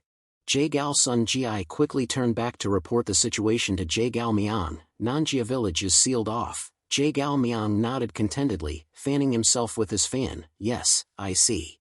Eager to end the mental battle that had lasted for more than 3 weeks, Jaegao Miang hastily ordered, let's start the game, shall we? Immediately, a subordinate of the Jaegao clan standing on the hill blew a blast on a horn, signaling to his accomplices in Nanjia village. Jukyul immediately received the horn sound with an eager look. It was the signal. The villagers who had just bumped into him were blocked, so they cautiously opened their mouths and wanted the strangers to get out of the way. However, the unfortunate man hadn't even had time to say another word when he was struck by Jukyul's sword across his abdomen. Blood splattered everywhere, making the gruesome smile on his face even more prominent. The unfortunate man's body was cut in half right in front of his wife, and the other villagers were all stunned and paralyzed by the terrifying and haunting scene. Silenced screams began to echo throughout the street. The chaos spreading like a storm made Jukyul even more excited. Some people shouted and announced that the group of Jaegao clan were robbers because they did not pay attention to their flags. Jukyul heard that and felt dissatisfied and grumbled, "Don't compare us to those weak people, we are a true army." Immediately after opening the massacre, Jukyul commanded his subordinates to split up and hunt down all the villagers. Hear this, let no one survive. The Jaegao clan's men charged into the crowd, hacking and slashing without mercy. Blood quickly stained the street red, and the screams of the dying echoed unceasingly. The peaceful tranquility of Nanjia village dissipated like smoke. A terrifying atmosphere enveloped the entire village within minutes. The villagers were hunted like helpless mice caught in the claws of a cat. They fled in panic, urging each other to reach the back gate of the village, searching for a hope of escape. However, as they reached the back gate, a group of Jaegao clan's men lay in wait, swords drawn. The commoners, with no other escape route, became overwhelmed with despair. Jukyul rushed to the scene, mercilessly cornering the villagers. The place was completely surrounded. There was no chance of escaping.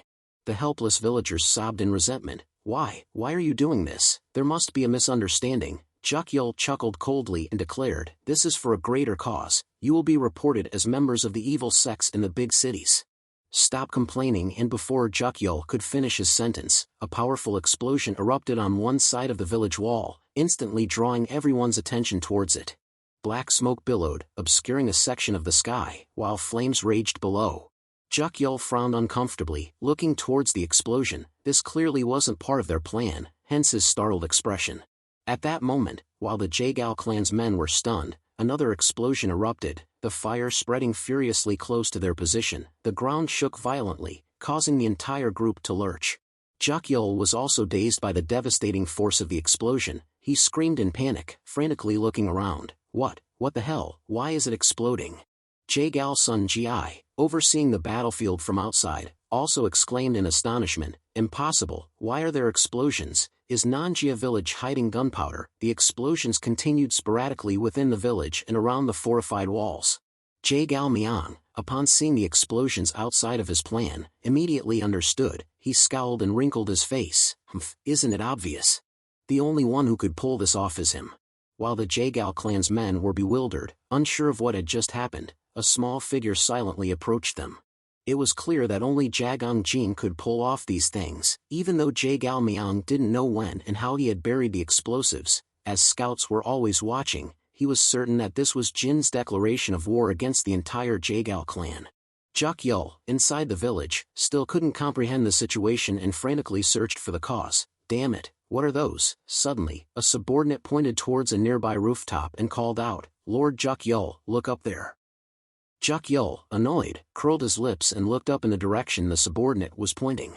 On the rooftop, the small figure of Jagang Jin stood proudly, his sickle in hand. For a moment, he looked like a grim reaper. The Jae-gal clan's men all fixed their gazes on the rooftop. The flickering flames below caused Jin's face to appear and disappear, like a silent ghost. After squinting for a while, Juk Yul finally saw Jagang Jin clearly and instantly widened his eyes with surging resentment. "It's him, the one who killed young Miss Yun and disgraced our clan, the dreadful poison cripple." Jagang Jin just stood silently, watching them from above. Even without any flags, drums, or ostentatious weapons, he emanated a killing intent more potent than the Jae-gal clan warriors below. For the next few minutes, Jagang Jin stood silently on the rooftop, observing the situation below. While his face was cold and emotionless, his heart was filled with deep sorrow. He couldn't help but feel heartache as he witnessed these self-proclaimed righteous sects slaughtering ordinary people. Even though the poison block had disappeared, there were still countless innocents losing their lives. Instead of charging at Jagang Jin immediately, these so-called gentlemen prioritized slaughtering the unarmed villagers. Clearly, they were choosing the easy target first, and their actions were no different from those of butchers. Finally, Jagang Jin witnessed the truth about the Miram world. As the fake fortune teller had previously stated, the more he saw, the more bitter he became. This is the chaotic world today. Jagang Jin tightened the iron chain in his hand, trying to control his rage and wait for the right opportunity. He had a specific plan and couldn't impulsively ruin his previous efforts. Calculating that the prearranged time had arrived, and everything necessary was set in place, Jagang Jin suddenly shouted towards the villagers, "Listen." He urgently yelled, guiding the desperate villagers, "All the gates of Nanjia village are surrounded. If you want to live, quickly evacuate towards the outer wall. I've created a passage there." The villagers looked at Jagang Jin with bewildered eyes. "Who is that? The outer wall? Isn't that where we put the fertilizer?" So, the explosion was, wait, what if it's a trap? That's normally a dead end. They could kill us all in one go. Doubtful questions arose, causing everyone to hesitate. Seeing this, Jagang Jin shouted louder, urging the villagers, "There's no time for hesitation. You'll all die if you stay here." Disrupted, Juk Yul glared fiercely at Jagang Jin. He finally understood the purpose of the explosions and what Jin had been waiting for all this time. The villagers remained hesitant, unsure if Jagang Jin was truly helping them. It wasn't strange for them to distrust a stranger. As everyone looked at Jagang Jin with questioning and doubtful gazes, he tried his best to shout with all his might, sincerely telling them, "Go, and survive." At that moment, the villagers woke up. They realized that the only way to survive was to try to find a way out, to try to escape, even though there were no guarantees. They started calling out to each other, urging each other to run together, following Jagang Jin's instructions. "Yes, if we stay, death is the only thing waiting for us. There's no other choice. We have to take a chance. Let's go." As the villagers started running, the Jae-gal clan's men immediately yelled, chasing after them, "Catch them, don't let them escape." Juk Yul entrusted the pursuit to his subordinates and continued to stare at Jagang Jin, filled with hatred. Ridiculous. A mere ant from the evil sects in the big city's dares. As anger surged within him, blood veins started to bulge on Juk Yul's bald forehead. His eyes glared at Jagang Jin with murderous intent, as if he wanted to devour him alive. After a while, the villagers reached a place where they could see an escape route. Everyone beamed with hope, shouting, "Look, he was right. The outer wall is actually collapsed. We're alive." Seeing the light of hope, the villagers ran even faster. The Jae-gal clan's men behind them continued to shout, but couldn't catch up with the villagers' desire to live. Just as the villagers emerged from the large hole at the base of the wall, another group of Jaegao clan's men, riding horses, charged forward, attempting to block their path. Don't let them escape. Those at the front of the villager group, seeing the aggressive appearance of the riders, were startled and instinctively wanted to turn back into the village. However, the leader of the horseback swordsmen didn't give them any chance to escape. He decisively swung his sword towards the villagers who had just stepped out of the village. At that moment, a sharp dagger, cleaving through the air, flew from the forest near the village. The dagger's speed was so fast that no one could notice its appearance. Just as the swordsman's blade was about to take the life of an innocent villager, the sharp dagger plunged into his neck. He staggered, fell off his horse, and died instantly. In a bush not far from the wall, the fake fortune teller led a group of people in ambush and waved for the villagers to follow them. Here, everyone, this way, people, quickly. The fake fortune teller helped Jagang Jin evacuate the villagers, but he himself was surprised by his arrangements in secret. He was busy doing something before Jagal Bang came here. So this is what we prepared. He has already seen through the entire terrain of Nanjia village. Thanks to that we were able to evacuate the villagers. On the hill opposite Nanjia village, Jagal Sun Ji and Jagal Miang were witnessing the villagers fleeing but couldn't do anything about it. Jagal Sun Ji anxiously suggested, "Senior brother, we have to capture them." Jagal Miang sneered, "It's too late." Upon hearing this, Jagal Sun Ji became even more worried. "But if we continue like this, our plan will." Jagal Miang clenched his teeth in anger, but he remained calm and calculated. The explosion just now had attracted too much attention, and he had deliberately appeared on the rooftop. Besides our own people, there must be other pairs of eyes secretly watching from these mountains.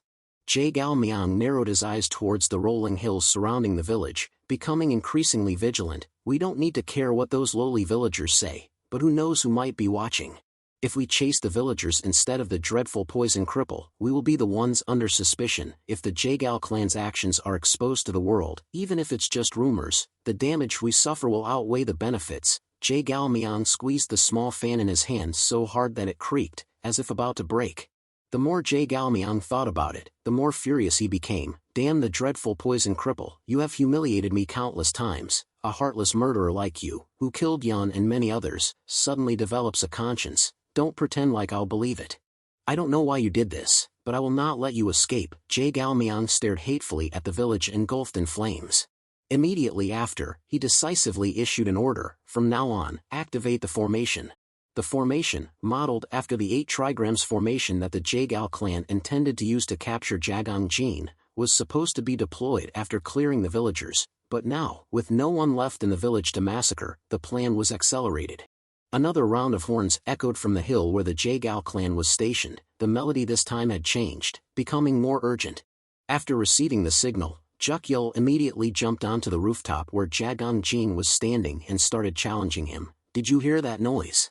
He put on an evil face, like a demon, and continued to speak arrogantly. "The Jagal clan will not pursue the villagers anymore, but that also means the Jagal clan's army will come for you, and they will only target you. If you had stayed put, your life would have lasted a little longer, but you helped the villagers escape. That doesn't sound like you at all." Jagang Jin quietly glanced at Jukyul, not bothering to explain anything to him. Instead, he mocked the Jagal clan's actions, causing Jukyul's face to turn black. "When Jagalyan first came to me, I thought it was some kind of misunderstanding. Maybe the martial arts alliance had given her false information. But when the one who called himself her uncle intercepted me, I finally understood the reason behind it, because Jagalyan's death was said to be my doing. Yet, those who were just passing by, on the path I walked, were killed so brutally." Jagang Jin choked slightly, feeling anger and resentment for the innocent villagers who had fallen. Then, he let out a deep sarcastic tone and stared directly at Jukyul. "Just how corrupt has the Jagal clan become?" Jukyul, humiliated, immediately raised his sword and pointed it at Jagang Jin's face. "What, you are the one who started this? How dare a murderer who killed Yan Young mislecture us?" Jagang Jin calmly replied, "I did not do it. Even if I had, that's not a reason for those innocent people here to suffer a massacre like this." Jukyul obviously didn't believe Jagang Jin's words and accused him even more fiercely. "You are lying. The evil sects in the big cities are backing you, and Yan Young misdied because of their conspiracy. Therefore, this is a battle between the evil sects in the big cities and the Jagal clan. Collateral damage is inevitable in times of war. Jagan Jin's eyes widened in astonishment at Juk Yul's indifferent attitude as he presented such brazen excuses. Collateral damage. Juk Yul became even more excited as he explained their entire wicked plan. Yes, the evil sects in the big cities seem to want to disassociate themselves from you, but we will not let that happen. If the evil sects in the big cities don't intend to show up, we will fake their appearance. Juk Yul even put on the facade of a savior and declared, these people must die to serve as a stepping stone to purge the greater evil forces. Jagan Jin couldn't bear to look at that hypocritical piety and roared, self-deception will not erase your sins. Juk Yul shrugged nonchalantly, we are just soldiers, we only do what we're ordered to do. Besides, why do you care about them? They are all strangers to you, aren't they? The more Jagan Jin listened, the more disappointed he became with the Miram of today. He bitterly clenched his teeth, recalling his own past. He could never forget his village in the 100 Flowers Valley, consumed by flames under Mangrio's hand, becoming a stepping stone for the poison sect's growth. Jagan Jin's eyes turned crimson with rage. I was like them once.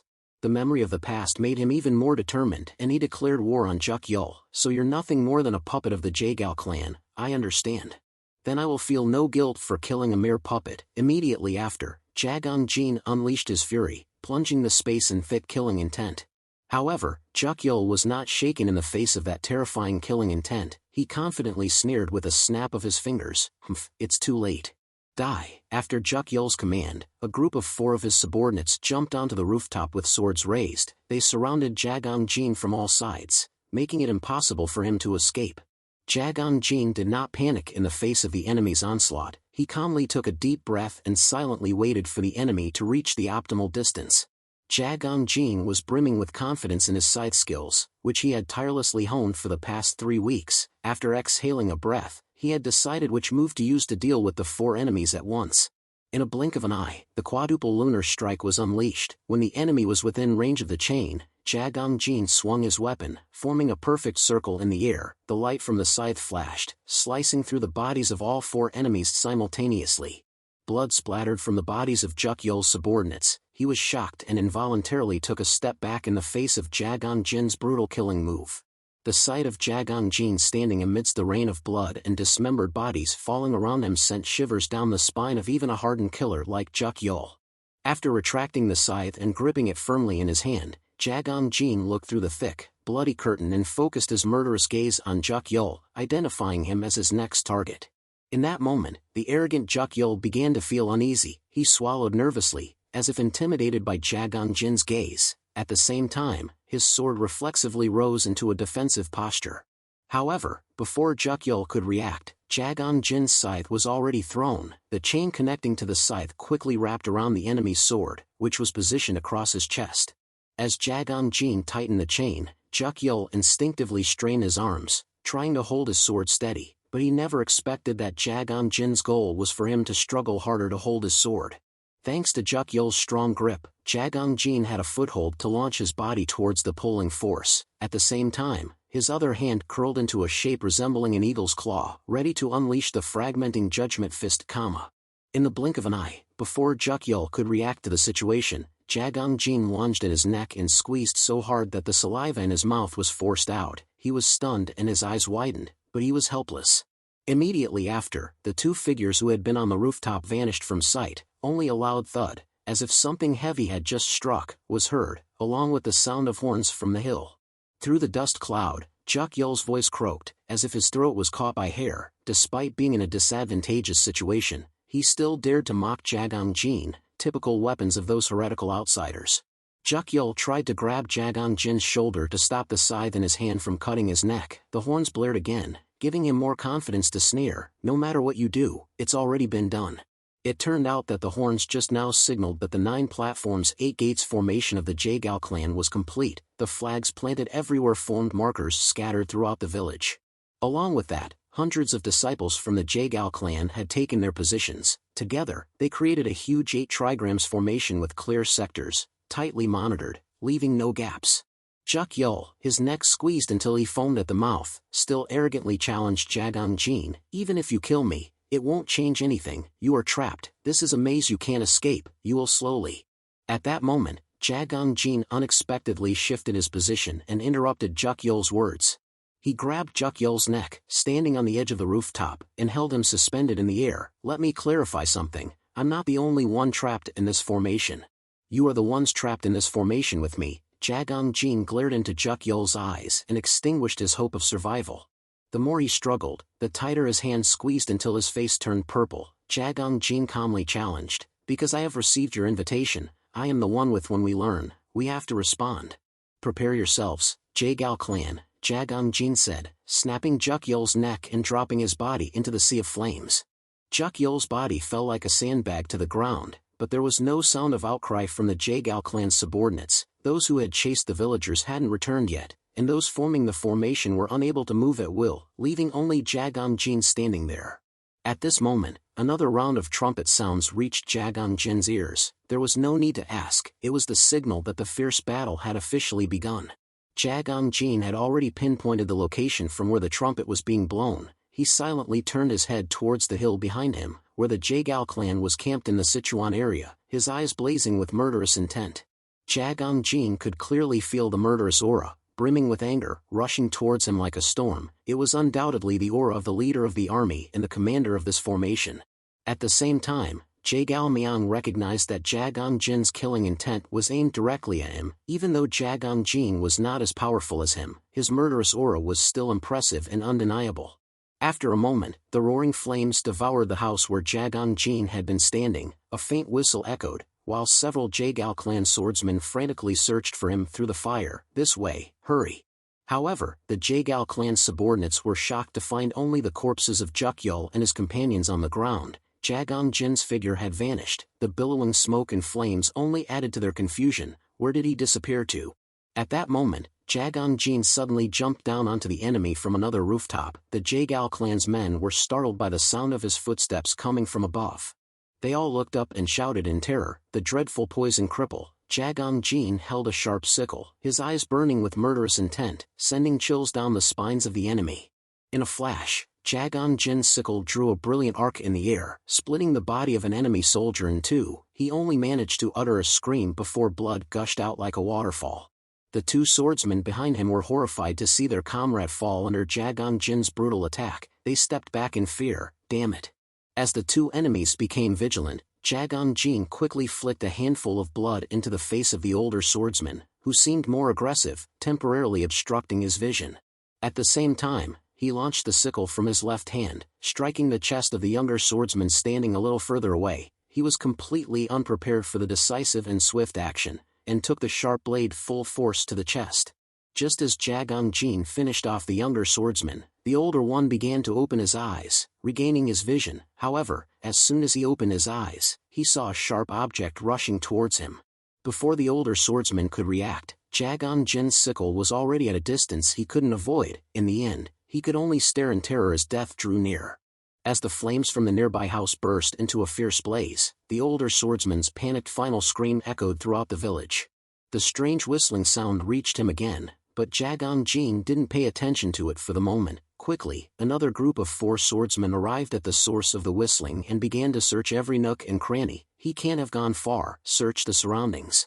This time, Jagang Jin didn't wait in ambush from above. Instead, he crouched in a hidden corner, observing the Jagal clan's movements. He knew that constantly attacking wasn't a good strategy, so he had to find another way to break through the formation.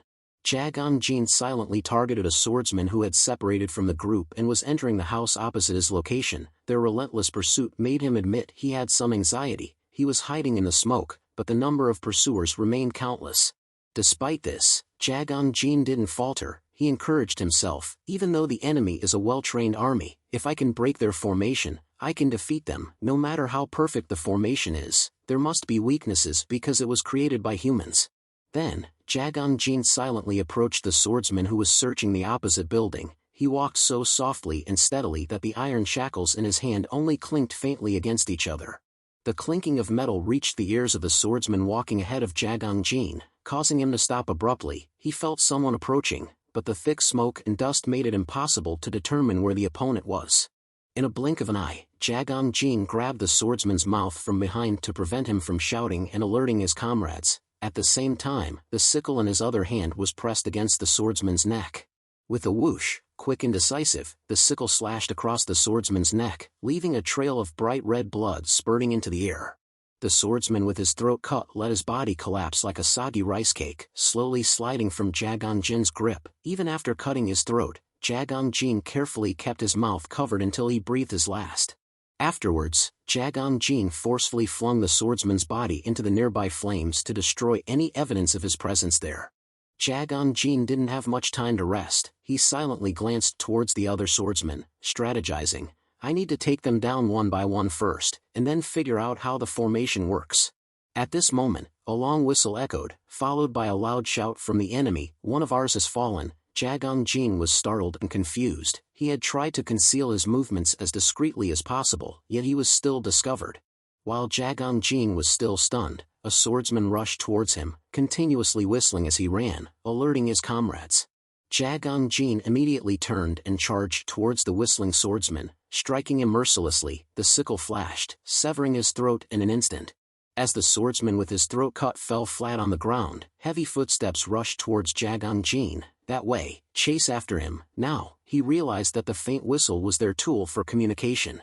The Jagal clan's men exchanged information about Jagang Jin's location through whistles with different rhythms, each carrying special meaning, like a code. This is why they were able to chase him relentlessly even while blinded by smoke and flames. Jagal Miang, observing the situation from the outside and listening to the whistles, gradually stopped feeling irritated. He became increasingly smug as Jagang Jin was cornered. The 9 platforms, 8 gates formation relentlessly sought out the enemy, forcing them into a never-ending cycle of fear. In theory, this formation was created based on the actions of those trapped within, like a maze that could change its walls on its own. Because of this, the 8 gates of the formation weren't in fixed locations. By constantly deploying troops according to the target's movements within the formation, the 8 gates would naturally form and disappear repeatedly. After disappearing, they would reappear in another location where the trapped individual couldn't find their way out, creating a separation between the trapped person within the battlefield and the outside world, forcing them into constant confrontations with the formation soldier. The result would trap the victim in an endless cycle, like 2 fish circling each other endlessly. Each person within the formation was a cog. The intricate workings of the formation would allow for easy detection if a cog suddenly stopped working. Therefore, the whistles didn't have to be blown to work. Even if the whistling suddenly stopped, it could serve as a signal for the soldiers to track the trapped individual within. And like the fish circling, not only would the soldiers move based on the trapped individual's actions, but the trapped individual would naturally have to hide while being chased, gradually being cornered and led to the ambush point of the Jagal clan's strongest force, Death Door.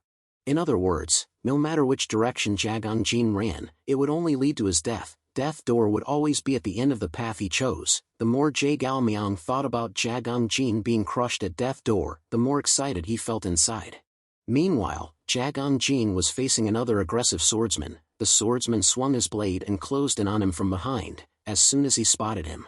Fortunately, Jagang Jin's instincts were sharp, and he sensed the danger before the blade struck. He swiftly turned around, gripping the chain and sickle, raising them high, successfully blocking the enemy's descending sword. The grating sound of metal grinding against metal was deafening, and sparks flew continuously. The 2 sides were locked in a fierce struggle.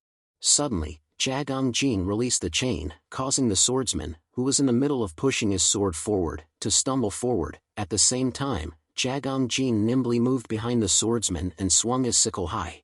In a blink of an eye, the sickle slashed straight into the spine of the unbalanced swordsman, completely denying him any chance to dodge or block.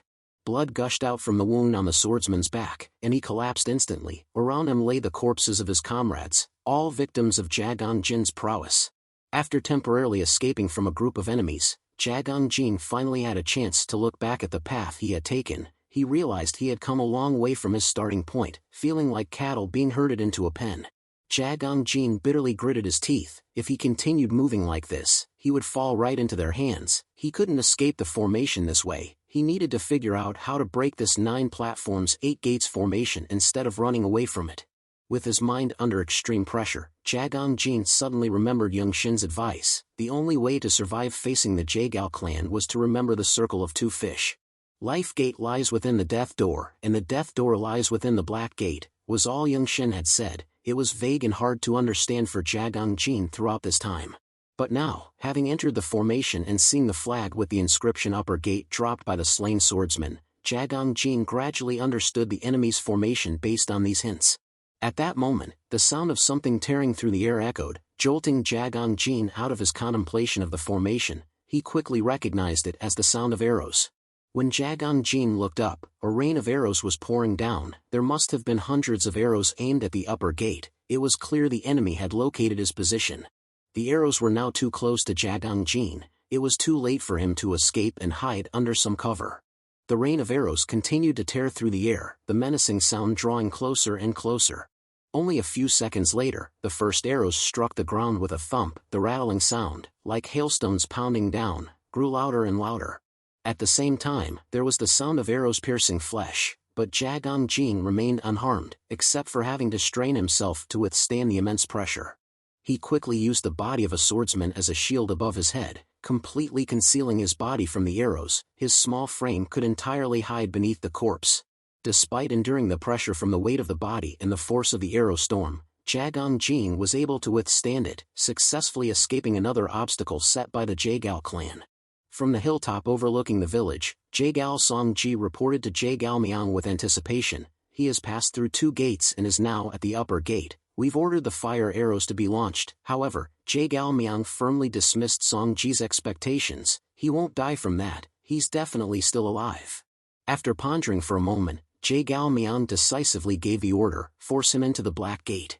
In his eyes, Jagang Jin was like a tenacious leech. It wouldn't be easy to kill him after he had already passed through 2 gates. This further fueled Jagal Miang's intense desire for victory. After the first arrow storm subsided, Jagang Jin quickly tossed the corpse away and moved from his position, escaping the range of the second arrow storm just in time. The moment he jumped out of the upper gate's range, another enemy was charging toward him. Jagang Jin was slightly startled when, as he launched himself over the wall, he saw a swordsman rushing into attack. The blade flashed in the enemy's hand, drawing an arc aimed at Jagang Jin's neck, but he swiftly crouched down and dodged successfully. Taking advantage of the swordsman's inability to launch another attack, Jagang Jin leaped to his feet, swinging his arm from below, driving his sharp sickle diagonally across the man's chest.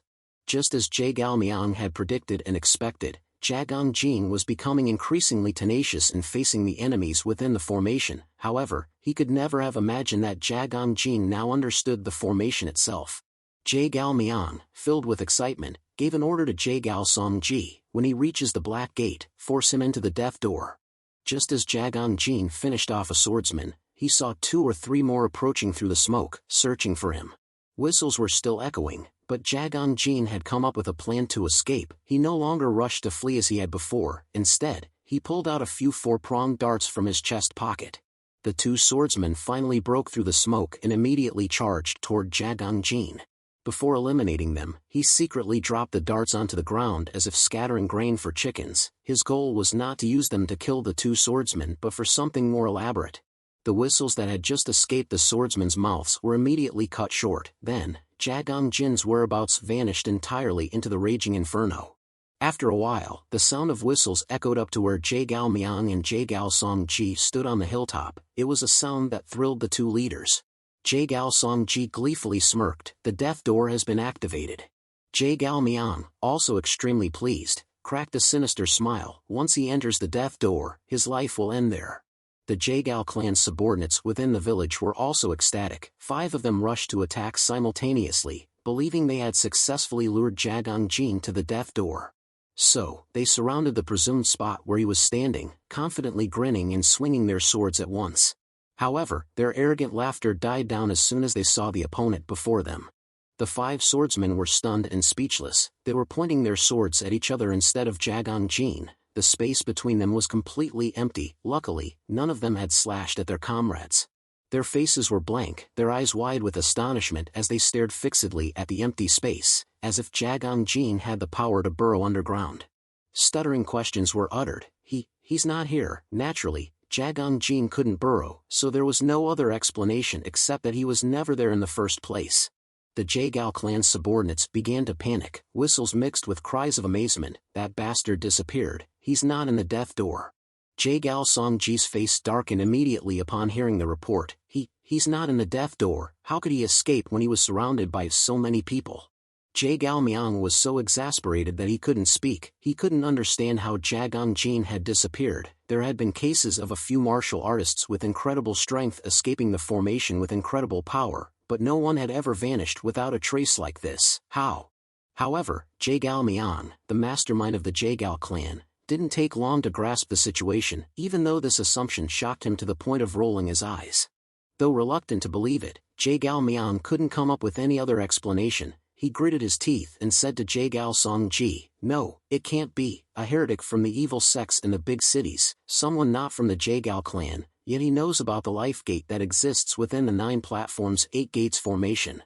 Jin, hiding beneath a collapsed corner of the wall, observed the situation with a much lighter heart. He wasn't entirely confident in his deductions and plan, but he had taken a gamble and got the desired outcome. Watching the bewildered and confused reactions of the people circling around, Jin couldn't help but feel a sense of amusement. The life gate is within the death door, and the death door is within the black gate. I finally understand what that means. Currently, Jin was hiding right in the midst of a pack of hunting dogs relentlessly searching everywhere, while enemies surrounded him on all sides. Nobody could find him. This spot was a blind spot within the formation, located inside the death door, the life gate itself. However, Jin wasn't entirely out of danger yet. This was only a partial solution. If he continued to hide, he wouldn't be able to escape this situation. He still needed to figure out how to get out of the besieged village. Yung Shin's instructions had one more part. The only way to survive facing the Jae clan is to remember the circle of 2 fish. Jin tried to deduce it. The fish's circle symbolized the Yin-Yang circle. Therefore, the formation he was trapped in must rotate to exist. But they've lost my trail. They can't focus on any point to spin around. They're just moving aimlessly to find me. This also means that the escape route from here won't be formed, but as soon as I reveal myself in front of them and become the center of attention, I'll be swept back into their rotation. Thinking about this, Jin immediately decided to implement another bold plan.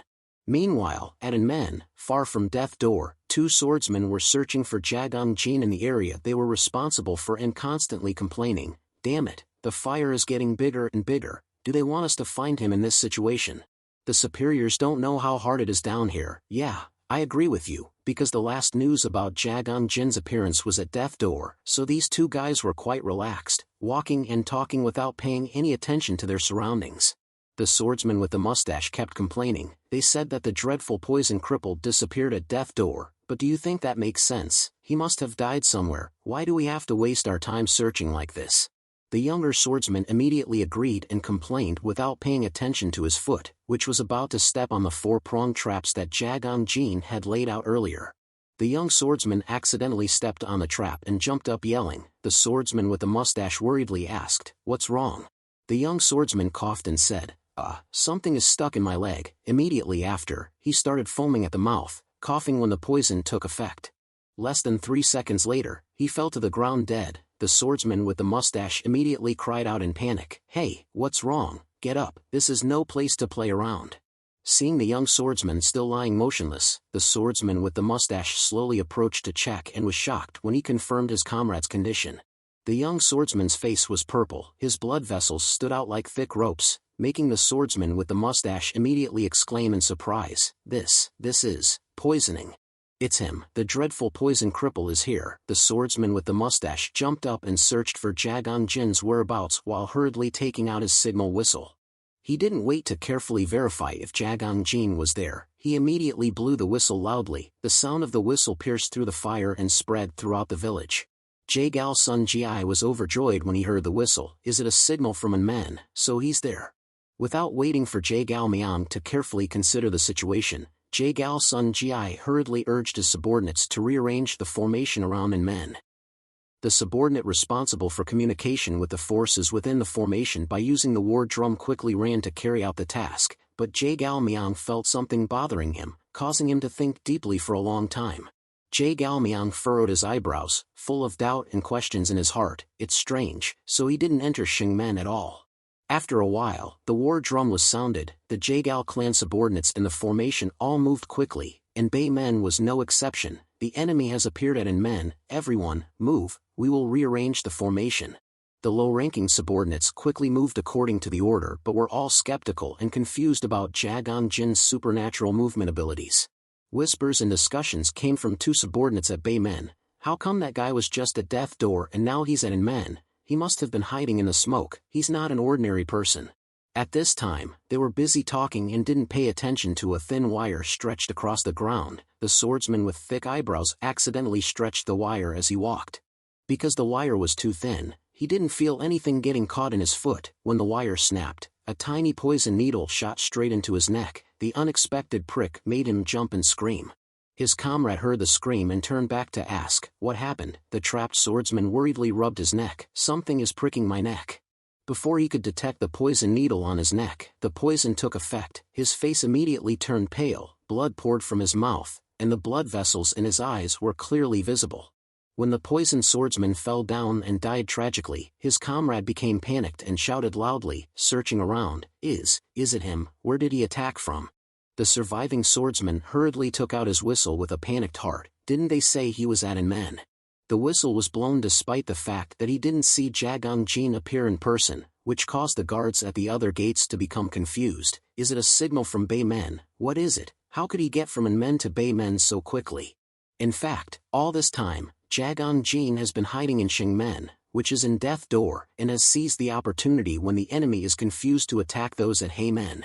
When the swordsman at Men realized Jagang Jin's appearance behind him, it was too late. He could only see a crescent-shaped light cutting through the air and taking his life.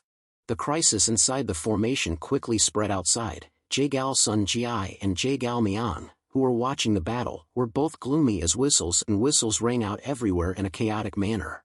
The sounds of reporting Jagang Jin's presence kept ringing out here and there, causing the formation to become chaotic. Men, Bay Men, Men, and also Shang Men. The four gates that Jagang Jin had passed through all reported his appearance again, but the time between each movement was only a few tens of seconds. Even birds flying wouldn't be able to achieve this speed. This made Jagal Sun Ji horrified and opened his mouth wide. Is he controlling his avatar? How can he be everywhere? Jagal Miang has been silently thinking all this time. Now he understands the problem and gets so frustrated that his teeth clench together. It's a trap. He set traps everywhere while escaping from our pursuit. He can still think even when being hunted. However, he is still very confident in his formation system. After all, struggling is useless. Out of 100 soldiers, less than 20 have died.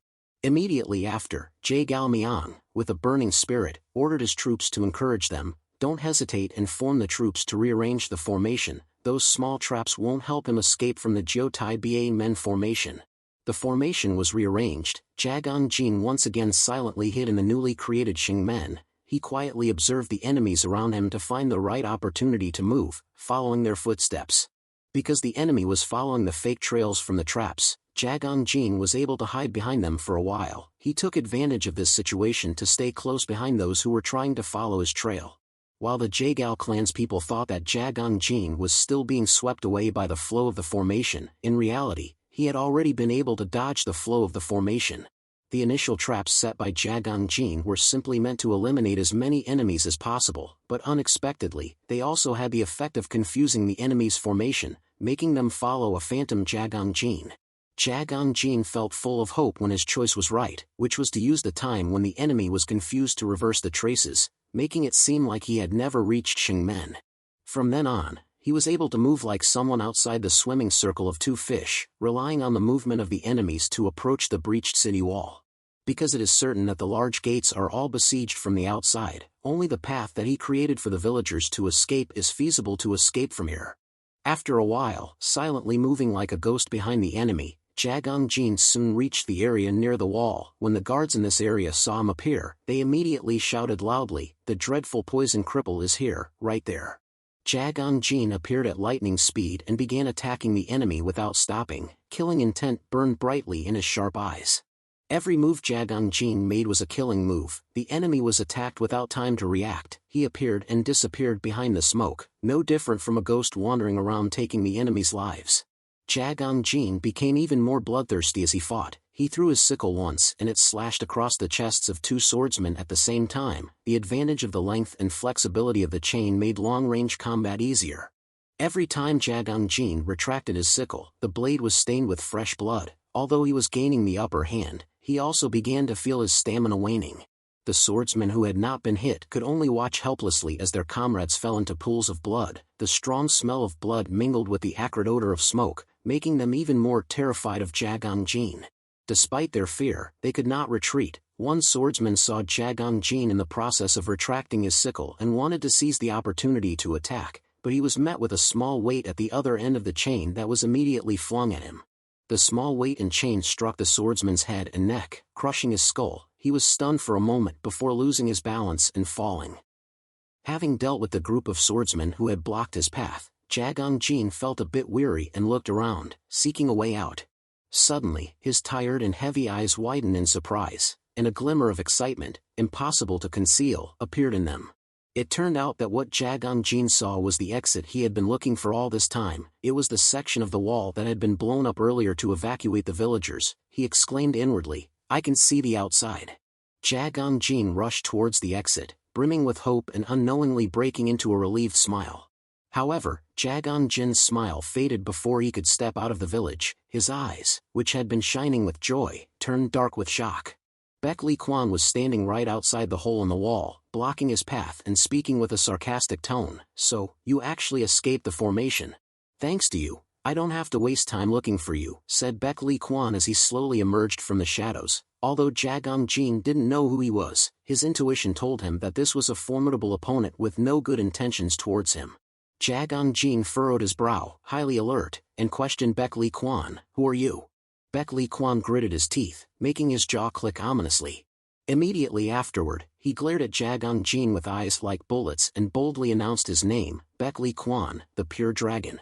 The murderous intent radiating from his eyes made Jagang Jin jump slightly. He could see the same deep hatred in those eyes as he had seen in Jae Gaomyang's eyes the first time they met. Baek Lee Kwan didn't intend to hide his purpose either. He declared in a heavy voice, each word punctuated with gritted teeth, "I'm here to avenge Yun, the dreadful poison cripple." Meanwhile, at the Martial Arts Alliance headquarters in Jiangxi, a gloomy atmosphere prevailed. Looking at the exterior, with the feeling of overwhelming dread that surrounded it, no one would believe that this was the command center of the righteous Miram sects. In the office of the Miram Alliance leader, even though the sky had turned dark, the sound of grinding from a mortar was still echoing continuously. The smell of medicinal herbs filled the room.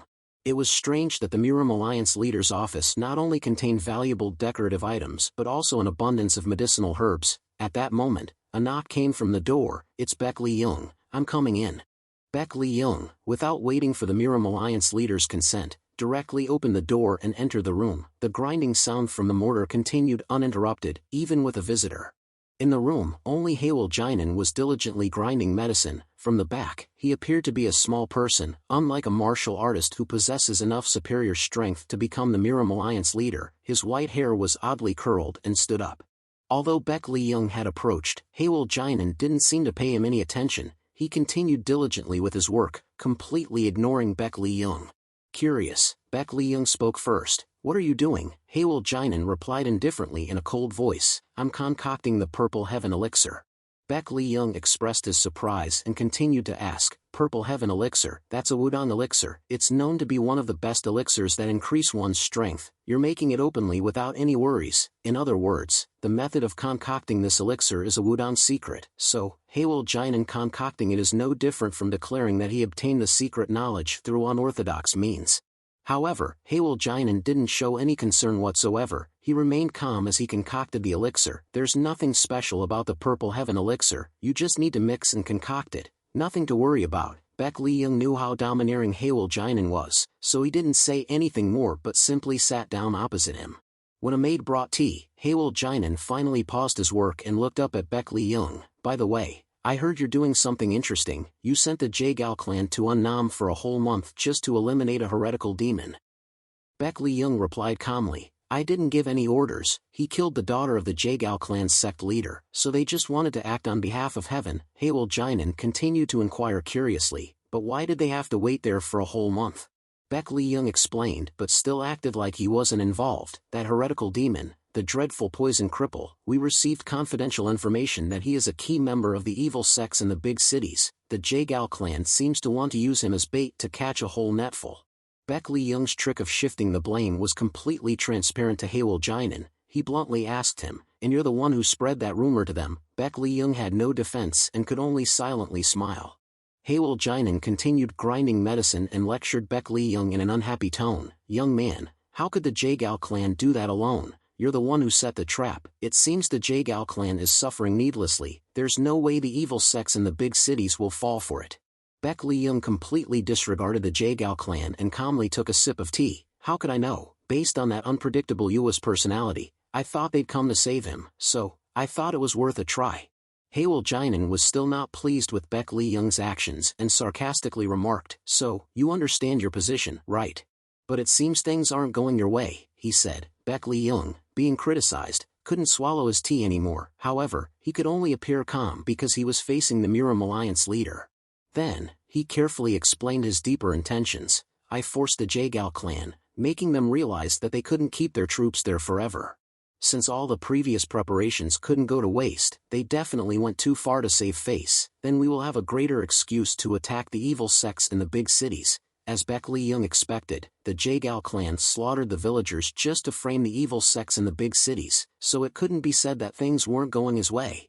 However, Baek Lee-young's answer displeased Haewol Jinan so much that he stopped grinding medicine. I'm not worried about that. The more excuses we can use to attack the evil sects in the big cities, the better. But you must separate your personal feelings from your official duties. I can see personal emotions in your actions towards the evil sects in the big cities. Haewol Jinan clearly saw through Baek Lee-young, but he still stubbornly denied it. That's absurd. I didn't. Before Baek Lee-young could defend himself, Haewol Jinan directly cut him off with a stern voice. The unconquerable sword saint. Do you think you can fool me? Haewol Jinan glared intensely into Baek Lee-young's eyes. His pupils were red like blood, while the whites were a blazing yellow like fire. In the moment Baek Lee-young looked into Haewol Jinan's fiery eyes, a shiver ran down his spine. These were eyes that held immense power, seemingly capable of seeing through everything.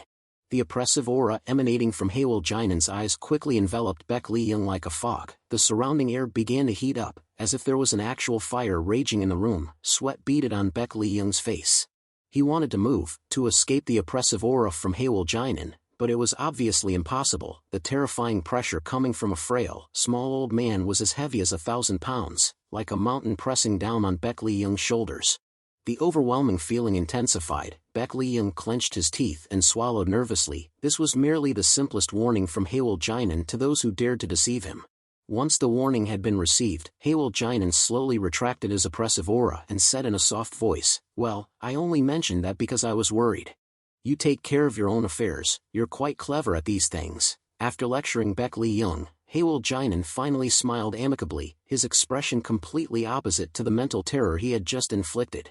He said casually with a suggestive tone, let's have tea another time. It seems you have something to do now. Although Haewol Jinan's face was no longer as frightening as before, Baek Lee-young still felt a burden pressing down on his chest. He gasped for air and stared at him with a questioning gaze, completely unaware of what was about to happen. At that moment, a subordinate rushed into Haewol Jinan's office and anxiously called out, Lord, Lord. The subordinate burst into the room without knocking due to the urgency. He stammered, excuse me, Alliance leader, I have something urgent to report.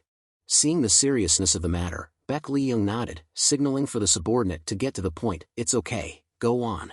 The subordinate stuttered, his face full of anxiety. I just received news from the Guizhou branch. Lord Baek Lee-kwan has arrived at Annam. Baek Lee-young was stunned into silence upon hearing this news. He had schemed day and night and hadn't anticipated his adopted son suddenly interfering with his plan. Meanwhile, Baek Lee-kwan was angrily walking towards Jagangjin. The fire that was burning the whole village was not as hot as the fire in his heart. His heavy, pounding steps exuded a cool demeanor, the look of a gentleman. However, the eyes filled with resentment turned his bright and temperamental face into a cold-blooded murderer. The murderous aura released from Baek Lee-kwan's eyes could even be said to be like a bullet piercing straight into Jagangjin's eyes. Jagangjin furrowed his brows, confused by Baek Lee-kwan's ferocious demeanor. Unknowing of the special bond between Baek Lee-kwan and Jae Galyun, he found it incredibly strange that Baek Lee-kwan had come all this way to seek revenge for her.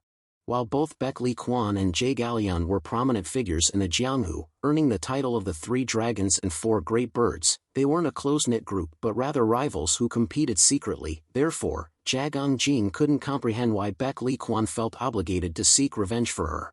Observing Jagangjin's puzzled expression, Baek Lee Kwan decided to lay out the story for him to fully grasp. You still seem clueless about why I'm here, don't you? Do you think only our faction seeks revenge? Yun, the one you cruelly murdered, was my love. Baek Lee Kwan's words left Jagang Jin speechless, overwhelmed with the revelation. Dealing with the Jagal clan alone was already enough. Mentioning Jagal Yun's demise further agitated Baek Lee Kwan. He mournfully reminisced. Yun insisted on resolving the incident in Unnam. She hoped to prove our relationship to my faction so that no one would oppose us anymore. I hoped the same, so I bid farewell to her with hope, always wishing her the best. But now, she's been imprisoned in a faraway place, unable to return. Baek Lee Kwan's voice choked with grief and surging resentment. Since witnessing Jagal Yun's lifeless body, Baek Lee Kwan had lost all reason and become a mere shell of his former self.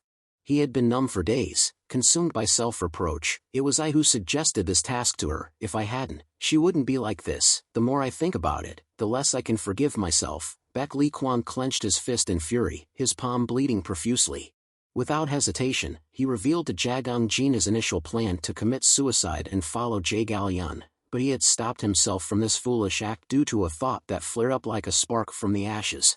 That thought was revenge. Baek Lee Kwan simply assumed Jagang Jin was the culprit and deserved to pay. He would use his blood to appease the spirit of his beloved. Baek Lee Kwan loosened his bloody fist. Obviously, his hatred hadn't disappeared, it simply transformed into murderous intent directed at Jagang Jin. Baek Lee Kwan smirked with a sly gaze fixed on Jagang Jin, thinking about the opportunity to avenge her. I must thank you, and heaven too. Jagang Jin was certain that Baek Lee Kwan's thirst for revenge was consuming him with madness, but he still attempted to clarify. You may not believe me, but I must say, I didn't kill Jagal Yun. Before he could finish his explanation, Baek Lee Kwan charged forward with a swift fist strike, his movement so rapid that Jagang Jin couldn't detect it until it was inches away. Jagang Jin abruptly halted his explanation and stepped back to evade the punch, instinctively raising his arm to block it. However, Baek Lee Kwan's speed still surpassed his. A thunderous thump echoed as the two collided, scattering dust and debris with the force of the punch. Jagang Jin was instantly thrown back, disappearing into the swirling smoke. From within the smoke, his heavy breaths echoed. Jagang Jin, already exhausted from a day of fighting, found it even harder to withstand the power of one of the 3 dragons and 4 great birds. As the dust began to settle, blood erupted from Jagang Jin's weakened body. He spat out a large mouthful of thick blood. Baek Lee Kwan's punch had inflicted significant damage to his abdomen despite his attempt to block it. More importantly, what deeply worried Jagang Jin was Baek Lee Kwan's astonishing speed. At this rate, he couldn't even anticipate his movements to dodge, let alone counterattack. Baek Lee Kwan, brimming with confidence, growled at Jagang Jin, "Don't trifle with me. Is my beloved's death not enough to appease your wicked desires? If you think you can quell my wrath with those empty words, you're mistaken." Baek Lee Kwan raised his head, his eyes meeting Jagang Jin's, and his murderous aura erupted like a long-accumulated volcanic eruption, unstoppable. Jagang Jin also sensed the intense murderous intent radiating from those eyes. Baek Lee Kwan had become completely consumed by bloodlust. Jagang Jin struggled to rise, urging himself to break through Baek Lee Kwan's barrier. It was clear that reason wouldn't work with him anymore. The Jagal clan would soon realize he had escaped the formation, and the longer he stayed here, the worse things would become. I must resolve this as quickly as possible. Jagang Jin gritted his teeth, swallowing nervously. He made the desperate decision to fight Baek Lee Kwan to the end, no matter how much stronger he was. Jagang Jin released his grip on his sickle and drew 4 poison needles, clamping them between his fingers, ready to attack. He muttered in frustration, "Seems like there's no other way." Immediately, Jagang Jin launched the poison needles towards Baek Lee Kwan, but sadly, their piercing speed couldn't match Baek Lee Kwan's agility. In a blink, he dodged all the projectiles and closed the distance, standing before Jagang Jin. Jagang Jin brought his arms together, crossing them over his head in a belated attempt to protect himself. He knew it was too late to dodge, so he braced himself for Baek Lee Kwan's attack. This time, Baek Lee Kwan didn't use a fist but instead extended his hand, unleashing a palm strike. The internal energy concentrated in his palm held immense power, which Jagang Jin could sense even before impact. The golden Vajra soul-stealing palm shot forth, aimed directly at Jagang Jin's chest. He immediately bent down, crossing his arms to minimize the damage from Baek Lee Kwan's palm strike. However, even with Jagang Jin's best efforts to block it, the power of Baek Lee Kwan's palm strike exceeded his expectations. At the moment of impact, he felt his bones nearly crumble. Jagang Jin was thrown back like a withered leaf in a gale, propelled backward for several meters by the whirlwind caused by Baek Lee Kwan's palm strike. Jagang Jin stumbled backward, colliding with a sturdy house wall behind him. The impact caused a deafening explosion, sending up a cloud of dust that obscured the view. Jagang Jin sat slumped at the base of the wall, the spiderweb-like marks of the impact still visible above his head. His torn and tattered clothing revealed significant injuries to his arms and chest. Jagang Jin, dazed, couldn't raise his head immediately and slumped like a broken puppet. Baek Lee Kwan immediately approached him, urging him to get up with a contemptuous tone. "Come now, this is just the beginning." The pain Yun endured. "I will make you experience it all." Slowly, Baek Lee Kwan glared menacingly at Jagang Jin, his heart burning with vengeance. The reason he hadn't drawn his sword to finish him off in one strike was to torture the one he hated deeply. Jagang Jin was too exhausted to rise immediately as Baek Lee Kwan demanded. This frustrated and confused him. "What's wrong with you? How can you be like this? Even considering the time you were lost in the formation, there's no way your abilities are this weak. If that's all you have, how could Yun lose to you?" Baek Lee Kwan grew increasingly suspicious, noticing Jagang Jin's exhaustion and heavy breathing, as if he was running out of breath. Seizing this opportunity to explain the situation, Jagang Jin managed to speak with a weak voice. "That's why I told you, I didn't kill Jae Yun."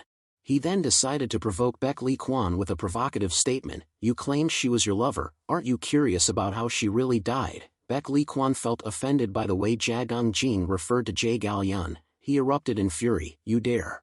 Fine, I'll crush your filthy mouth first." As Jagang Jin anticipated, Baek Lee Kwan, enraged, charged towards him once again. This time, Jagang Jin had firmly grasped the sickle hidden behind his back. As soon as Baek Lee Kwan reached an appropriate distance, Jagang Jin decisively swung his sickle forward to counterattack. The sickle gleamed, tracing a threatening arc through the air. It seemed as if it would cleanly sever Baek Lee Kwan's neck with precision.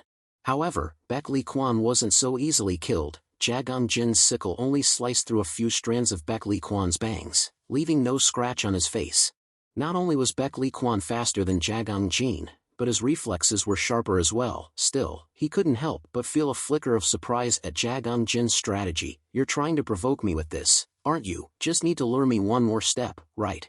In an instant, Baek Lee Kwan unleashed a thunderous punch that slammed into Jagang Jin's abdomen, forcing him to spew blood. While punching, he didn't miss the chance to mock him. "What a shallow scheme." Baek Lee Kwan's punch acted as the final straw, collapsing the wall behind Jagang Jin and sending him flying back another 10 meters. His body dragged across the ground, creating a resounding thudding sound. Baek Lee Kwan frowned and directly concluded, those despicable games were probably what killed Yun. Suddenly, he felt his right arm, which had just thrown a punch, become heavy. Looking down, he saw that Jagang Jin's iron chain had been wrapped tightly around his arm at some point. The iron chain was stretched further and further by Jagang Jin's movement. Baek Lee Kwan was surprised for a few seconds, then he breathed out with a sigh, despising his opponent's trick. Seeing that Jagang Jin had stood up and was struggling with the chain, Baek Lee Kwan became even more arrogant and challenged him. "Come on, show me what you got." Jagang Jin decisively pulled the chain while taking out 2 poisonous needles with his other hand. Baek Lee Kwan deliberately relaxed his body so that his arm could be pulled by Jagang Jin, but he still kept enough force in his standing leg to avoid losing his balance and falling down. Taking advantage of Baek Lee Kwan's distraction in the intense tug-of-war, Jagang Jin immediately launched the poison needles towards him. The poison needles flew quickly towards Baek Lee Kwan's face, just a handspan away from piercing his eyes. Jagang Jin nervously clenched his teeth, holding on to the fragile hope, staring at the poisonous needles. This time he had to succeed. But at that moment, a bright sword light suddenly flashed at Baek Lee Kwan's waist. Jagang Jin was shocked and couldn't believe his eyes when Baek Lee Kwan's right hand was locked and he could still use the sword. He drew his sword from its sheath with his left hand and swung it upwards, unleashing the heavenly sword-killing technique. Fiery 100 birds ascending, his internal energy erupted like a flame in front of Baek Lee Kwan, completely engulfing the poison needles. The pair of fragile poison needles broke into small pieces and fell to the ground. The only danger that Jagang Jin could create was easily neutralized by Baek Lee Kwan. Not only that, but the iron chain wrapped around Baek Lee Kwan's arm was also broken by him with a simple tense of his muscles. This was the greatest irony to Jagang Jin's counterattack plan. Jagang Jin widened his eyes in shock and didn't want to believe what was happening, but Baek Lee Kwan directly threw cold water on him. "I will destroy each of your tricks." and I will show you what true power is." As he finished speaking, he switched the sword to his dominant hand. Immediately, Baek Lee Kwan leaped into the air, jumped towards Jagang Jin and landed right above him. However, Jagang Jin hadn't even realized his actions yet. It wasn't until he heard the sound of the blade cutting the wind resounding from the space above his head that Jagang Jin reacted in shock and looked up at Baek Lee Kwan. Fortunately, Jagang Jin managed to spot Baek Lee Kwan's attack in time and raised his sickle to block his sword. However, Baek Lee Kwan's internal energy far surpassed Jagang Jin's, so the force of the strike continued to push him down, causing him to sink deeply. The ground seemed to be cracking under his feet due to the pressure from Baek Lee Kwan. Jagang Jin braced himself to block Baek Lee Kwan's blade but gradually felt the pressure so strong that it felt like his arm was about to break. Jagang Jin swallowed in worry as he looked up at Baek Lee Kwan's flashing blade. Clearly he was on a completely different level that he couldn't deal with, and at this rate he would only die from exhaustion. Here stop. At that moment, the ground under Jagang Jin's feet cracked. He exerted all his strength, pushing Baek Lee Kwan back slightly to create space to escape. Jagang Jin quickly jumped back a few steps as soon as he separated from Baek Lee Kwan. As he ran backward, he urged himself to find a solution. There was no chance for him to advance. He had to find an escape route. However, before Jagang Jin could come up with anything, Baek Lee Kwan suddenly appeared, blocking his escape path behind him. "Where do you think you're going?" Jagang Jin reflexively turned around and swung his sickle to slash Baek Lee Kwan across the waist immediately. However, his attack was easily countered by Baek Lee Kwan's sword-catching move, and the sickle in Jagang Jin's hand was knocked away at the same time.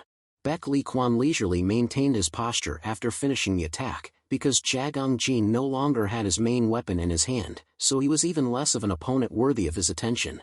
Baek Lee Kwan slowly raised his eyebrows and looked at Jagang Jin's shocked face. Strong killing intent appeared, showing that he wanted to end the cat and mouse game here. Jagang Jin also realized Baek Lee Kwan's intention to end the war. Of course, he still did not give up and die even though he lost his most important weapon. As expected, Baek Lee Kwan slashed his sword straight down on Jagang Jin's head with a fierce roar. This was the end. The sword blade flashed a long streak right in front of Jagang Jin's eyes, but he didn't intend to dodge. Instead, his right hand curled up like a hawk's claw, immediately launching a counterattack.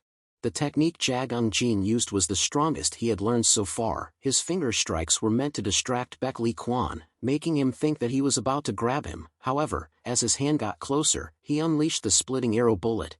Splitting arrow bullet shot out like an invisible bullet flying straight into the side of Baek Lee Kwan's face. At this distance, Jagang Jin was confident that even if he was sharp in dodging, he still wouldn't be able to completely escape injury, loss. At the same time, Baek Lee Kwan's sword blade struck Jagang Jin's shoulder. He was forced to grit his teeth and endure the injury, sacrificing it for this chance to survive. As Baek Lee Kwan was pushed back into the smoke behind him, Jagang Jin couldn't take it anymore and vomited a large mouthful of blood. Blood from the wound on his shoulder dripped down to the ground.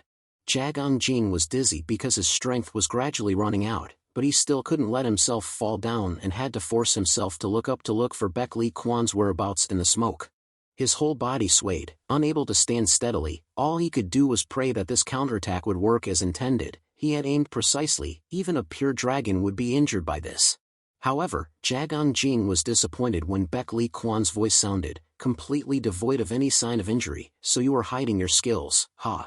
Baek Lee Kwan bravely walked out of the smoke. Except for a large hole in his shirt and the slightly scratched skin there was nothing else. He didn't even shed a single drop of blood. He boldly walked forward. "On Jagang Jin's side, the moment you used that move, I felt a sudden increase in energy." Jagang Jin was stunned and dumbfounded when he couldn't cause any damage to Baek Lee Kwan. He was still strong as hell with his body made of iron. Suddenly, Jagang Jin's right arm began to ache intensely, as if it was being twisted from the inside. The blood vessels on his arm protruded and ran up towards his face. The symptoms suddenly flared up after a long time, making Jagang Jin's situation even worse. He didn't understand why it was suddenly acting up at this life-or-death moment. Seeing Jagang Jin silent and clutching his right arm with a pained expression, Baek Lee Kwan continued to taunt him. "If hiding your strength was part of your plan, then you're being too arrogant. Do you think I, the pure dragon, will be defeated by that pathetic strength of yours?" Baek Lee Kwan let out a scornful laugh, mocking Jagang Jin and challenging him again. "Come on, fight me for real now, the dreadful poison cripple." However, Jagang Jin had already used everything he could. Now, he was tormented by the pain in his right arm, so even if he wanted to fight, he wouldn't be able to give it his all anymore. Returning to the events in Haewol Jinan's office, Baek Lee-young, after hearing the report from his subordinate, exclaimed in shock with a sharp voice, "Unnam, what do you mean unnam? I've confined it at home, I've blocked all information that could reach it, how could it know?" The subordinate hurriedly pulled something out from his chest. The subordinate then gave Baek Lee-young the paper that Baek Lee-kwan had left in his room. "They say this was left in the great pupil's bedroom, and after that, we received a ton of reports about seeing him in Unnam." Baek Lee-young grabbed the letter and carefully examined both sides of it. Besides a few short lines stating the location and the name the terrible poison cripple, there was no other information. Baek Lee-young gritted his teeth bitterly. Even though it was just a letter without a clear explanation, the desperate Kwan must have believed it without hesitation. It was clear that someone was plotting to lure Baek Lee-kwan to Nanjia village, but Baek Lee-young couldn't figure out who did it, so he asked the subordinate where the information on this paper came from. The subordinate confusedly replied, "We can't find it." Baek Lee-young put the mastermind aside and immediately set off. "I'm going to Unnam now," the subordinate stammered after him. "But Lord, your eldest disciple, Jing Wang, is considered a pillar in the 3 dragons and 4 great birds. Even if Fake Yin Daibiao loses, I don't think he'll lose to the dreadful poison cripple." Baek Lee-young continued his stride and angrily shouted in a cold voice, "I'm not afraid of what might happen to that kid. If she knows my adopted son is there, she will definitely show up." At this moment, Baek Lee-young's eyes are filled with killing intent, not a trace of worry for Baek Lee-kwan. Clearly, Baek Lee-kwan is just a pawn. Meanwhile, on a mountain overlooking Nanjia village, a bright yellow cloak was fluttering in the wind. The woman who worried Baek Lee-young, the one who intended to overthrow everything he had built, Ryung Kyung, had appeared but hadn't joined the fierce battle of Jagangjin. She silently observed the situation, still pondering whether or not to save Jagangjin again, as he had already refused her cooperation once. Suddenly, a limping figure approached from behind Ryung Kyung. Mangrio's voice rang out with amusement, "Lucky I wasn't too late, you're here too." Ryung Kyung glanced at him cautiously, "Who are you?" Mangrio let out a sinister laugh, looking down at the formation of Nanjia village. "Oh, you don't need to be wary of me, from now on. Just consider me the one who called Baek Lee-kwan here." Mangrio laughed, his grin reaching his ears as he imagined Baek Lee-young's reaction when he heard this. He couldn't hide the overwhelming excitement in his eyes. Hearing the name Baek Lee-kwan, Ryung Kyung immediately became agitated, turning to stare at Mangrio. "You called Baek Lee-kwan here, what do you mean?" Mangrio explained cheerfully, "As I said, I told him that the murderer of Fake Yen Daibiao is in Nanjia village." Then, Mangrio said with a suggestive tone, urging Ryung Kyung, "Compared to using a small bait like the dreadful poison cripple, the servant of justice, don't you think there's a bait closer to your liking?" Ryung Kyung obviously understood that he was talking about using Baek Lee-kwan as bait. Although Ryung Kyung had a deep grudge against Baek Lee-young, she was still sober enough to be wary of the stranger. She immediately erupted with killing intent, threatening him, "State your name. I don't like talking to those who like to hide their identities." Mangrio didn't hesitate to reveal his identity. "My name is Mangrio, currently serving as an advisor in the Martial Arts Alliance." However, Ryung Kyung was still full of suspicion and became even more wary when she heard about the Martial Arts Alliance. "Advisor Mangrio, never heard of him." Mangrio nonchalantly replied, "Of course, if you know my name, it means I've made some mistake. That position is just for show. I'm actually an errand boy who accepts to get my hands dirty for the sect leader of the 6 Dragon Spear Sword sect, the Lord of the Hogwang Castle branch, the Prime Minister of the Martial Arts Alliance, Baek Lee-young." As soon as Ryung Kyung heard the name Baek Lee-young, she erupted in fury. Immediately, she unleashed her internal energy along with intense killing intent aimed at Mangrio. "Then I shouldn't trust you even more. You dare mention that name in front of me? Do you dare insult me?" Mangrio obviously didn't want to challenge Ryung Kyung at this moment, so he quickly explained, "Let me finish. Just because I'm under him doesn't mean I'm on his side. My purpose is different from sect leader Baek Lee-young. To prove it, I've made his adopted son run to this Nanjia village, you see." However, Ryung Kyung still fiercely retorted, "He's the one who dared to betray even his own brothers to achieve his goals. His adopted son means nothing to him." Mangrio immediately argued with a sharp voice, "Baek Lee-kwan is the successor of Baek Lee-young, and has achieved the 6 stars in the heavenly sword killing art. They say he has devoted himself to training this eldest disciple. If he decides to sacrifice someone like that, he will at least come here. He will never hand the glory to the Jagal clan." But Baek Lee-young is still in Jiangxi province. The intelligence of the evil sects in the big cities must have known that already. As Mangrio said, Baek Lee-young, although he had started moving, would not be able to reach Annam in time, no matter how skilled his light kung fu was. However, Ryung-kyung still stared at Mangryo with eyes full of suspicion. That doesn't matter. When someone lives a life of being hunted for too long, they will become suspicious of even the smallest things, like why leaves fall. I don't know who you are, I don't trust you, Mangryo sighed in a distressed manner. So you want to fail against him, even with a perfect opportunity like this? Ryung-kyung thought for a moment, then said hesitantly, maybe. Hearing this, Mangryo exclaimed, oh my god, I'll lose my head if this information leaks out. Ryung-kyung began to feel swayed, but still questioned Mangryo doubtfully. Then I ask you, why did you betray Baek Lee-young? What do you gain from doing so? Mangryo's eyes lit up as he saw Ryung-kyung was starting to be drawn into his plan. Benefits, what I gain. Mangryo paused for a moment, thinking about whether to reveal his true goal or make up some reason. Finally, he grinned sinisterly, because any reason would be illogical in this situation, except for one thing.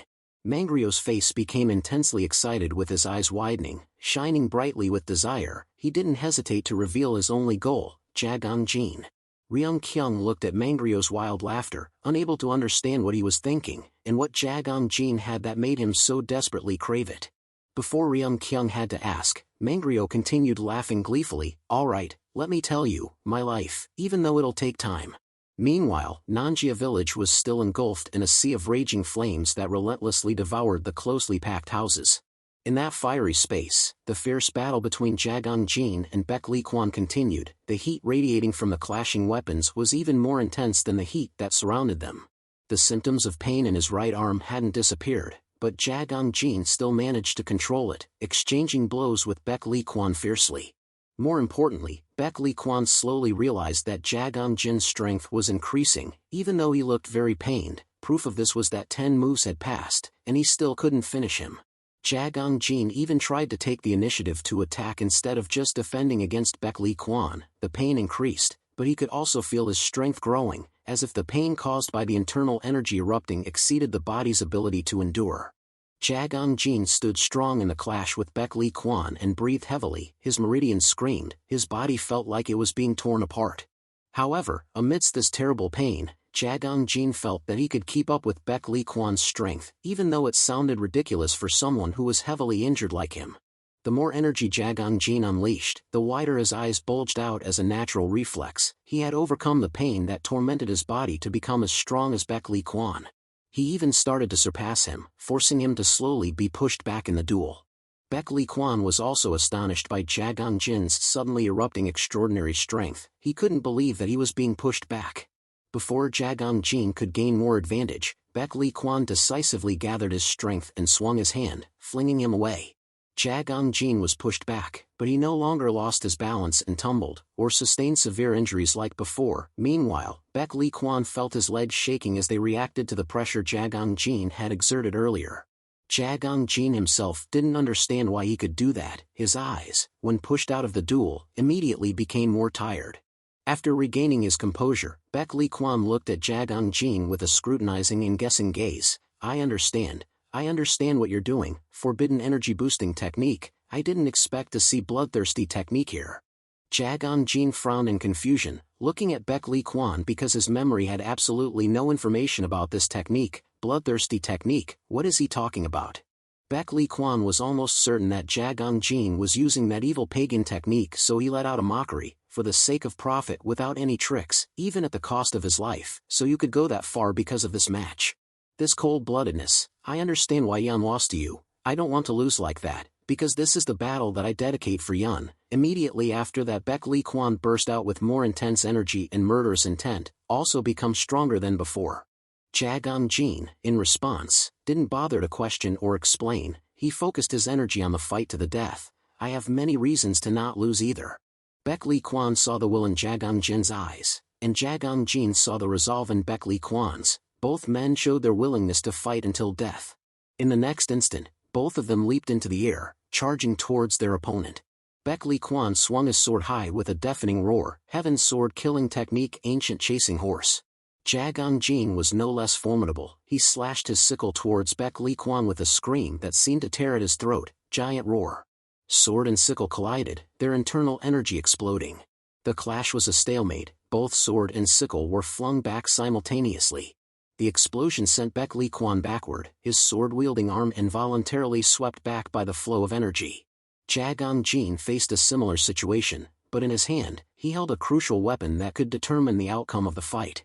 Despite his trembling arm from exertion, Jagang Jin, while caught in the blast's aftermath, channeled his energy as Ryung Kyung had instructed, preparing to use the splitting arrow bullet. The moment Jagang Jin launched the splitting arrow bullet, Baek Lee Kwan realized his intentions and immediately unleashed the Kim Tsang Tang Han Pom. Both men launched their attacks with determination. Life or death would be decided in this exchange. A booming sound like an explosion echoed throughout the area. The clash of their energy caused a powerful tremor, like an earthquake shaking a corner of the village. The force of the blast sent Jagang Jin flying back. This time, he had no strength left to stand. The pressure from the energy blast, combined with the impact against the wall behind him, caused Jagang Jin to cough up blood immediately. But that wasn't what worried him. It was the moment he glanced at his right arm that the true shock hit him. Jagang Jin's right arm was twisted like a wrung-out rag. It happened so quickly that he was stunned, unable to feel the excruciating pain shooting through him. It took a while for Jagang Jin to grasp the reality, and he let out a heart-wrenching scream. It was the first time he yelled in pain like that since escaping Mangrio's laboratory. Meanwhile, Baek Lee Kwan, completely unscathed, walked toward him with arrogance. Baek Lee Kwan, brimming with confidence, declared to Jagang Jin, "The Kim Tsang Tang Han Pom is one of our family's 3 ultimate techniques. With enough force, it can uproot an ancient tree.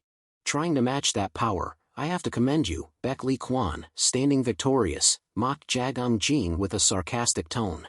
Seeing Jagang Jin silent, Baek Lee Kwan felt even more inclined to humiliate him. "Now, you can't do anything with that pathetic arm. It's over, the dreadful poison cripple. Go to hell and repent," Baek Lee Kwan was saying, when suddenly he felt a pain and a dizzy sensation. He was bewildered, not understanding what was happening. Seeing this, Jagang Jin slowly spoke. "You think I was trying to match your strength? I fought that way because I needed to touch you." Baek Lee Kwan looked at the only part of his body that had made contact with Jagang Jin, his right hand, and there, embedded in his palm, were poison needles, which he hadn't noticed in his excitement of victory. Jagang Jin didn't hesitate to explain to Baek Lee Kwan, "I've experimented with many poisons here. This is from the Western Daisy. It disrupts the nervous system, causes nausea, and weakens the respiratory system." Jagang Jin regained his composure after the excruciating pain and slowly stood up. "I've laced those needles in your hand with the poison. Soon, you won't be able to stand." Baek Lee Kwan, enraged, roared, "You really are the dreadful poison cripple. Poison, that's your true weapon." Baek Lee Kwan, driven by his sense of righteousness, vehemently protested Jagang Jin's tactics. "What are you scheming now? Do you have no shame?" Jagang Jin replied nonchalantly, "I can't lose this fight. If I lose, I die here. To live, I have to survive this." After a moment of contemplation, Baek Lee Kwan understood that Jagang Jin's strength didn't come from his actual abilities, but from his willpower and intelligence. This only fueled his determination to defeat him. Baek Lee Kwan reached into his chest, searching for something, and said to Jagang Jin, "You're right. I didn't want to rely on this, but you've left me no choice. I can't lose either." Soon after, Baek Lee Kwan pulled out a red pill, the same kind of antidote Jae Galyeon had taken. Jagang Jin instantly recognized the pill in Baek Lee Kwan's hand. He couldn't forget why he was framed for poisoning Jae Galyeon. It was because of that fake pill. Jagang Jin deduced that the Martial Arts Alliance wasn't just trying to eliminate the extraordinary representative, but also Jing Wong. However, Jagang Jin couldn't stop Baek Lee Kwan. Even if he spoke, Baek Lee Kwan wouldn't believe him. It didn't take long for Baek Lee Kwan to return to his arrogant demeanor after swallowing the pill. "Now, with this, your poison will be useless against me." Baek Lee Kwan, now brimming with energy, charged towards Jagang Jin, intending to finish him off. Jagang Jin had enough strength to stand, but in his current condition, he had no chance to escape. He gathered his internal energy in his right hand and confidently declared, "With this hand, I will avenge Yun." He then unleashed the Kim Tsang Tang Han Palm once more. Jagang Jin, stunned, watched the palm strike approaching, but he had no strength left with his arm disabled. Jagang Jin couldn't even dodge. His whole body was weak, his legs heavy and unresponsive. The distance between Baek Lee Kwan's hand and Jagang Jin's chest was only a fraction of an inch. Just then, a dazzling golden ribbon appeared in the air, shooting forward. The ribbon, normally as soft as water, hardened like stone as it twisted and turned. This ribbon unleashed a tremendous force, striking Baek Lee Kwan's right shoulder and rendering his killing blow useless. Baek Lee Kwan stared in astonishment, having been caught completely off guard by the sudden attack, unaware of any other enemy nearby. Baek Lee Kwan's entire body was propelled backward by the force of the ribbon. He couldn't even catch a glimpse of his attacker, though he tried to look towards the direction of the launched ribbon. As Baek Lee Kwan was flung against the wall, causing a loud crash, Jagang Jin was stunned, completely bewildered by the sudden turn of events. He stared wide-eyed at Baek Lee Kwan falling, his reaction overriding any thought to figure out who had just saved him. Seeing Jagang Jin's stunned expression, Ryung Kyung spoke calmly. Greetings. Later, recognizing the voice, he quickly turned to face her. Ryung Kyung appeared, her ribbon flowing like a goddess's garment. She looked softly at Jagang Jin. Step back, young man. I'll handle him. Ryung Kyung's eyes then sharpened, focusing on Baek Lee Kwan, who had been thrown back. The flames engulfing her seemed to transform her into a powerful fire goddess. Jagang Jin couldn't hide his astonishment. He stared at Ryung Kyung in a daze for a long time. You, the servant of justice, why are you? He felt relieved to have narrowly escaped death, but also worried as she suddenly interfered. Jagang Jin didn't know that Ryung Kyung had just had a conversation with his most terrifying enemy in the shadows. Her appearance wasn't simply to save the unfortunate young man, but for a much deeper purpose. Baek Lee Kwan, struck by a devastating blow, still managed to emerge from the rubble. Conscious, he immediately spoke in a harsh and accusing tone. You're here, Yuov Shandong. I know you're behind the dreadful poison cripple, which means you're also Yun Muo's sworn enemy, Baek Lee Kwan said, rising with murderous intent, his eyes fixed on Ryung Kyung. She immediately let out a sarcastic smile, mocking him. Ha, didn't your adoptive father teach you about manners? Even though I don't look like much, I'm old enough to be your mother. Be careful of that mouth. Baek Lee Kwan shouted even more harshly. Shut up, why do we have to respect our arch-rival? Ryung Kyung clicked her tongue and shook her head, continuing to mock him. Such a disabled nature, it seems you only know how to attack others, not even knowing your own position. After letting out a sigh of exasperation, her gaze on Baek Lee Kwan suddenly turned icy and menacing. If that's the case, I have no choice but to teach you a lesson. As soon as the words left her lips, Ryung Kyung lunged from her position, instantly closing the distance to Baek Lee Kwan, leaving him startled and shocked. However, facing Ryung Kyung's lightning-fast speed and swift attack, Baek Lee Kwan only faltered for a moment before regaining his composure and glancing at the sword that had fallen next to him. He grabbed the sword without hesitation, raising it to block in front of him. His eyes blazed with intense killing intent, ready to unleash the heavenly sword killing technique as soon as he clashed with Ryung Kyung. At that moment, her shimmering golden ribbon wrapped around the blade in Baek Lee Kwan's hand, gently and softly, yet tightly, like a parcel. Before Baek Lee Kwan could launch a counterattack, Ryung Kyung had already moved behind him, and his entire blade was enveloped in a brilliant golden hue. Calmly, she grasped one end of the ribbon and pulled taut, preventing him from controlling his weapon as he desired. Ryung Kyung tightened the silk in her hand and scoffed at Baek Lee Kwan's too predictable actions. Intending to use the heavenly sword to fight me, how weak. Baek Lee Kwan's anger and resentment boiled over as she struck at his self-esteem and that of his adoptive father, but no matter how hard he struggled, he couldn't break free from Ryung Kyung's ribbon. In a flash, a powerful flow of internal energy surged through the ribbon, a whooshing sound echoed as something was pulled rapidly through the air. Finally, Baek Lee Kwan couldn't hold onto his sword anymore. Ryung Kyung's delicate ribbon had snatched it from his hand, surprisingly without even the slightest tear. Immediately stripped of his weapon, Baek Lee Kwan shifted tactics to use palm techniques. He charged towards Ryung Kyung in a blink, roaring fiercely, "You're not that strong, don't get cocky." By observing the way he moved, Ryung Kyung instantly recognized that Baek Lee Kwan was about to use the diamond casing soul entombing palm, but to her, this attack and his internal energy were like an ant biting a steel plate. Ryung Kyung didn't flinch at all, raising her hand to counterattack right before Baek Lee Kwan's palm technique struck her. In the moment their hands collided, the energy between them erupted like a violent storm, blowing outward in all directions, clearing out the space within a 10-meter radius. After the initial clash, Baek Lee Kwan started to lose confidence and was thrown into panic as the power he unleashed reflected back on him. How is this possible? I'm the one getting rebounded. Just a second later, the rebounding energy became too powerful for Baek Lee Kwan to withstand. He strained and stiffened his face, but he couldn't knock back Ryung Kyung as he had hoped. At this moment, Baek Lee Kwan was thrown back several meters by Ryung Kyung, while she remained calmly standing in place without moving. Her internal energy was far superior, rendering him unable to hold his ground for even 3 seconds. Jagan Jin watched in shock as Ryung Kyung unleashed her terrifying power, his eyes widening. Although he had predicted that she was strong, this level was truly astounding. Glancing at Baek Lee Kwan, who lay unconscious amidst the rubble with a mouth full of blood, Jagang Jin couldn't help but swallow nervously. She defeated Silent Dragon like it was nothing. Truly, their strength is worlds apart. Is this the power of an agent of righteousness? Jagang Jin's stunned eyes continued to shift between Baek Lee Kwan and Ryung Kyung, momentarily forgetting his own severe injuries.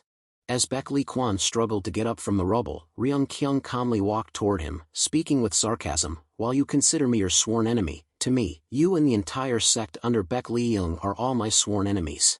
Baek Lee Kwan gritted his teeth, forcing out words filled with malice through his heavy breaths. I won't let this end like this. If it ends here, I can't avenge. Suddenly, blood gushed from Baek Lee Kwan's mouth, and a dizzying sensation made him speak in fragmented sentences. He only managed to call out the name of his deceased lover before collapsing instantly. His eyes rolled back, turning white, and streaks of purplish blood began to spread across his face. Ryung Kyung couldn't help but be surprised as she saw Baek Lee Kwan fall. Even though she had used a strong palm force, it shouldn't have been beyond his endurance. As she looked closer at Baek Lee Kwan's pale face, Ryung Kyung realized he showed signs of poisoning. She vaguely guessed that this was the scheme of that person and clicked her tongue in her heart. So from the start, the outcome of the battle was predetermined. Ryung Kyung then disregarded Baek Lee Kwan and turned her head towards Jagang Jin, speaking to him. I gave him a chance to escape this, but he still stubbornly persisted. I didn't think Silent Dragon would fall so easily like this. However, when Ryung Kyung looked at Jagang Jin, he had already fainted. With such severe external and internal injuries, he must have exerted incredible effort to hold on until this moment. Ryung Kyung stared at the unconscious Jagang Jin for a while, unable to help but feel pity for him. She couldn't imagine the terrible things he must have endured to be so resilient. Ryung Kyung sighed and muttered the name that Jiang used to call Jagang Jin, the dreadful poison cripple. Her gaze softened with compassion as she looked at the young man, a victim of false rumors, feeling a growing sense of bitterness. At that moment, a thick wave of murderous intent suddenly erupted from a burning roof behind Ryung Kyung, making her startle. Her intuition warned her of impending danger. As expected, a powerful whirlwind suddenly struck from behind Ryung Kyung. She quickly leaped into the air to dodge it, and the ground beneath her immediately cracked and shattered as the terrifying aura slammed down. Ryung Kyung spun in midair, locking eyes with the newly emerged enemy. I didn't expect you to reach the level of killing with your aura. You truly live up to your name, Jae Galmiang. After observing the unusual surges of energy in the village, Jae Galmiang charged directly into the fray. He excitedly glared at Ryung Kyung with burning eyes filled with killing intent. It seems all our efforts weren't in vain. You've finally appeared. Ryung Kyung leaped onto a ruined wall facing Jae Galmiang. You've gone through so much trouble setting up all this. How could I miss it? Jae Galmiang, full of doubt towards Ryung Kyung, directly addressed the core issue. You came here to save the dreadful poison cripple.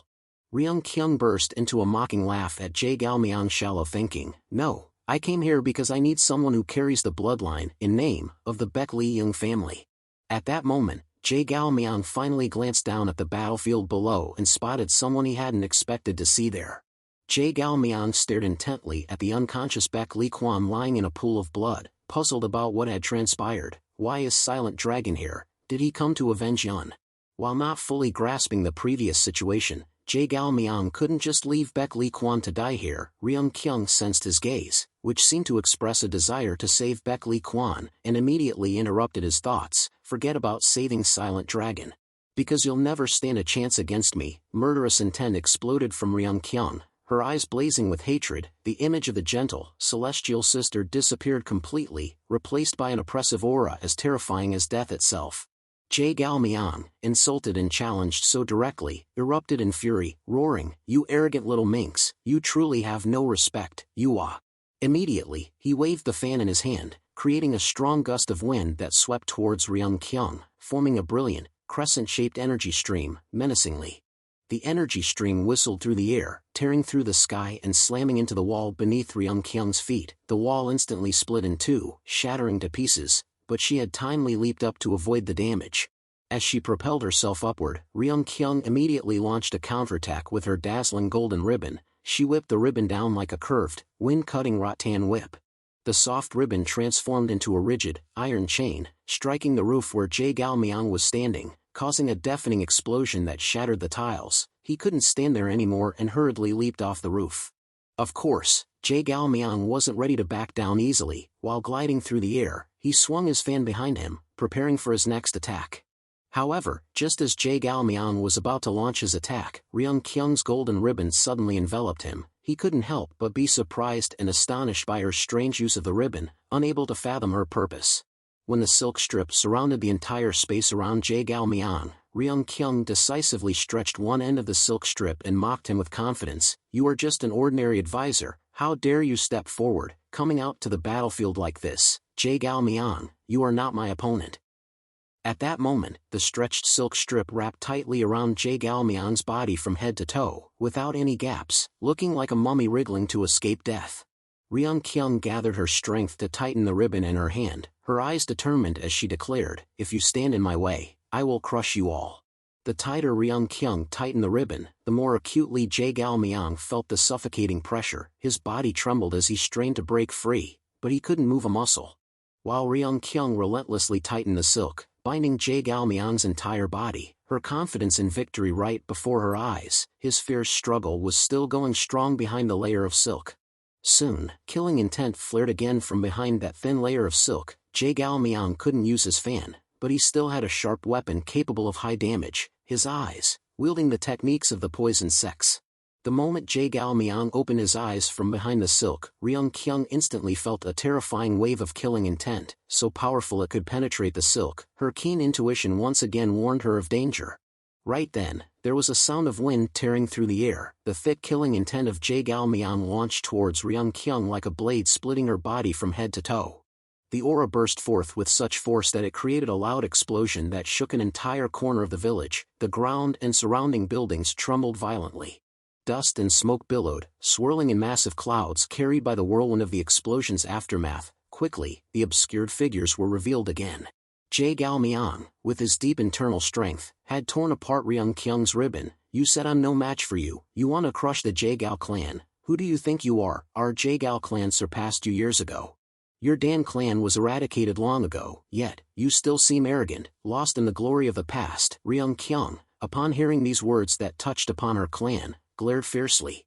After looking at Jae Galmyeong with furious eyes, she furrowed her brow and reprimanded him. "As the second in command of the Jae Gal clan, you should know well about the tragedy of my family. How can you utter such words while knowing the truth?" Jae Galmyeong sneered, delivering a harsher insult. "Oh, of course I know. The reason your clan became that way was not because of anyone else, but because of your own greed." Ryung Kyung could not contain her anger at his twisted words. Her eyes widened, rage boiling within her. "What did you say?" Seeing Ryung Kyung enraged, Jae Galmyeong continued with even more amusement. "The one who set things right was Baek Lee Dae-in. Despite his involvement with someone like you, he remained strong-willed and determined to make a just decision. Yet, you still join the evil sects in the big cities because of your resentment." Ryung Kyung erupted in fury at the mention of that traitorous scoundrel. She roared like a lioness. "Shut up! How dare you utter such nonsense in front of me?" The aura emanating from Ryung Kyung had suddenly turned a deep red, heavy with killing intent. Jae Galmyeong immediately sensed her strength had increased significantly compared to before. The feeling of pressure had at least doubled, causing him to involuntarily recoil in surprise. Ryung Kyung's eyes blazed with fury, bloodshot red. A scraping metal sound echoed from her throat, filled with resentment. Unforgivable. As the next round of their fierce battle was about to begin, both Ryung Kyung and Jae Galmyeong froze, sensing something suddenly appearing in the air above them. When they looked up, they couldn't help but be startled and wary as they saw a figure plunging towards them at a breakneck speed. A booming sound echoed as the figure landed, a small explosion accompanied by billowing dust obscuring the identity of the newcomer. A few seconds later, the dust settled, and a pair of limping legs emerged from the cratered earth. Mangrio's voice rasped out sarcastically, "You're struggling more than I thought." Ryung Kyung knew Mangrio's purpose, but she hadn't expected him to show up in person at this moment. She furrowed her brow, a mixture of annoyance and suspicion swirling as she wondered about his motives for appearing. Meanwhile, Jae Galmyeong stared intently at Mangrio with deep suspicion. He had seen him before in Baek Lee Young's office, but he couldn't understand why he was here. Mangrio completely ignored Jae Galmyeong, focusing his attention on Ryung Kyung. He spoke to her with arrogant, provocative attitude, a sinister smile playing on his lips. "Should I lend you a hand?" Mangrio's unexpected appearance amidst the four people, the two unconscious young men and the two powerful warriors facing off, created a more complex situation. No one could guess his purpose for appearing. Jae Galmiang pondered for a moment, unable to grasp the current situation. He directly questioned Mangrio, "You are Baek Lee Daeun's man, how can you be here?" Ryung Kyung didn't have the same concerns as Jae Galmiang. The only question she wanted to know was why he had suddenly appeared to interrupt their battle. Their agreement was simply that she would rescue Jagang Jin in exchange for Baek Lee Kwan. Despite Ryung Kyung's silence, Mangrio continued to ignore Jae Galmiang and asked Ryung Kyung again, "What should I do?" Seeing her remain silent, he taunted, "Even though I'm not as strong as you two, I can assure you any help, however small, would make a huge difference." Jae Galmiang, seeing this, intervened, mocking Mangrio with a condescending tone. You want to take credit for this mission with us, you're shameless." However, Mangrio merely glanced at him indifferently and bluntly rejected him. "No, I'm not talking to you. I'm talking to her," Mangrio said, his expression calm as he pointed at Ryung Kyung, causing Jae Galmiang to cry out in shock and disbelief. "What?" Ryung Kyung disliked Mangrio's fake facade from the start. She immediately furrowed her brow and resolutely declared, "I don't need your help either." Mangrio clicked his tongue and shrugged, urging her, "Then deal with him quickly. If this continues, the Jaegal clan will set up their formations again. Don't you realize he's stalling for time? By the way, I have a great idea." Jae Galmiang, upon hearing this, felt a surge of anger at being betrayed. He gritted his teeth and cursed Mangrio, "You bastard.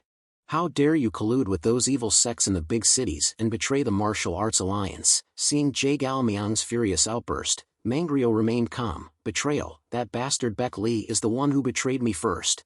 Mangrio leisurely took a few limping steps towards Baek Lee Kwan, continuing to talk to Jae Galmiang. "I'm just giving him back what he did to me. If he took something precious from someone else, then he should see something precious to him suffer serious consequences, shouldn't he?" As he finished speaking, Mangrio chuckled gleefully, grabbing Baek Lee Kwan's hair and yanking it.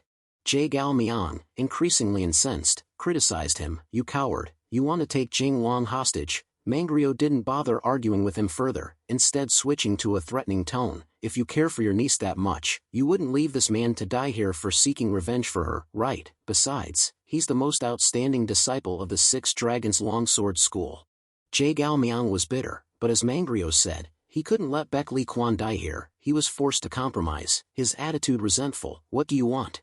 Mangrio tightened his grip on Baek Lee Kwan's neck to increase the threat. "First, withdraw your Jaegal clan troops. I'll tell you the rest of my demands after you've done that. Jing Wang's head is in my hands, so it's best not to try anything in secret." Mangrio was chuckling gleefully, enjoying his leverage in this battle, when suddenly he froze, his face stiffening. Both Ryung Kyung and Jae Galmiang were confused. They didn't understand why he had suddenly become silent with such a stunned expression. Even Mangrio himself hadn't foreseen this turn of events. It took him a moment to speak again, but his target was no longer Ryung Kyung or Jae Galmiang. "You're truly always full of surprises," he said. As everyone's eyes focused on Mangrio's feet, they were startled. Jagang Jin had woken up and secretly inserted a poison needle into his ankle. Of course, he didn't realize that leg had been gone for a long time. Mangrio burst into a mocking laugh, reminding Jagang Jin, "You've forgotten, haven't you? I lost that leg a long time ago." Jagang Jin's still fuzzy mind didn't process the information very quickly. He only caught a glimpse of it, a hazy confusion. What? He tried to think carefully. Even though he still wasn't fully conscious, he nervously reviewed everyone he had sought revenge on before, but couldn't recall anyone who was crippled. Finally, a name from long ago surfaced in Jagang Jin's mind. He couldn't hide the horror and shock in his eyes. "No, it can't be." The intense excitement pushed Jagang Jin to quickly regain his composure and look up at the enemy's face to confirm his suspicions. The moment he saw Mangrio's face, he exclaimed in shock, "No way, you are." At this moment, Mangrio had not yet turned around, but Jagang Jin felt a familiar chill run down his spine even though he only saw the back of him. Mangrio slowly turned his head, looking down at Jagang Jin with a twisted smile that stretched to his ears. "Long time no see, Jagang Jin." Jagang Jin broke out in a cold sweat, shivers continuously spreading across his exhausted body. How are you still alive? I was sure you were." Mangrio interrupted Jagang Jin with a dry, excited laugh filled with resentment. "Why am I not dead? Yes, if I had died then, maybe it would have been better. After that incident, I spent a lot of time detoxifying my body, almost dying in the process. I experienced intense pain, like a tidal wave. It drained me physically and mentally, it tore me apart into hundreds of thousands of pieces, but I never gave up. Because I couldn't allow you, the one who took everything from me, to escape so easily. I couldn't, until I could fully understand you. With these words, full of emotion, Mangryo burst into a cackle as if his journey had brought him immense joy. He looked towards Jagang Jin with complex emotions, deep resentment mixed with fondness. The desire to kill you gave me the mental strength to keep going, that's why I patiently waited all this time, cheering you on as you disguised yourself and infiltrated the mine, and even when you fought against the poison factions. Jagang Jin quickly forgot his shock and fear, releasing his anger in a violent shout. You were the one behind all this all along, even that time. Mangryo knew exactly what Jagang Jin meant. He was slightly stunned, not expecting that Jagang Jin had discovered someone was manipulating the massacres wherever he went, but at this point, he decided not to hide it anymore. Yes, that's right. It was all me, Mangryo cackled, his laughter shaking his entire body, his face contorted with a grotesque and frightening smile. He laughed even harder as he spoke. Kee-hee-hee, you've been in the palm of my hand all along. And all that was to give you the ultimate despair as a gift. How do you feel? Have you felt that suffering? Mangryo's words left Jagang Jin completely speechless. He couldn't find any words to respond to his madness. But the more silent Jagang Jin became, the more excited Mangryo laughed. Are you shocked? That's right, it should be like that. Ryung Kyung, witnessing his manic expression, also felt a chill in her heart. Even Jagalmyeon couldn't fathom Mangryo's grotesque laughter. Although he didn't understand the conversation between them, he could clearly sense the unsettling feeling in his cackle. Mangryo still couldn't stop the intense excitement within him. He spoke with even more enthusiasm and arrogance. Endure more, despair more, so that you can experience all of this. I had to. Jagang Jin finally regained his composure and exhaled a breath, interrupting Mangryo. How lucky! Immediately, Mangryo froze, his face filled with shock as if he had been splashed with cold water. Mangryo turned to look at Jagang Jin again with bewildered eyes. What? The temporary excitement had made him lose his guard, and he couldn't even feel the pain from the poison needle that Jagang Jin had just plunged into his side. The moment he realized the presence of the poison needle, his face showed clear shock and astonishment. He hadn't expected Jagang Jin to regain his composure after that shock and calmly attack silently with such a weakened body. Jagang Jin strained all his strength, driving the poison needle deep into Mangryo's side and repeating again with a calm voice, how lucky. Because I didn't let you slip through my fingers, Jagang Jin said, pushing the poison needle deeper even though his arm was trembling from exhaustion. The sight left Mangryo speechless for a moment. Jagang Jin continued to speak in a strained voice, his eyes fading but still reflecting deep hatred. I swore that I would never let any of you survive, not a single one of you. Mangryo was shocked for a moment before reacting. He roared out a curse at Jagang Jin, you bastard. Get out. As soon as he finished speaking, Mangryo kicked back, sending Jagang Jin flying away from him. Jagang Jin only felt the pain hit his stomach before quickly passing out. Jagang Jin was kicked towards Ryung Kyung's back. His weak body dragged across the ground for a long distance before reluctantly stopping when he hit a rock. Mangryo growled angrily, his voice laced with bitterness. Your body is a mess now. You shouldn't even be able to stand up, but you still. At this moment, Jagang Jin had passed out again. No matter how much Mangryo complained, grumbled, or ranted, he wouldn't hear a thing, so he fell silent. Mangryo shifted his focus, grinding his teeth and suppressing his resentment. I made sure you could survive this endless battle because I wanted you to suffer while fighting non-stop, but you. He grudgingly pulled out the poison needle from his side. He wasn't angry that Jagang Jin still had the strength to stab him, but rather annoyed that he showed no sign of struggling in unbearable pain. To Mangryo, all of this had only one purpose, to make Jagang Jin suffer. Yet, even after revealing himself like this, Jagang Jin didn't show any pain, writhe, or beg for mercy as expected. Instead, he dared to challenge him.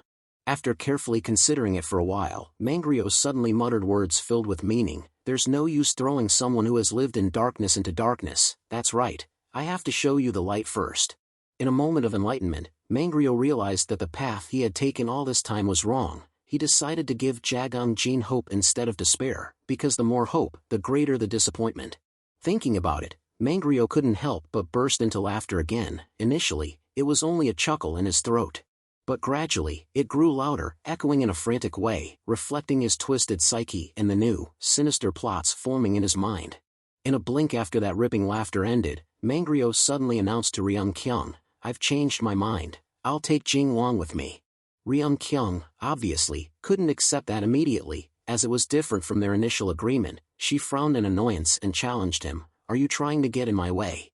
Sensing the killing intent blazing in Ryung Kyung's eyes, Mangryo quickly delivered a merciless kick to Baek Lee Kwan's stomach to prove his sincerity and said in a lowered voice, "No, please listen to me first." Baek Lee Kwan was still unconscious, but his body reflex caused him to cough a few times after the kick and vomit a puddle of water mixed with blood and the recently dissolved poison. Jae Gao Myung, worried that Baek Lee Kwan would die at Mangryo's hands, frantically shouted, "What do you think you're doing?" Mangryo calmly offered an explanation to the two enraged figures. "Jing Wang has been poisoned, the only one who can cure him is me, so, I just want to borrow Jing Wang for a bit to treat him." Naturally, Ryung Kyung couldn't accept that reasoning from Mangryo. She unleashed her killing intent, staring intently at him and declaring, "I don't believe you. Why should I trust you and let the bloodline, the heir to the Baek Lee clan, be taken right in front of me?" Mangryo clicked his tongue and offered a convincing argument. "Your goal isn't to take his life, but to get something that can threaten Baek Lee Young. In that case, it's more advantageous for him to live than to die, isn't that right?" As Mangryo's words gradually became more reasonable, he continued to make a deal with Ryung Kyung. "I'll return Jing Wang to you after I treat him. What's the problem then? Right, until I finish that, you take care of Jagang Jin and use him to exchange for Jing Wang. You don't have to trust me, but you know how important Jagang Jin is to me, so, you're holding my weakness in your hands, isn't that right?" Mangryo's words finally became completely logical, causing Ryung Kyung to waver. Jae Gao Myung, of course, couldn't stand idly by in the face of Mangryo's manipulation. He roared with a fierce gaze, "What kind of twisted scheme is this? Do you think I'll let you have your way?" Seeing the killing intent erupting from Jae Gao Myung, Mangryo remained unfazed. He calmly turned to threaten him, "If you follow me or get in my way, I can't guarantee that I won't kill Jing Wang, because he shouldn't have been here, right? If he dies because you intentionally stop someone who wants to save him, can the entire Jaegao clan take responsibility for that? Even if you only have a little loyalty to Master Baek Lee, shouldn't you focus back on your original goal?" Although extremely angry, Jae-Gao Myung ultimately couldn't refute Mangryo's words. When the two top-tier masters had calmed their killing intent towards Mangryo just because of his few words, he grinned and cheerfully confirmed once again, "I'll take Jing Wang and treat him. The Jaegao clan will continue to fight against the Servants of Justice. Then, the Servants of Justice will bring the dreadful poison cripple and exchange him for a healthy, surviving Baek Lee Kwan, a perfect ending for everyone." Giving no one a chance to express any opinion, Mangryo declared with a wide grin, "All right, if you have nothing else to say, I'll consider that you've agreed. I'm leaving, the two of you take care of the rest." Ryung Kyung and Jae-Gao Myung both had sour expressions. Clearly, they were not happy with this agreement, but they had no other choice but to look towards each other with a fierce will to fight, vying for Jagang Jin's life. Mangryo just said goodbye and quickly disappeared from the battlefield as if he had never interrupted the fight between Jae-Gao Myung and Ryung Kyung. Jae-Gao Myung bitterly pointed his finger at Ryung Kyung, criticizing her for Mangryo's appearance and his actions of doing things on his own. "In the end, how did you get involved with someone like him?" Ryung Kyung sighed in exasperation and shook her head. "We have nothing to do with each other, he just does whatever he wants." After thinking for a moment, Jae-Gao Myung clicked his tongue, dismissed those extraneous matters, and focused on the fight with Ryung Kyung. "After all, the kidnapping of Jing Wang has nothing to do with us. Our goal from the beginning was you. We just have to make sure you don't escape from here." Ryung Kyung, tired of the pointless words in the fight, directly interrupted Jae-Gao Myung while releasing a stronger surge of energy. "Since Baek Lee Kwan is no longer here, there's no need for me to stay here any longer." The energy flow from Ryung Kyung erupted like lightning bolts, leaving Jae-Gao Myung stunned. He had never seen such a technique before. Ryung Kyung's eyes were shining brightly with an overwhelming aura as if she were a god capable of summoning wind and rain. The lightning bolts grew larger as more energy was accumulated and compressed. That was Ryung Kyung's ultimate technique, the Kwang Min Q Bich Dong Galoi Tame Thuet. It allowed her to utilize her internal energy and release it in the form of lightning bolts. With this ultimate move, Ryung Kyung could confidently and proudly declare, "I will end this right now." At this moment, from her demeanor to her aura, she looked exactly like a goddess. Soon after, the surrounding space was filled with a strong, acrid smell. The walls, already broken, crumbled further under the black marks of lightning strikes. Jae-Gao Myung stood amidst the ruins, his eyes sunken and lifeless. Only a faint breath indicated he was still alive. Jae Galmyeon collapsed to his knees, his body covered in wounds and burn marks from the lightning strikes. He spoke with a bitter voice, "I never expected you to be so strong. This is your true potential." Before Jae Galmyeon could finish his sentence, he collapsed helplessly, his massive frame falling to the ground in a flash. His fall created a small aftershock that spread through the surrounding space, as if an earthquake. Only when you looked around did you see how heavily damaged the land where Jae Galmyeon fell was from the lightning strikes. Ryung Kyung finally let out a sigh of relief and drew her hand back. Small bolts of lightning still occasionally shot out from her hand, the aftereffects of her technique. At that moment, two warriors from the Dark Guild, the Took Thursday brothers, rushed onto the battlefield with worried faces. "Master, are you all right?"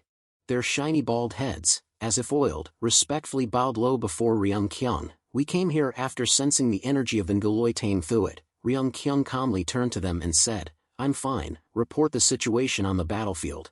The Took Thursday brothers immediately urged Ryung Kyung to leave the battlefield. "The Jaegal clan army is advancing now, we're about to be overwhelmed, please prepare to leave immediately." Ryung Kyung nodded slightly and glanced at Jagang Jin, who was still unconscious. "All right, but before that, take him with you, he will come with us." The Took Thursday brothers readily accepted the order without questioning the identity of the young man lying unconscious in a strange, cramped position. "Yes, master." While the Took Thursday brothers approached to lift Jagang Jin, Ryung Kyung fell into contemplation about her agreement with Mangryo. "Mangryo, I don't know what you're planning, but you better not deceive me." At this moment, dawn began to break over the mountain ranges east of Nanjia village. The glimmering sunlight was the perfect end to the fierce battle that had lasted throughout the night.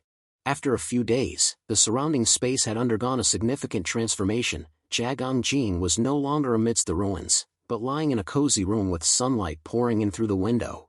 Jagang Jin had been carefully bandaged and was resting in bed, but he couldn't sleep peacefully. His wrinkled, pale face, drenched in sweat, and the grinding of his teeth indicated he was having another nightmare. In his dream, the one who made him struggle so hard was only one person. The voice of Mangryo echoed like an inescapable obsession. "Yes, it's me. I'm the one who has been manipulating everything behind you all this time." The image of Mangryo's sinister grin, stretching ear to ear, had been deeply etched into Jagang Jin's mind ever since that moment. A sense of overwhelming dread pushed him deep into an endless, dark space in the dream, with invisible pressure as if he was still being held in his hand. "You've always been in my palm, and you'll never escape from me.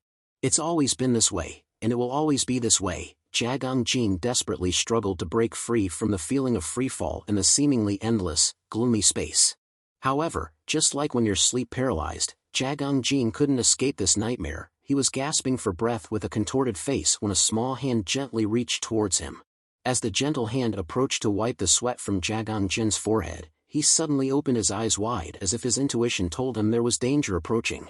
Jagang Jin, with natural instinct, didn't hesitate for a moment and pushed away the small hand trying to reach him. After sitting up abruptly, he stared at the young girl standing next to the bed and began to question her relentlessly with a worried voice. "Who are you? Where am I?" The girl in the red dress, despite being pushed away and met with suspicious, hostile eyes, didn't show fear, distance, or aversion. She wanted to explain and comfort him but couldn't make any sound. Suddenly, another gentle female voice rang out from outside the door, making Jagang Jin jump. "We are in a large town, about 100 kilometers from the Sichuan capital. It's the secret base of the evil sects in the big cities. Young warrior, you don't need to be so alert, this place is very safe." Ryung Kyung stepped into the room with a warm smile, immediately easing the tense atmosphere. Jagang Jin immediately dropped his guard, his eyes filled with astonishment as he looked at Ryung Kyung, the servant of justice.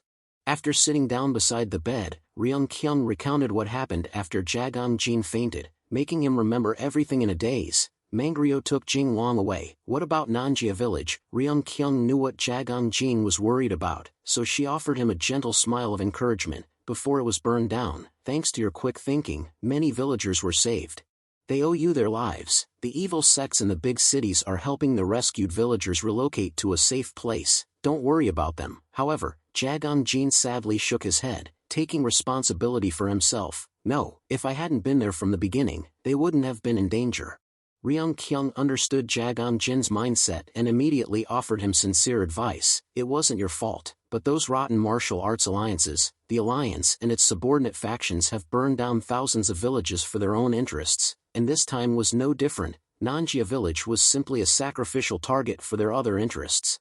After all, you were dragged into this against your will, and you had to fight them alone. That's what I felt when I watched your actions. Ryung Kyung's gaze towards Jagang Jin was incredibly gentle and filled with sympathy. She couldn't help but feel sad for his circumstances. After receiving comfort, Jagang Jin no longer blamed himself, but instead felt confused. At first, I thought I only needed to avenge the toxic block and Baek Lee Young, but the more I understand Miram Jianghu, the more I can't determine who my enemy is anymore. Moreover, the first person I wanted to avenge has appeared before me again. Ryung Kyung sighed with worry as Jagang Jin mentioned Mangrio. She honestly shared her thoughts about him. While we're talking about this, it seems he has a deep obsession with you. You're the one who made him lose a leg and an eye, right?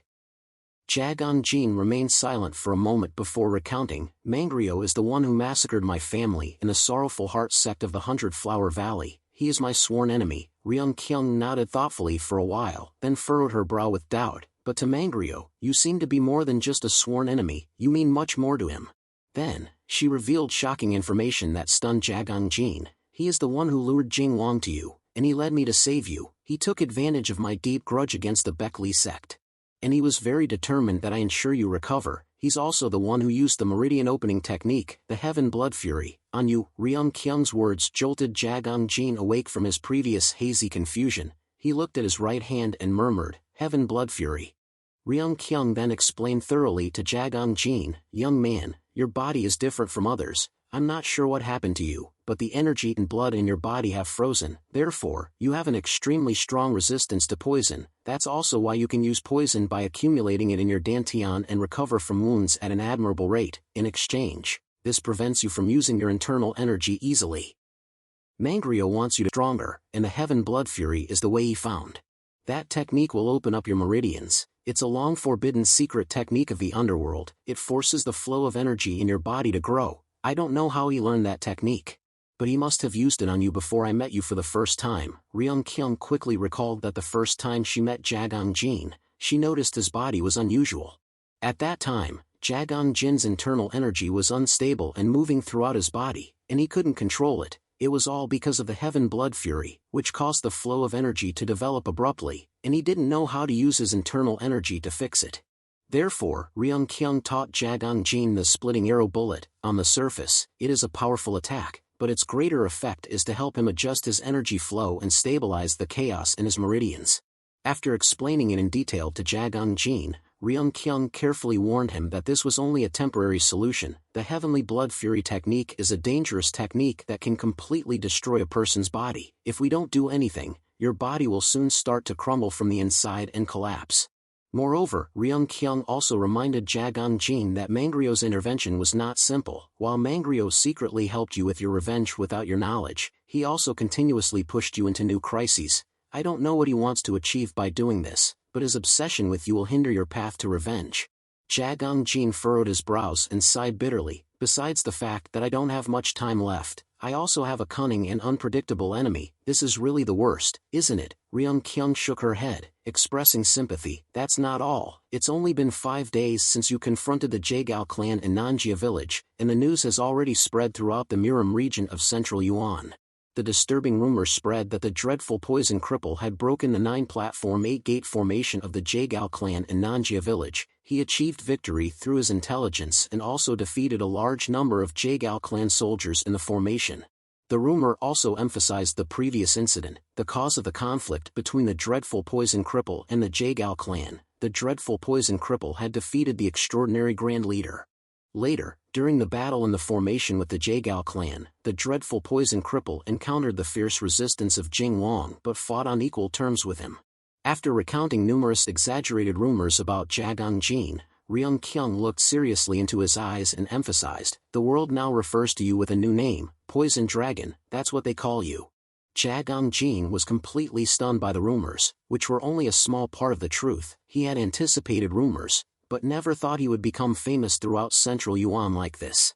Ryung Kyung herself also emphasized the truth that Jagang Jin's fame was no longer limited to the remote and distant outskirts of Annam, his homeland. But now, he has become the focus of the Jianghu. Compared to what Jagang Jin has experienced so far, things will be even more complicated, and he will encounter even more powerful enemies. Ryung Kyung also frankly addressed the core problem Jagang Jin is currently facing. He is not yet strong enough to confront them alone, and he doesn't have a close connection with any faction to back him up. After analyzing the situation for Jagang Jin, Ryung Kyung remained silent for a moment before asking him subtly, "Do you understand why I'm telling you all this? Young man, you still don't want to join the evil sects in the big cities?" Along with Ryung Kyung's question, the girl in red beside her also looked at Jagang Jin with anticipation. However, he seemed to still be very hesitant, pondering over this proposal. Meanwhile, in the charred ruins of Nanjia village, a figure appeared late, when there was no one else left. Baek Lee-young stood silently looking at the desolate ruins of the village, unable to speak. He didn't seem worried about Baek Lee-kwan but felt regret for arriving too late to catch anyone. Right at that moment, a bird was circling in the sky, chirping as if calling out to Baek Lee-young. When the bird landed, Baek Lee-young removed a letter from its leg, a letter sent to him by the Jagal clan. The letter mentioned the 9-platform 8-gate formation set up to kill the dreadful poison cripple, which had been broken, and his adopted son, Jing Long, had infiltrated Nanjia village without the permission of the person who set up the formation. Jing Long fought the dreadful poison cripple and lost. The Jagal clan wanted to prevent the evil sects in the big cities from kidnapping Jing Long, but their efforts were destroyed by Mangrio's intervention at that time. Currently, the vice leader of the Jagal clan is seriously injured. Mangrio is holding Jing Long captive and has gone into hiding, while Yua of the Shandong region has escaped with the dreadful poison cripple. The series of incidents was not the fault of the Jagal clan, but they still felt responsible for it. Baek Lee-young glanced at the letter and immediately understood that the Jagal clan was simply trying to assert that they were not the cause of this failure, but all the blame lay with Mangrio's sudden intervention. As Baek Lee-young stood resentfully looking at the ruined village, several figures silently hiding in the nearby trees recognized his identity. That person, was he the undefeated sword Saint Baek Lee-young? 3 subordinates sent by Ryung Kyung to scout were stunned and wide-eyed when they saw Baek Lee-young. Why was he here? After becoming the sect leader, I heard he no longer got involved in fieldwork. Did he come looking for Jing Long? Well, if so, he's too late. Suddenly, one of the 3 scouts emerged with the intention of attacking Baek Lee-young. This is our chance. While he's off guard, however, his teammate beside him immediately shook his head in disagreement. Let him be. We're here to provide relief for the remaining villagers of Nanjia, not assassinate him. The aggressive man stubbornly continued to persuade his teammate. Have you forgotten what Baek Lee-young did to our evil sects in the big cities? Do you know how many brothers of ours died at his hands? His teammate continued to dissuade him. I understand your feelings, but this is too dangerous. The aggressive man, blinded by hatred, was still determined to charge ahead without considering his own capabilities. If we succeed, the war between the evil sects in the big cities and the martial arts alliance will have a different outcome now, because our master has recruited us. We need to eliminate him. If you guys aren't going, I'll go alone. The 2 teammates looked at each other, hesitant in worry. Damn it, they didn't want to leave their teammate behind, but they weren't sure if they were strong enough to kill Baek Lee-young. At this time, Baek Lee-young was suppressing his anger to finish reading the last line of the letter. The Jagal clan pledged to support all the requests of the sect leader of the 6 Dragon Longsword sect. Right at that moment, Ryung Kyung's 3 scouts suddenly leaped down from the tree and raised their swords and daggers. Baek Lee-young finished reading the letter and immediately erupted in anger, gnashing his teeth and cursing, all these damn bastards. They're just pathetic scoundrels who don't know their place. Baek Lee-young muttered as he clenched the letter in his hand. His words seemed to be about the contents of the letter, but in reality, they included those who were trying to assassinate him. With Baek Lee-young's clenching fist, the heads of the 3 scouts behind him suddenly stretched, feeling as if an invisible hand was squeezing their skulls.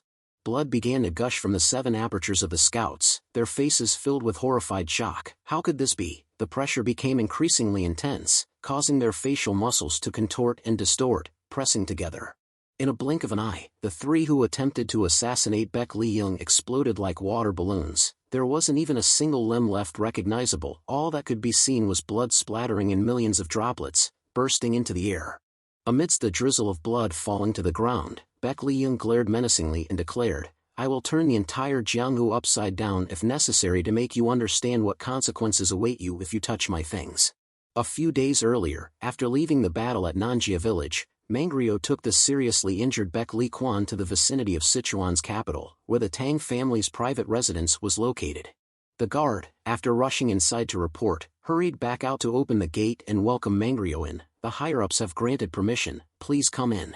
Afterward, a servant from the mansion brought out a stretcher to make it easier to bring in Baek Lee Kwan. Although Mangryo had provided preliminary treatment, he was still unconscious. While several servants hurriedly carried Baek Lee Kwan ahead, one of them stayed behind, politely guiding Mangryo, "This way, please." As Mangryo walked, he looked around at the luxurious rooms with an awestruck gaze. "This is the headquarters of the prestigious Tang family. I heard that this place has been impregnable for hundreds of years. It's truly a reputation that lives up to its name." The Tang family's residence was a vast estate, heavily guarded with layers upon layers of gates and walls extending in succession. It looked like a miniature palace with many magnificent complexes. Mangryo was led through multiple layers of gates and long corridors before reaching the place where Baek Lee Kwan would be treated. Even the Tang family's pharmacy was as vast as the Imperial Medical Hall within the palace. After bringing Baek Lee Kwan into the pharmacy and the physician seeing his condition, he immediately grumbled and scolded Mangryo, "This time you've created a real mess. What were you thinking, or weren't you thinking at all, Advisor Mang?" Mangryo feigned innocence and asked back, "A mess? What do you mean?" The physician didn't explain or argue but continued to question. "Moreover, I heard that Baek Lee Young suspects the Tang family." Before Mangryo could respond, the physician, while treating Baek Lee Kwan, continued to lament, "What's the point of bringing this dying Jing Wang here? If this gets out, we'll be in big trouble." Mangryo retorted with a smug smile, "You should be grateful to me. I told you from the beginning that you should have followed the path of the poison sex." The physician immediately reacted sharply and yelled, "What?" Mangryo shrugged nonchalantly in response, "You're very confident in this thing called the five-child pill or whatever, but the poison didn't fully take effect on both the extraordinary Grand Leader and Jing Wang. That's why we're in this situation. If it had ended Jing Wang's life then and there, we wouldn't be in this mess. Why should I take the blame for the Tang family's shortcomings?" Mangryo's audacity made the physician erupt in anger and yell, Have you forgotten where you are? Watch your mouth." Mangryo still didn't take the physician's warning to heart. He casually reasoned, "What did I say wrong? If Baek Lee Young brings Jing Wang back from Nanjia village, he will definitely find out the truth about the five-child pill, and the Tang family in Sichuan is the mastermind. If that happens, wouldn't that be even more trouble?" The doctor continued to refute in a harsh voice, "From the beginning you should choose the right person to use it. Both the families of the extraordinary eagle and the pure dragon devoted themselves to nurturing them. With such a physical base, the toxicity cannot fully take effect and therefore, its effects are also naturally reduced." However, while the two sides were arguing fiercely, Baek Lee Kwan, who was being treated, began to wake up from a dream. However, he didn't seem very calm when he opened his eyes. Even the burning hatred was still ablaze in his eyes upon waking. He even roared with a ferocious sound like a wild beast. Baek Lee Kwan suddenly sat up with his body covered in bruises. He was completely unaware of the change in the surroundings and yelled out Jagang Jin's name in a voice filled with resentment, "The dreadful poison cripple." Baek Lee Kwan suddenly went berserk, causing the physician sitting beside him to recoil in fear. Mangryo, on the other hand, calmly walked over and patted the physician's shoulder to reassure him. Immediately, Mangryo directly pressed Baek Lee Kwan's head down onto the pillow with force. Although the pillow was made of bamboo, it sounded like a thud as if Baek Lee Kwan's head had just struck a rock. The impact was so strong that it felt like the bed was creaking and about to break under the force. Baek Lee Kwan's limbs reflexively jerked a few times before slumping down in the blink of an eye. As Mangryo released his hold, Baek Lee Kwan had his eyes rolled back and fainted. Taking advantage of the situation, Mangryo delivered a veiled warning to the physician, "Really, he's babbling too much." Of course, the physician understood that these words were a reminder for him. While the physician was trembling in terror, Mangryo turned his head back to look at him with a menacing gaze. "Thinking about what we're going to do in the near future, those justifications are unacceptable. If we can't handle the 3 dragons and 4 great birds, how can we possibly defeat the thousands of Murim masters out there?" The physician stammered his agreement instantly. Yes, we need to improve it. This kind of incident will serve as a lesson for us and greatly aid in the development of the poison. Please consider mass production of this type of elixir." Seeing this, Mangryo smiled in satisfaction. "So bringing him here was a good thing. While we're at it, let's take a look at the Baek Lee family's internal cultivation techniques." The physician quickly nodded. Okay. Mangryo leisurely left the medicine room with a frustrated sigh. "I've been trying to build a close relationship with the Tang family. Shouldn't I be given a chance to meet the head of the Tang family?" The physician felt relieved seeing Mangryo about to leave and honestly told him, "He's very difficult to meet. Meeting the young miss will be easier." The physician cautiously glanced at Mangrio and conveyed the young Miss Tang's wish. After the incident with the poison block, she's always wanted to meet Advisor Mang. Mangrio immediately stopped and turned back to look at the physician with questioning eyes. The young miss, you say? After pondering for a moment, Mangrio turned away with a mumble. Even though she is the heir to the Tang family, I hate being involved with women. Obviously, he didn't go to see the young Miss Tang as she desired afterward. Returning to the situation in the secret hideout of the evil sects in the big cities, after listening to Ryung Kyung's persuasive words, Jagang Jin remained silent for a long time, contemplating his decision. Feeling as if Jagang Jin still wanted to decline her kindness, Ryung Kyung directly asked, "You still have no intention of joining the evil sects in the big cities?" Jagang Jin remained silent in a state of confusion. Ryung Kyung quietly looked into his eyes. She understood that Jagang Jin was currently unable to accept help from others easily but still hoped that he wouldn't strain himself by trying to do everything alone. The little girl in red who was responsible for taking care of Jagang Jin for the past few days seemed to have a fondness for him. Although she didn't say anything, her eyes clearly showed her expectation that he would stay. Jagang Jin pondered for a long time but still couldn't make a decision. He struggled to open his mouth but couldn't form any complete words. Ryung Kyung gave a gentle smile with a deeply empathetic expression. "I'm sure you need more time to think about the proposal that you previously rejected. You don't need to answer me in a hurry. After all, your body needs time to recover. Just stay here and think about it slowly." As soon as she finished speaking, Ryung Kyung stood up, signaling her departure for Jagang Jin to rest. However, he immediately hesitated and declined. "I can't take advantage of you any further." Ryung Kyung turned back and gave a warm smile. "Don't be silly. Just consider it as the evil sects in the big cities thanking you for things that we couldn't do for the people, but you managed to achieve." Then, Ryung Kyung turned and walked towards the door with sincere words of advice for Jagang Jin. "Currently, you need allies. You're not strong enough to overcome all the problems you've encountered during this time alone. Jianghu is more harsh and chaotic than you think." Hearing Ryung Kyung's words, Jagang Jin couldn't politely decline her kindness anymore. The door slowly closed behind Ryung Kyung as she left, leaving a silent and soundless room. Jagang Jin fell back into his thoughts about what he needed to do next and pondered whether he should accept Ryung Kyung's offer. Clearly, until now, she hadn't had any malicious intent or intention to exploit him. Suddenly, Jagang Jin looked to the side and noticed the little girl in red still sitting quietly there. When she saw him turn to look, she immediately shrank back in timidity. Jagang Jin knew he had startled her when he woke up, so he hurriedly apologized. "I'm sorry for scaring you earlier." However, the little girl didn't say anything but just shook her head back and forth, indicating that she didn't blame him at all. Then, she continued to bandage his wounds with care and attention, making him speechless out of awkwardness, but in his heart, he felt very grateful for her care.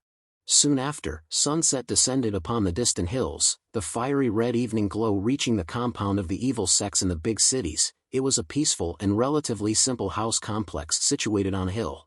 Jagang Jin tried to practice walking to recover faster. He dragged his heavy and tired steps from the room to the yard without anyone's help, but his breathing was still weak.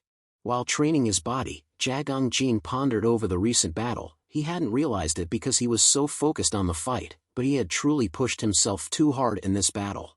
Jagang Jin shuddered as he recalled the fierce battle, to the point that he thought it was a miracle that he was still alive. Jagang Jin also had to admit that his body needed time to recover, just as the servant of justice had said. But he couldn't rest properly because he always felt restless and uneasy after witnessing the terrible truths about this world. Jagang Jin constantly wallowed in profound worries. In Nanjia village, he had witnessed firsthand what Jianghu was like. Jianghu was no longer the place he knew when he was a child. It was no longer a place where justice and the orthodox path existed. Now, it was a filthy and polluted place. The more Jagang Jin thought about it, the more he felt troubled. If one or two fish pollute the water, then we just need to catch them and that's it. But if the water itself is the problem, then what must we do to cleanse this world? Jagang Jin unconsciously remembered the Miram Alliance leader, Haewol Jinan. He was the one who turned the world into what it is now. He began to ponder whether he should seek revenge on the Alliance leader who was responsible for all of this. Jagang Jin bitterly furrowed his brow because if he aimed for that goal, his enemy would be much more powerful than those he had targeted before. Of course, Jagang Jin didn't forget that he had another extremely haunting enemy that he needed to pay attention to, Mangrio. The accumulating problems made him unable to avoid worry. Is it truly impossible to take revenge on my own? At that moment, a cheerful voice rang out from outside the gate. interrupting Jagang Jin's train of thought. What are you doing out here? A man carrying a deer casually walked into the yard with a bright smile. Jagang Jin recognized him as the fake fortune teller he had met in Nanjia village, but he still didn't know his name. The man took the initiative to introduce himself. We've met before, haven't we? I'm Pyeonbok. You can just call me Pyeon. After entering the middle of the yard, Pyeonbok carelessly placed the deer down and let out a sigh of relief. Jagang Jin was a little surprised. Seems like you escaped Nanjia village safely. Pyeonbok burst into a proud laugh, boasting, of course, don't be fooled by my simple appearance, I'm a top-notch spy, escaping is my profession. Look who's talking, you're still alive after everything that happened in Nanjia village. Pyeonbok exhaled and looked Jagang Jin up and down. Seeing his body covered in bandages, he couldn't help but sigh with sympathy. Looking at you now, I can't say you escaped safely. Jagang Jin couldn't deny that statement at all, so he remained silent. Pyeonbok grinned with delight. Anyway, I'm glad to see you again.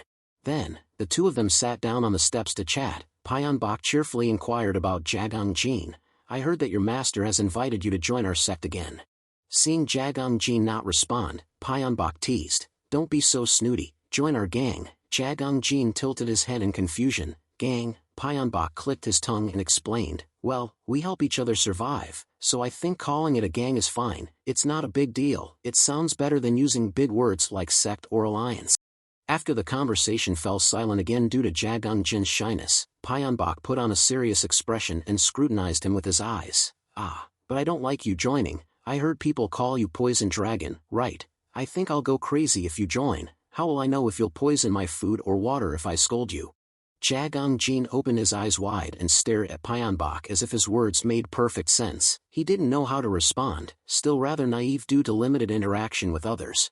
Seeing Jagang Jin's bewildered expression, Pyeonbok burst into laughter. I'm just kidding, it's the first time I've seen our liege put so much effort into caring for someone. I didn't understand it at first, but I changed my mind after meeting you at Nanjia village. If you want to join, I'll welcome you with open arms.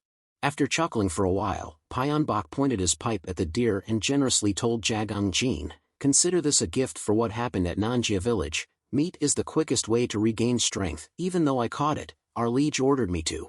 Hearing this, Jagang Jin bowed his head shyly and declined. Thank you, but I haven't. Pyeonbok cheerfully cut him off immediately. Oh, this isn't for you joining our gang, just eat it. Then, he didn't give Jagang Jin a chance to refuse and shouted toward the opposite room. Hey, So-So. As So-So stepped outside, Pyeonbok shouted again, tell everyone to come here, we have deer meat tonight. So-So smiled obediently and nodded immediately, but didn't say a word in response to Pyeonbok. Jagang Jin watched the innocent girl smile and exclaimed, a girl like that, in the secret base of the evil sects in the big cities, it's absurd. Pyeonbok clicked his tongue and recounted in a low voice, it's hard to see her as a normal child, she's the daughter of a sect leader from the Ringyuad sect. Jagang Jin opened his eyes wide in surprise. Really? I didn't know, because I haven't spoken much with her. Pyeonbok sighed, looking at So-So with sadness in his eyes. It's not that you haven't spoken much with her, but that you can't speak to her. She can't speak, Pyeonbok said. Jagang Jin was stunned and frozen when he heard this. He thought she was quiet because she was shy around strangers. Pyeonbok gazed thoughtfully at So-So, who was laughing happily, and recounted her story. It's been 8 years since she came here. She was sold as a servant to a wealthy family, but I found her and brought her here. She looks cheerful now. Before, she looked so gloomy, but she has opened up more after spending some time here. Jagang Jin asked more curiously about So-So. Was she born like this? Pyeonbok shook his head with a serious expression. No. Perhaps you haven't noticed, but her tongue was cut off, Pyeonbok said, sticking his tongue out to illustrate, causing Jagang Jin to flinch. Pyeonbok continued with indignation. That was the price for her life. They cut off her tongue so she couldn't speak anymore. People might think she's lucky to have survived, but she did nothing wrong to deserve this. Jagang Jin couldn't help but feel pity for So-So and wondered who could be so cruel. Pyeonbok sighed and replied, the Du sect in Central Miram did it. Jagang Jin immediately became agitated when he realized So-So's story mirrored his own. He angrily exclaimed, the Du sect in Central Miram also did this to the innocent Ringyuad sect. Pyeonbok turned to look at Jagang Jin in confusion. Innocent Ringyuad sect, I think you've misunderstood something here. Jagang Jin furrowed his brows, indicating he didn't understand Pyeonbok's words. He explained, even though what happened to her is truly unfortunate, The Du sect didn't attack the Ringyued sect without a reason. Pyeonbok frowned with an extremely serious expression, emphasizing to Jagang Jin, the ones who initiated the battle in Central Miram were the Ringyued sects, not the Du sect. Jagang Jin was stunned, his eyes widening in shock. He couldn't process this truth immediately. After being frozen in bewilderment for a while, Jagang Jin finally spoke again, his voice filled with disbelief. The Ringyued sects attacked the Du sect. What are you saying? I completely cannot comprehend why such an illogical thing would happen, as the Ringyued sects usually live peacefully, prioritizing saving people instead of killing. Suddenly, Jagang Jin remembered an incident that had occurred long ago, which had caused him to question his path of revenge for a short time. Before Gyukong died at Jagang Jin's hands, he had hinted that the Du sect wasn't solely responsible for everything, but the Ringyued sects as well. Jagang Jin immediately connected these events and began to suspect, could this be related to what he said? At that time, Gyukong had ridiculed Jagang Jin. If you only know this much about the Du sects and the Ringyued sects, for whom you seek revenge, you'll soon become a monster, losing control in your own rage. Jagang Jin quickly suppressed his anger and sincerely sought to understand the source of everything from Pyeonbok. Regarding that matter, please tell me the details. Pyeonbok clicked his tongue and replied, I don't know the truth either, I only know what the world knows. However, Jagang Jin was still determined to hear. It doesn't matter, tell me what happened. Pyeonbok hesitated for a moment. Knowing that Jagang Jin also came from a Ringyued sect, he worried that his story might further trouble Jagang Jin's mind, but if he didn't explain it, Jagang Jin would ask others anyway, so he decided to tell the story as objectively as possible. It happened about 10 years ago. The Ringyued sects launched a large-scale attack on the Du sects. The attack was so sudden that the Du sect couldn't fight back. If it weren't for a turning point, the Du sect would have become part of the Ringyued sect by now. The turning point was the participation of the Tang clan in Sichuan. They used their unique skills in poison and their flexible strategic vision to help the Du sect, who was losing, to launch a counterattack against the Ringyued sect. The Tang clan's involvement significantly changed the battle, tilting the balance towards the Du sect. The Ringyued sect gradually collapsed, either being assassinated or having to depend on the Du sect. The Du sect also joined the Martial Arts Alliance later, so no one dared to side with the Ringyued sect because they didn't want to make an enemy of the alliance. The surviving members of the Ringyued sect had no one to turn to and were driven to a desperate situation. In the end, everyone only knows the possible reasons for the conflict between the Du sect and the Ringyued sect, but no one knows what truly happened. The most logical reason is, for the Ringyued sect, the Du sect produced numerous forbidden poisons that harmed people, and for the Du sect, the reason is that the Ringyued sect initiated the attack first. They have always disliked each other, so many people believe that the actual reason was the culmination of their suppressed tensions, Pyeonbok said, puffing on his pipe with his eyes gauging Jagang Jin's thoughts. As expected, he began to waver about his revenge. I always thought the Ringyued sect was the victim, so I never hesitated to seek revenge on them, but... Pyeonbok patted Jagang Jin's shoulder reassuringly. Come on, you don't need to blame yourself. This happened in Central Miram. It's completely different from what happened in your hometown, Unnam. Jagang Jin still couldn't shake the guilt, clenching his fists. But there are so many secrets in the world that I don't know. What guarantees that there isn't anything else out there that I don't know? Pyeonbok sighed and looked at Jagang Jin with compassion. Though he seemed flippant on the surface, he actually had a deep and open perspective on life and knew how to empathize with others. After thinking for a while, Pyeonbok continued to pat Jagang Jin's back like a friend offering advice. The world is not a place where we can clearly distinguish between right and wrong. The Du sect has its side of the story, and the Ringyued sect does too. What's important is that you try to set a correct standard and evaluate the situation based on it, don't you think? Jagang Jin pondered the correct standard that Pyeonbok mentioned. He was lost in thought because he had never considered such things during his journey of revenge. That night, as he returned to his room alone to rest, Jagang Jin couldn't stop thinking about his conversation with Pyeonbok that afternoon. There were too many things that made him reevaluate his situation. Jagang Jin lay with his hand on his forehead, lost in thought. The Ringyued sect attacked first, so the Du sect's counterattack was justified. If so, was my revenge on the Du sect the right thing to do? Until now, Jagang Jin had lived only to seek revenge, but now, he began to fear that if he continued on this path blindly, he might make bigger mistakes in the end. Just then, the sound of the door creaking open gently pulled Jagang Jin out of his thoughts. Seeing So tiptoeing into the room as gently as possible, Jagang Jin sat up immediately. The little girl gave a bright smile and nodded in greeting. Right after that, the girl came closer to change Jagang Jin's bandage like she always did while he was unconscious. However, while So-So was cheerfully doing her duty, Jagang Jin suddenly spoke with a polite but serious tone, "Miss."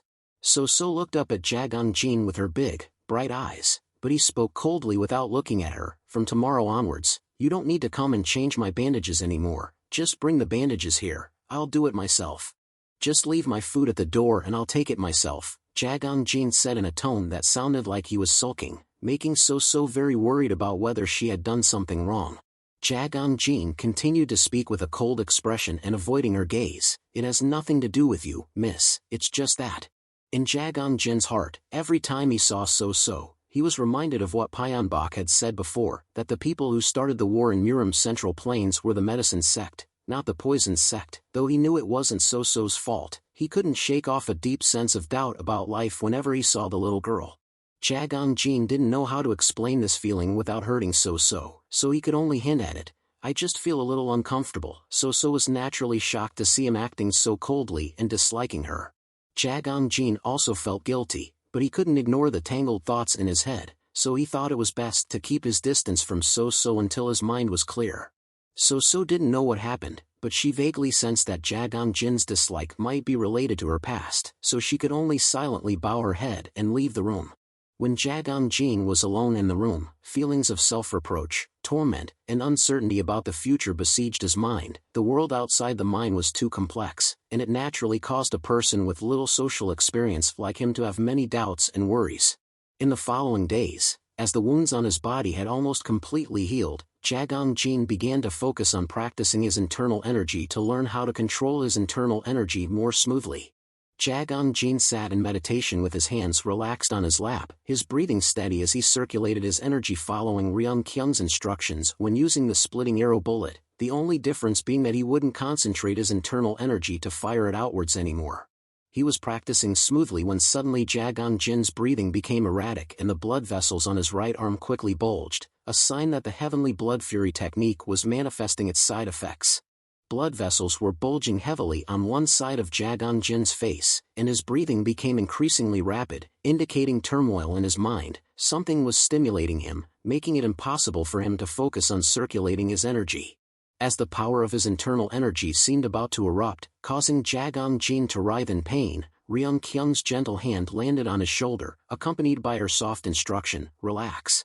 Breathe slowly and let your internal energy circulate steadily, like the way waves crash against the shore," Ryung Kyung said as she inhaled deeply and slowly, demonstrating for Jagang Jin. Thanks to her dedicated guidance, he quickly regained his steady breathing, and the blood vessels gradually subsided. Ryung Kyung continued to breathe evenly with Jagang Jin and encouraged him, "You're doing great."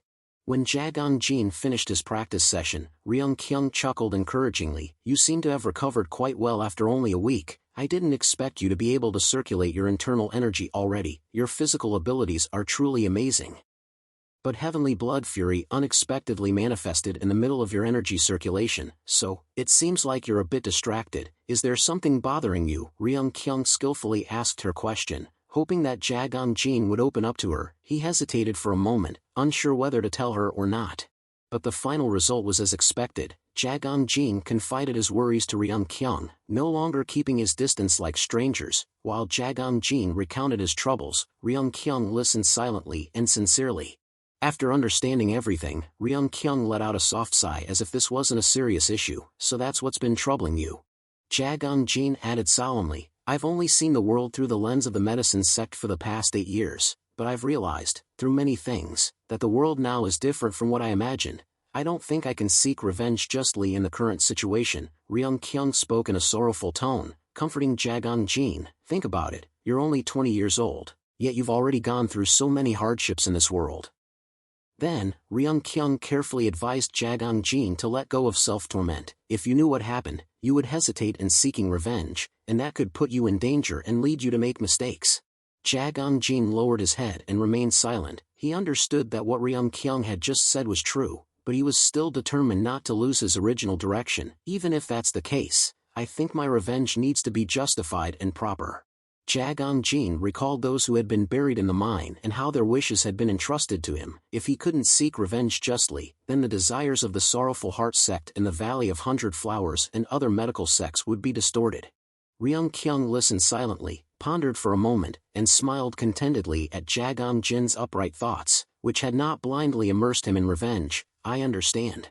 I've mentioned something similar to you before, haven't I? Seeing Ryung Kyung stand up, Jagang Jin instinctively followed her gaze. Ryung Kyung leisurely walked towards the rising sun and continued, I once said you should look at the world by experiencing it yourself instead of judging it through prejudices. That applies to this situation as well. When Jagang Jin was still confused, Ryung Kyung walked beside him and made an extremely unexpected proposal. Let's put your revenge aside for now. Ryung Kyung pointed towards the rising sun and instilled new inspiration in Jagang Jin. Give yourself a chance to stop and observe your surroundings, to see what's happening in this world and see how its currents flow. When a bright light reflecting the dawn shone in Jagang Jin's eyes, Ryung Kyung analyzed the pros and cons for him. Your journey of revenge may take longer, but in return, it can give you new motivation and help you discover a clearer path. Hearing these words, Jagang Jin's hazy eyes were filled with hope for the future again.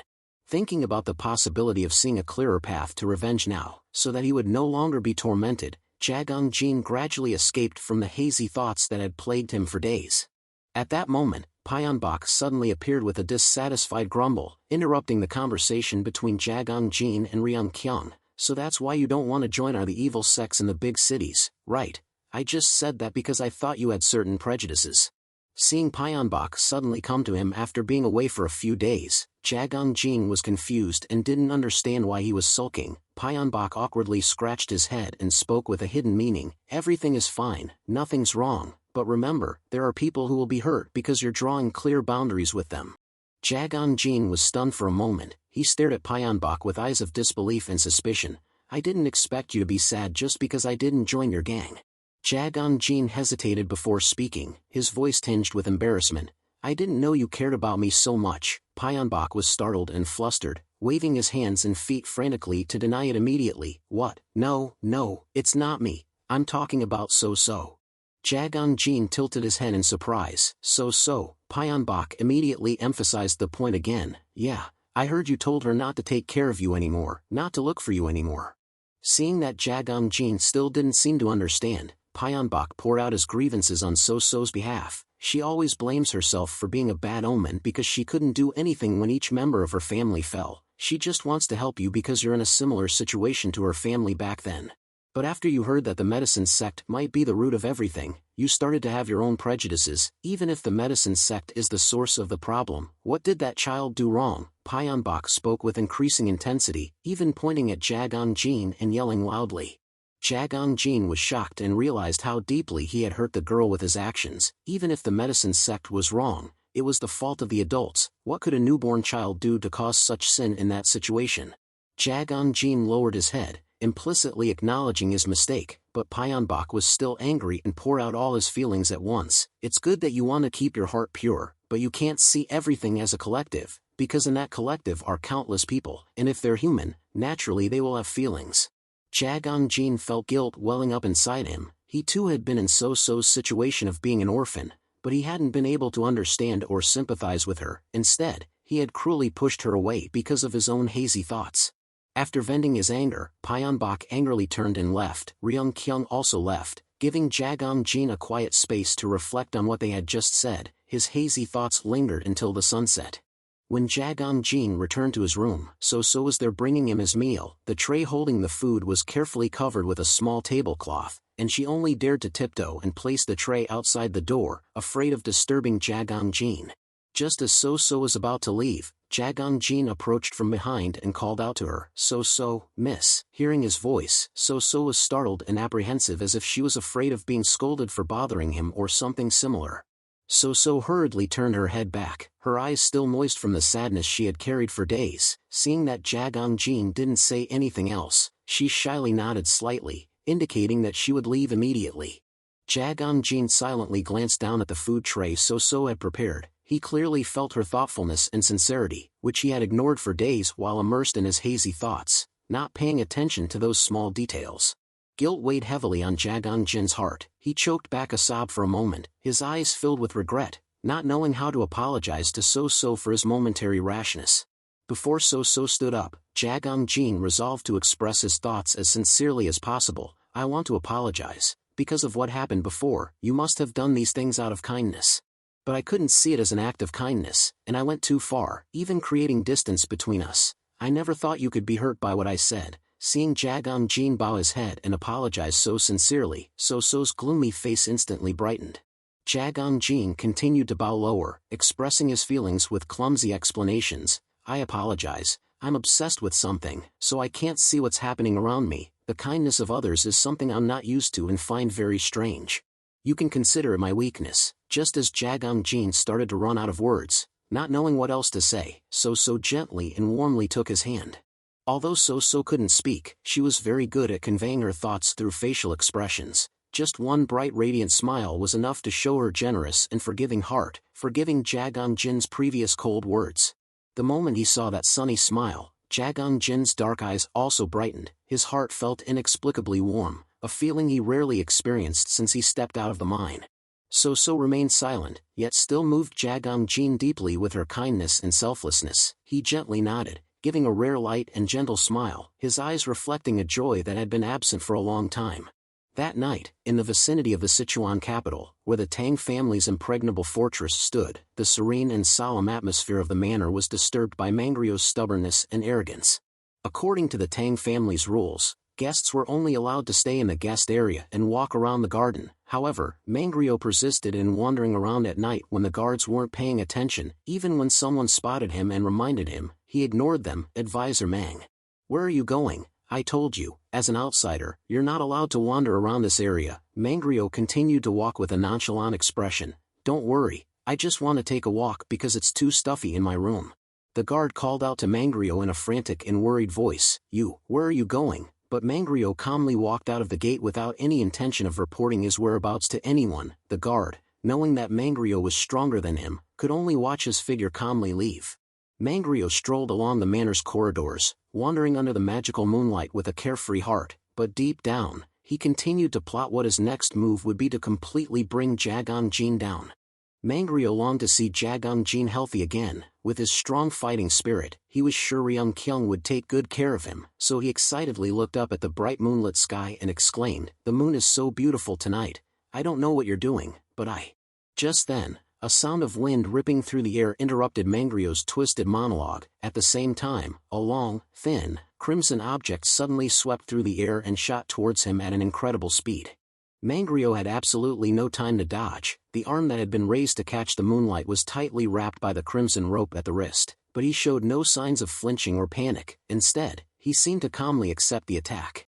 A red-haired girl suddenly appeared in the darkness and pulled the leather whip in her hand taut. This is the time to enjoy the moon freely like this. Mangrio calmly tugged at the whip with the girl and said in a petulant voice, "Such a greeting is very rude, even though it's been a long time since we last met." The red-haired girl remained silent, not showing any more politeness towards Mangrio. Seeing her forceful tugging and fierce attitude, he wasn't afraid at all, but instead, he added a sarcastic remark, "I wonder what's making the young lady so anxious, young miss." Faced with a provocative voice, the red-haired girl glared at Mangrio with a hostile and vengeful stare. Outsiders wouldn't be able to imagine that the two of them were allies, not enemies. The leather whip in her hand was pulled as taut as possible, as if she wanted to pull Mangrio to the ground before she could vent her anger. Under the magical moonlight, the mole under the red-haired girl's right eye became a highlight, along with her sharp eyes flashing with determination, reminiscent of a mysterious ally who had once appeared with Mangrio at the Poison Valley.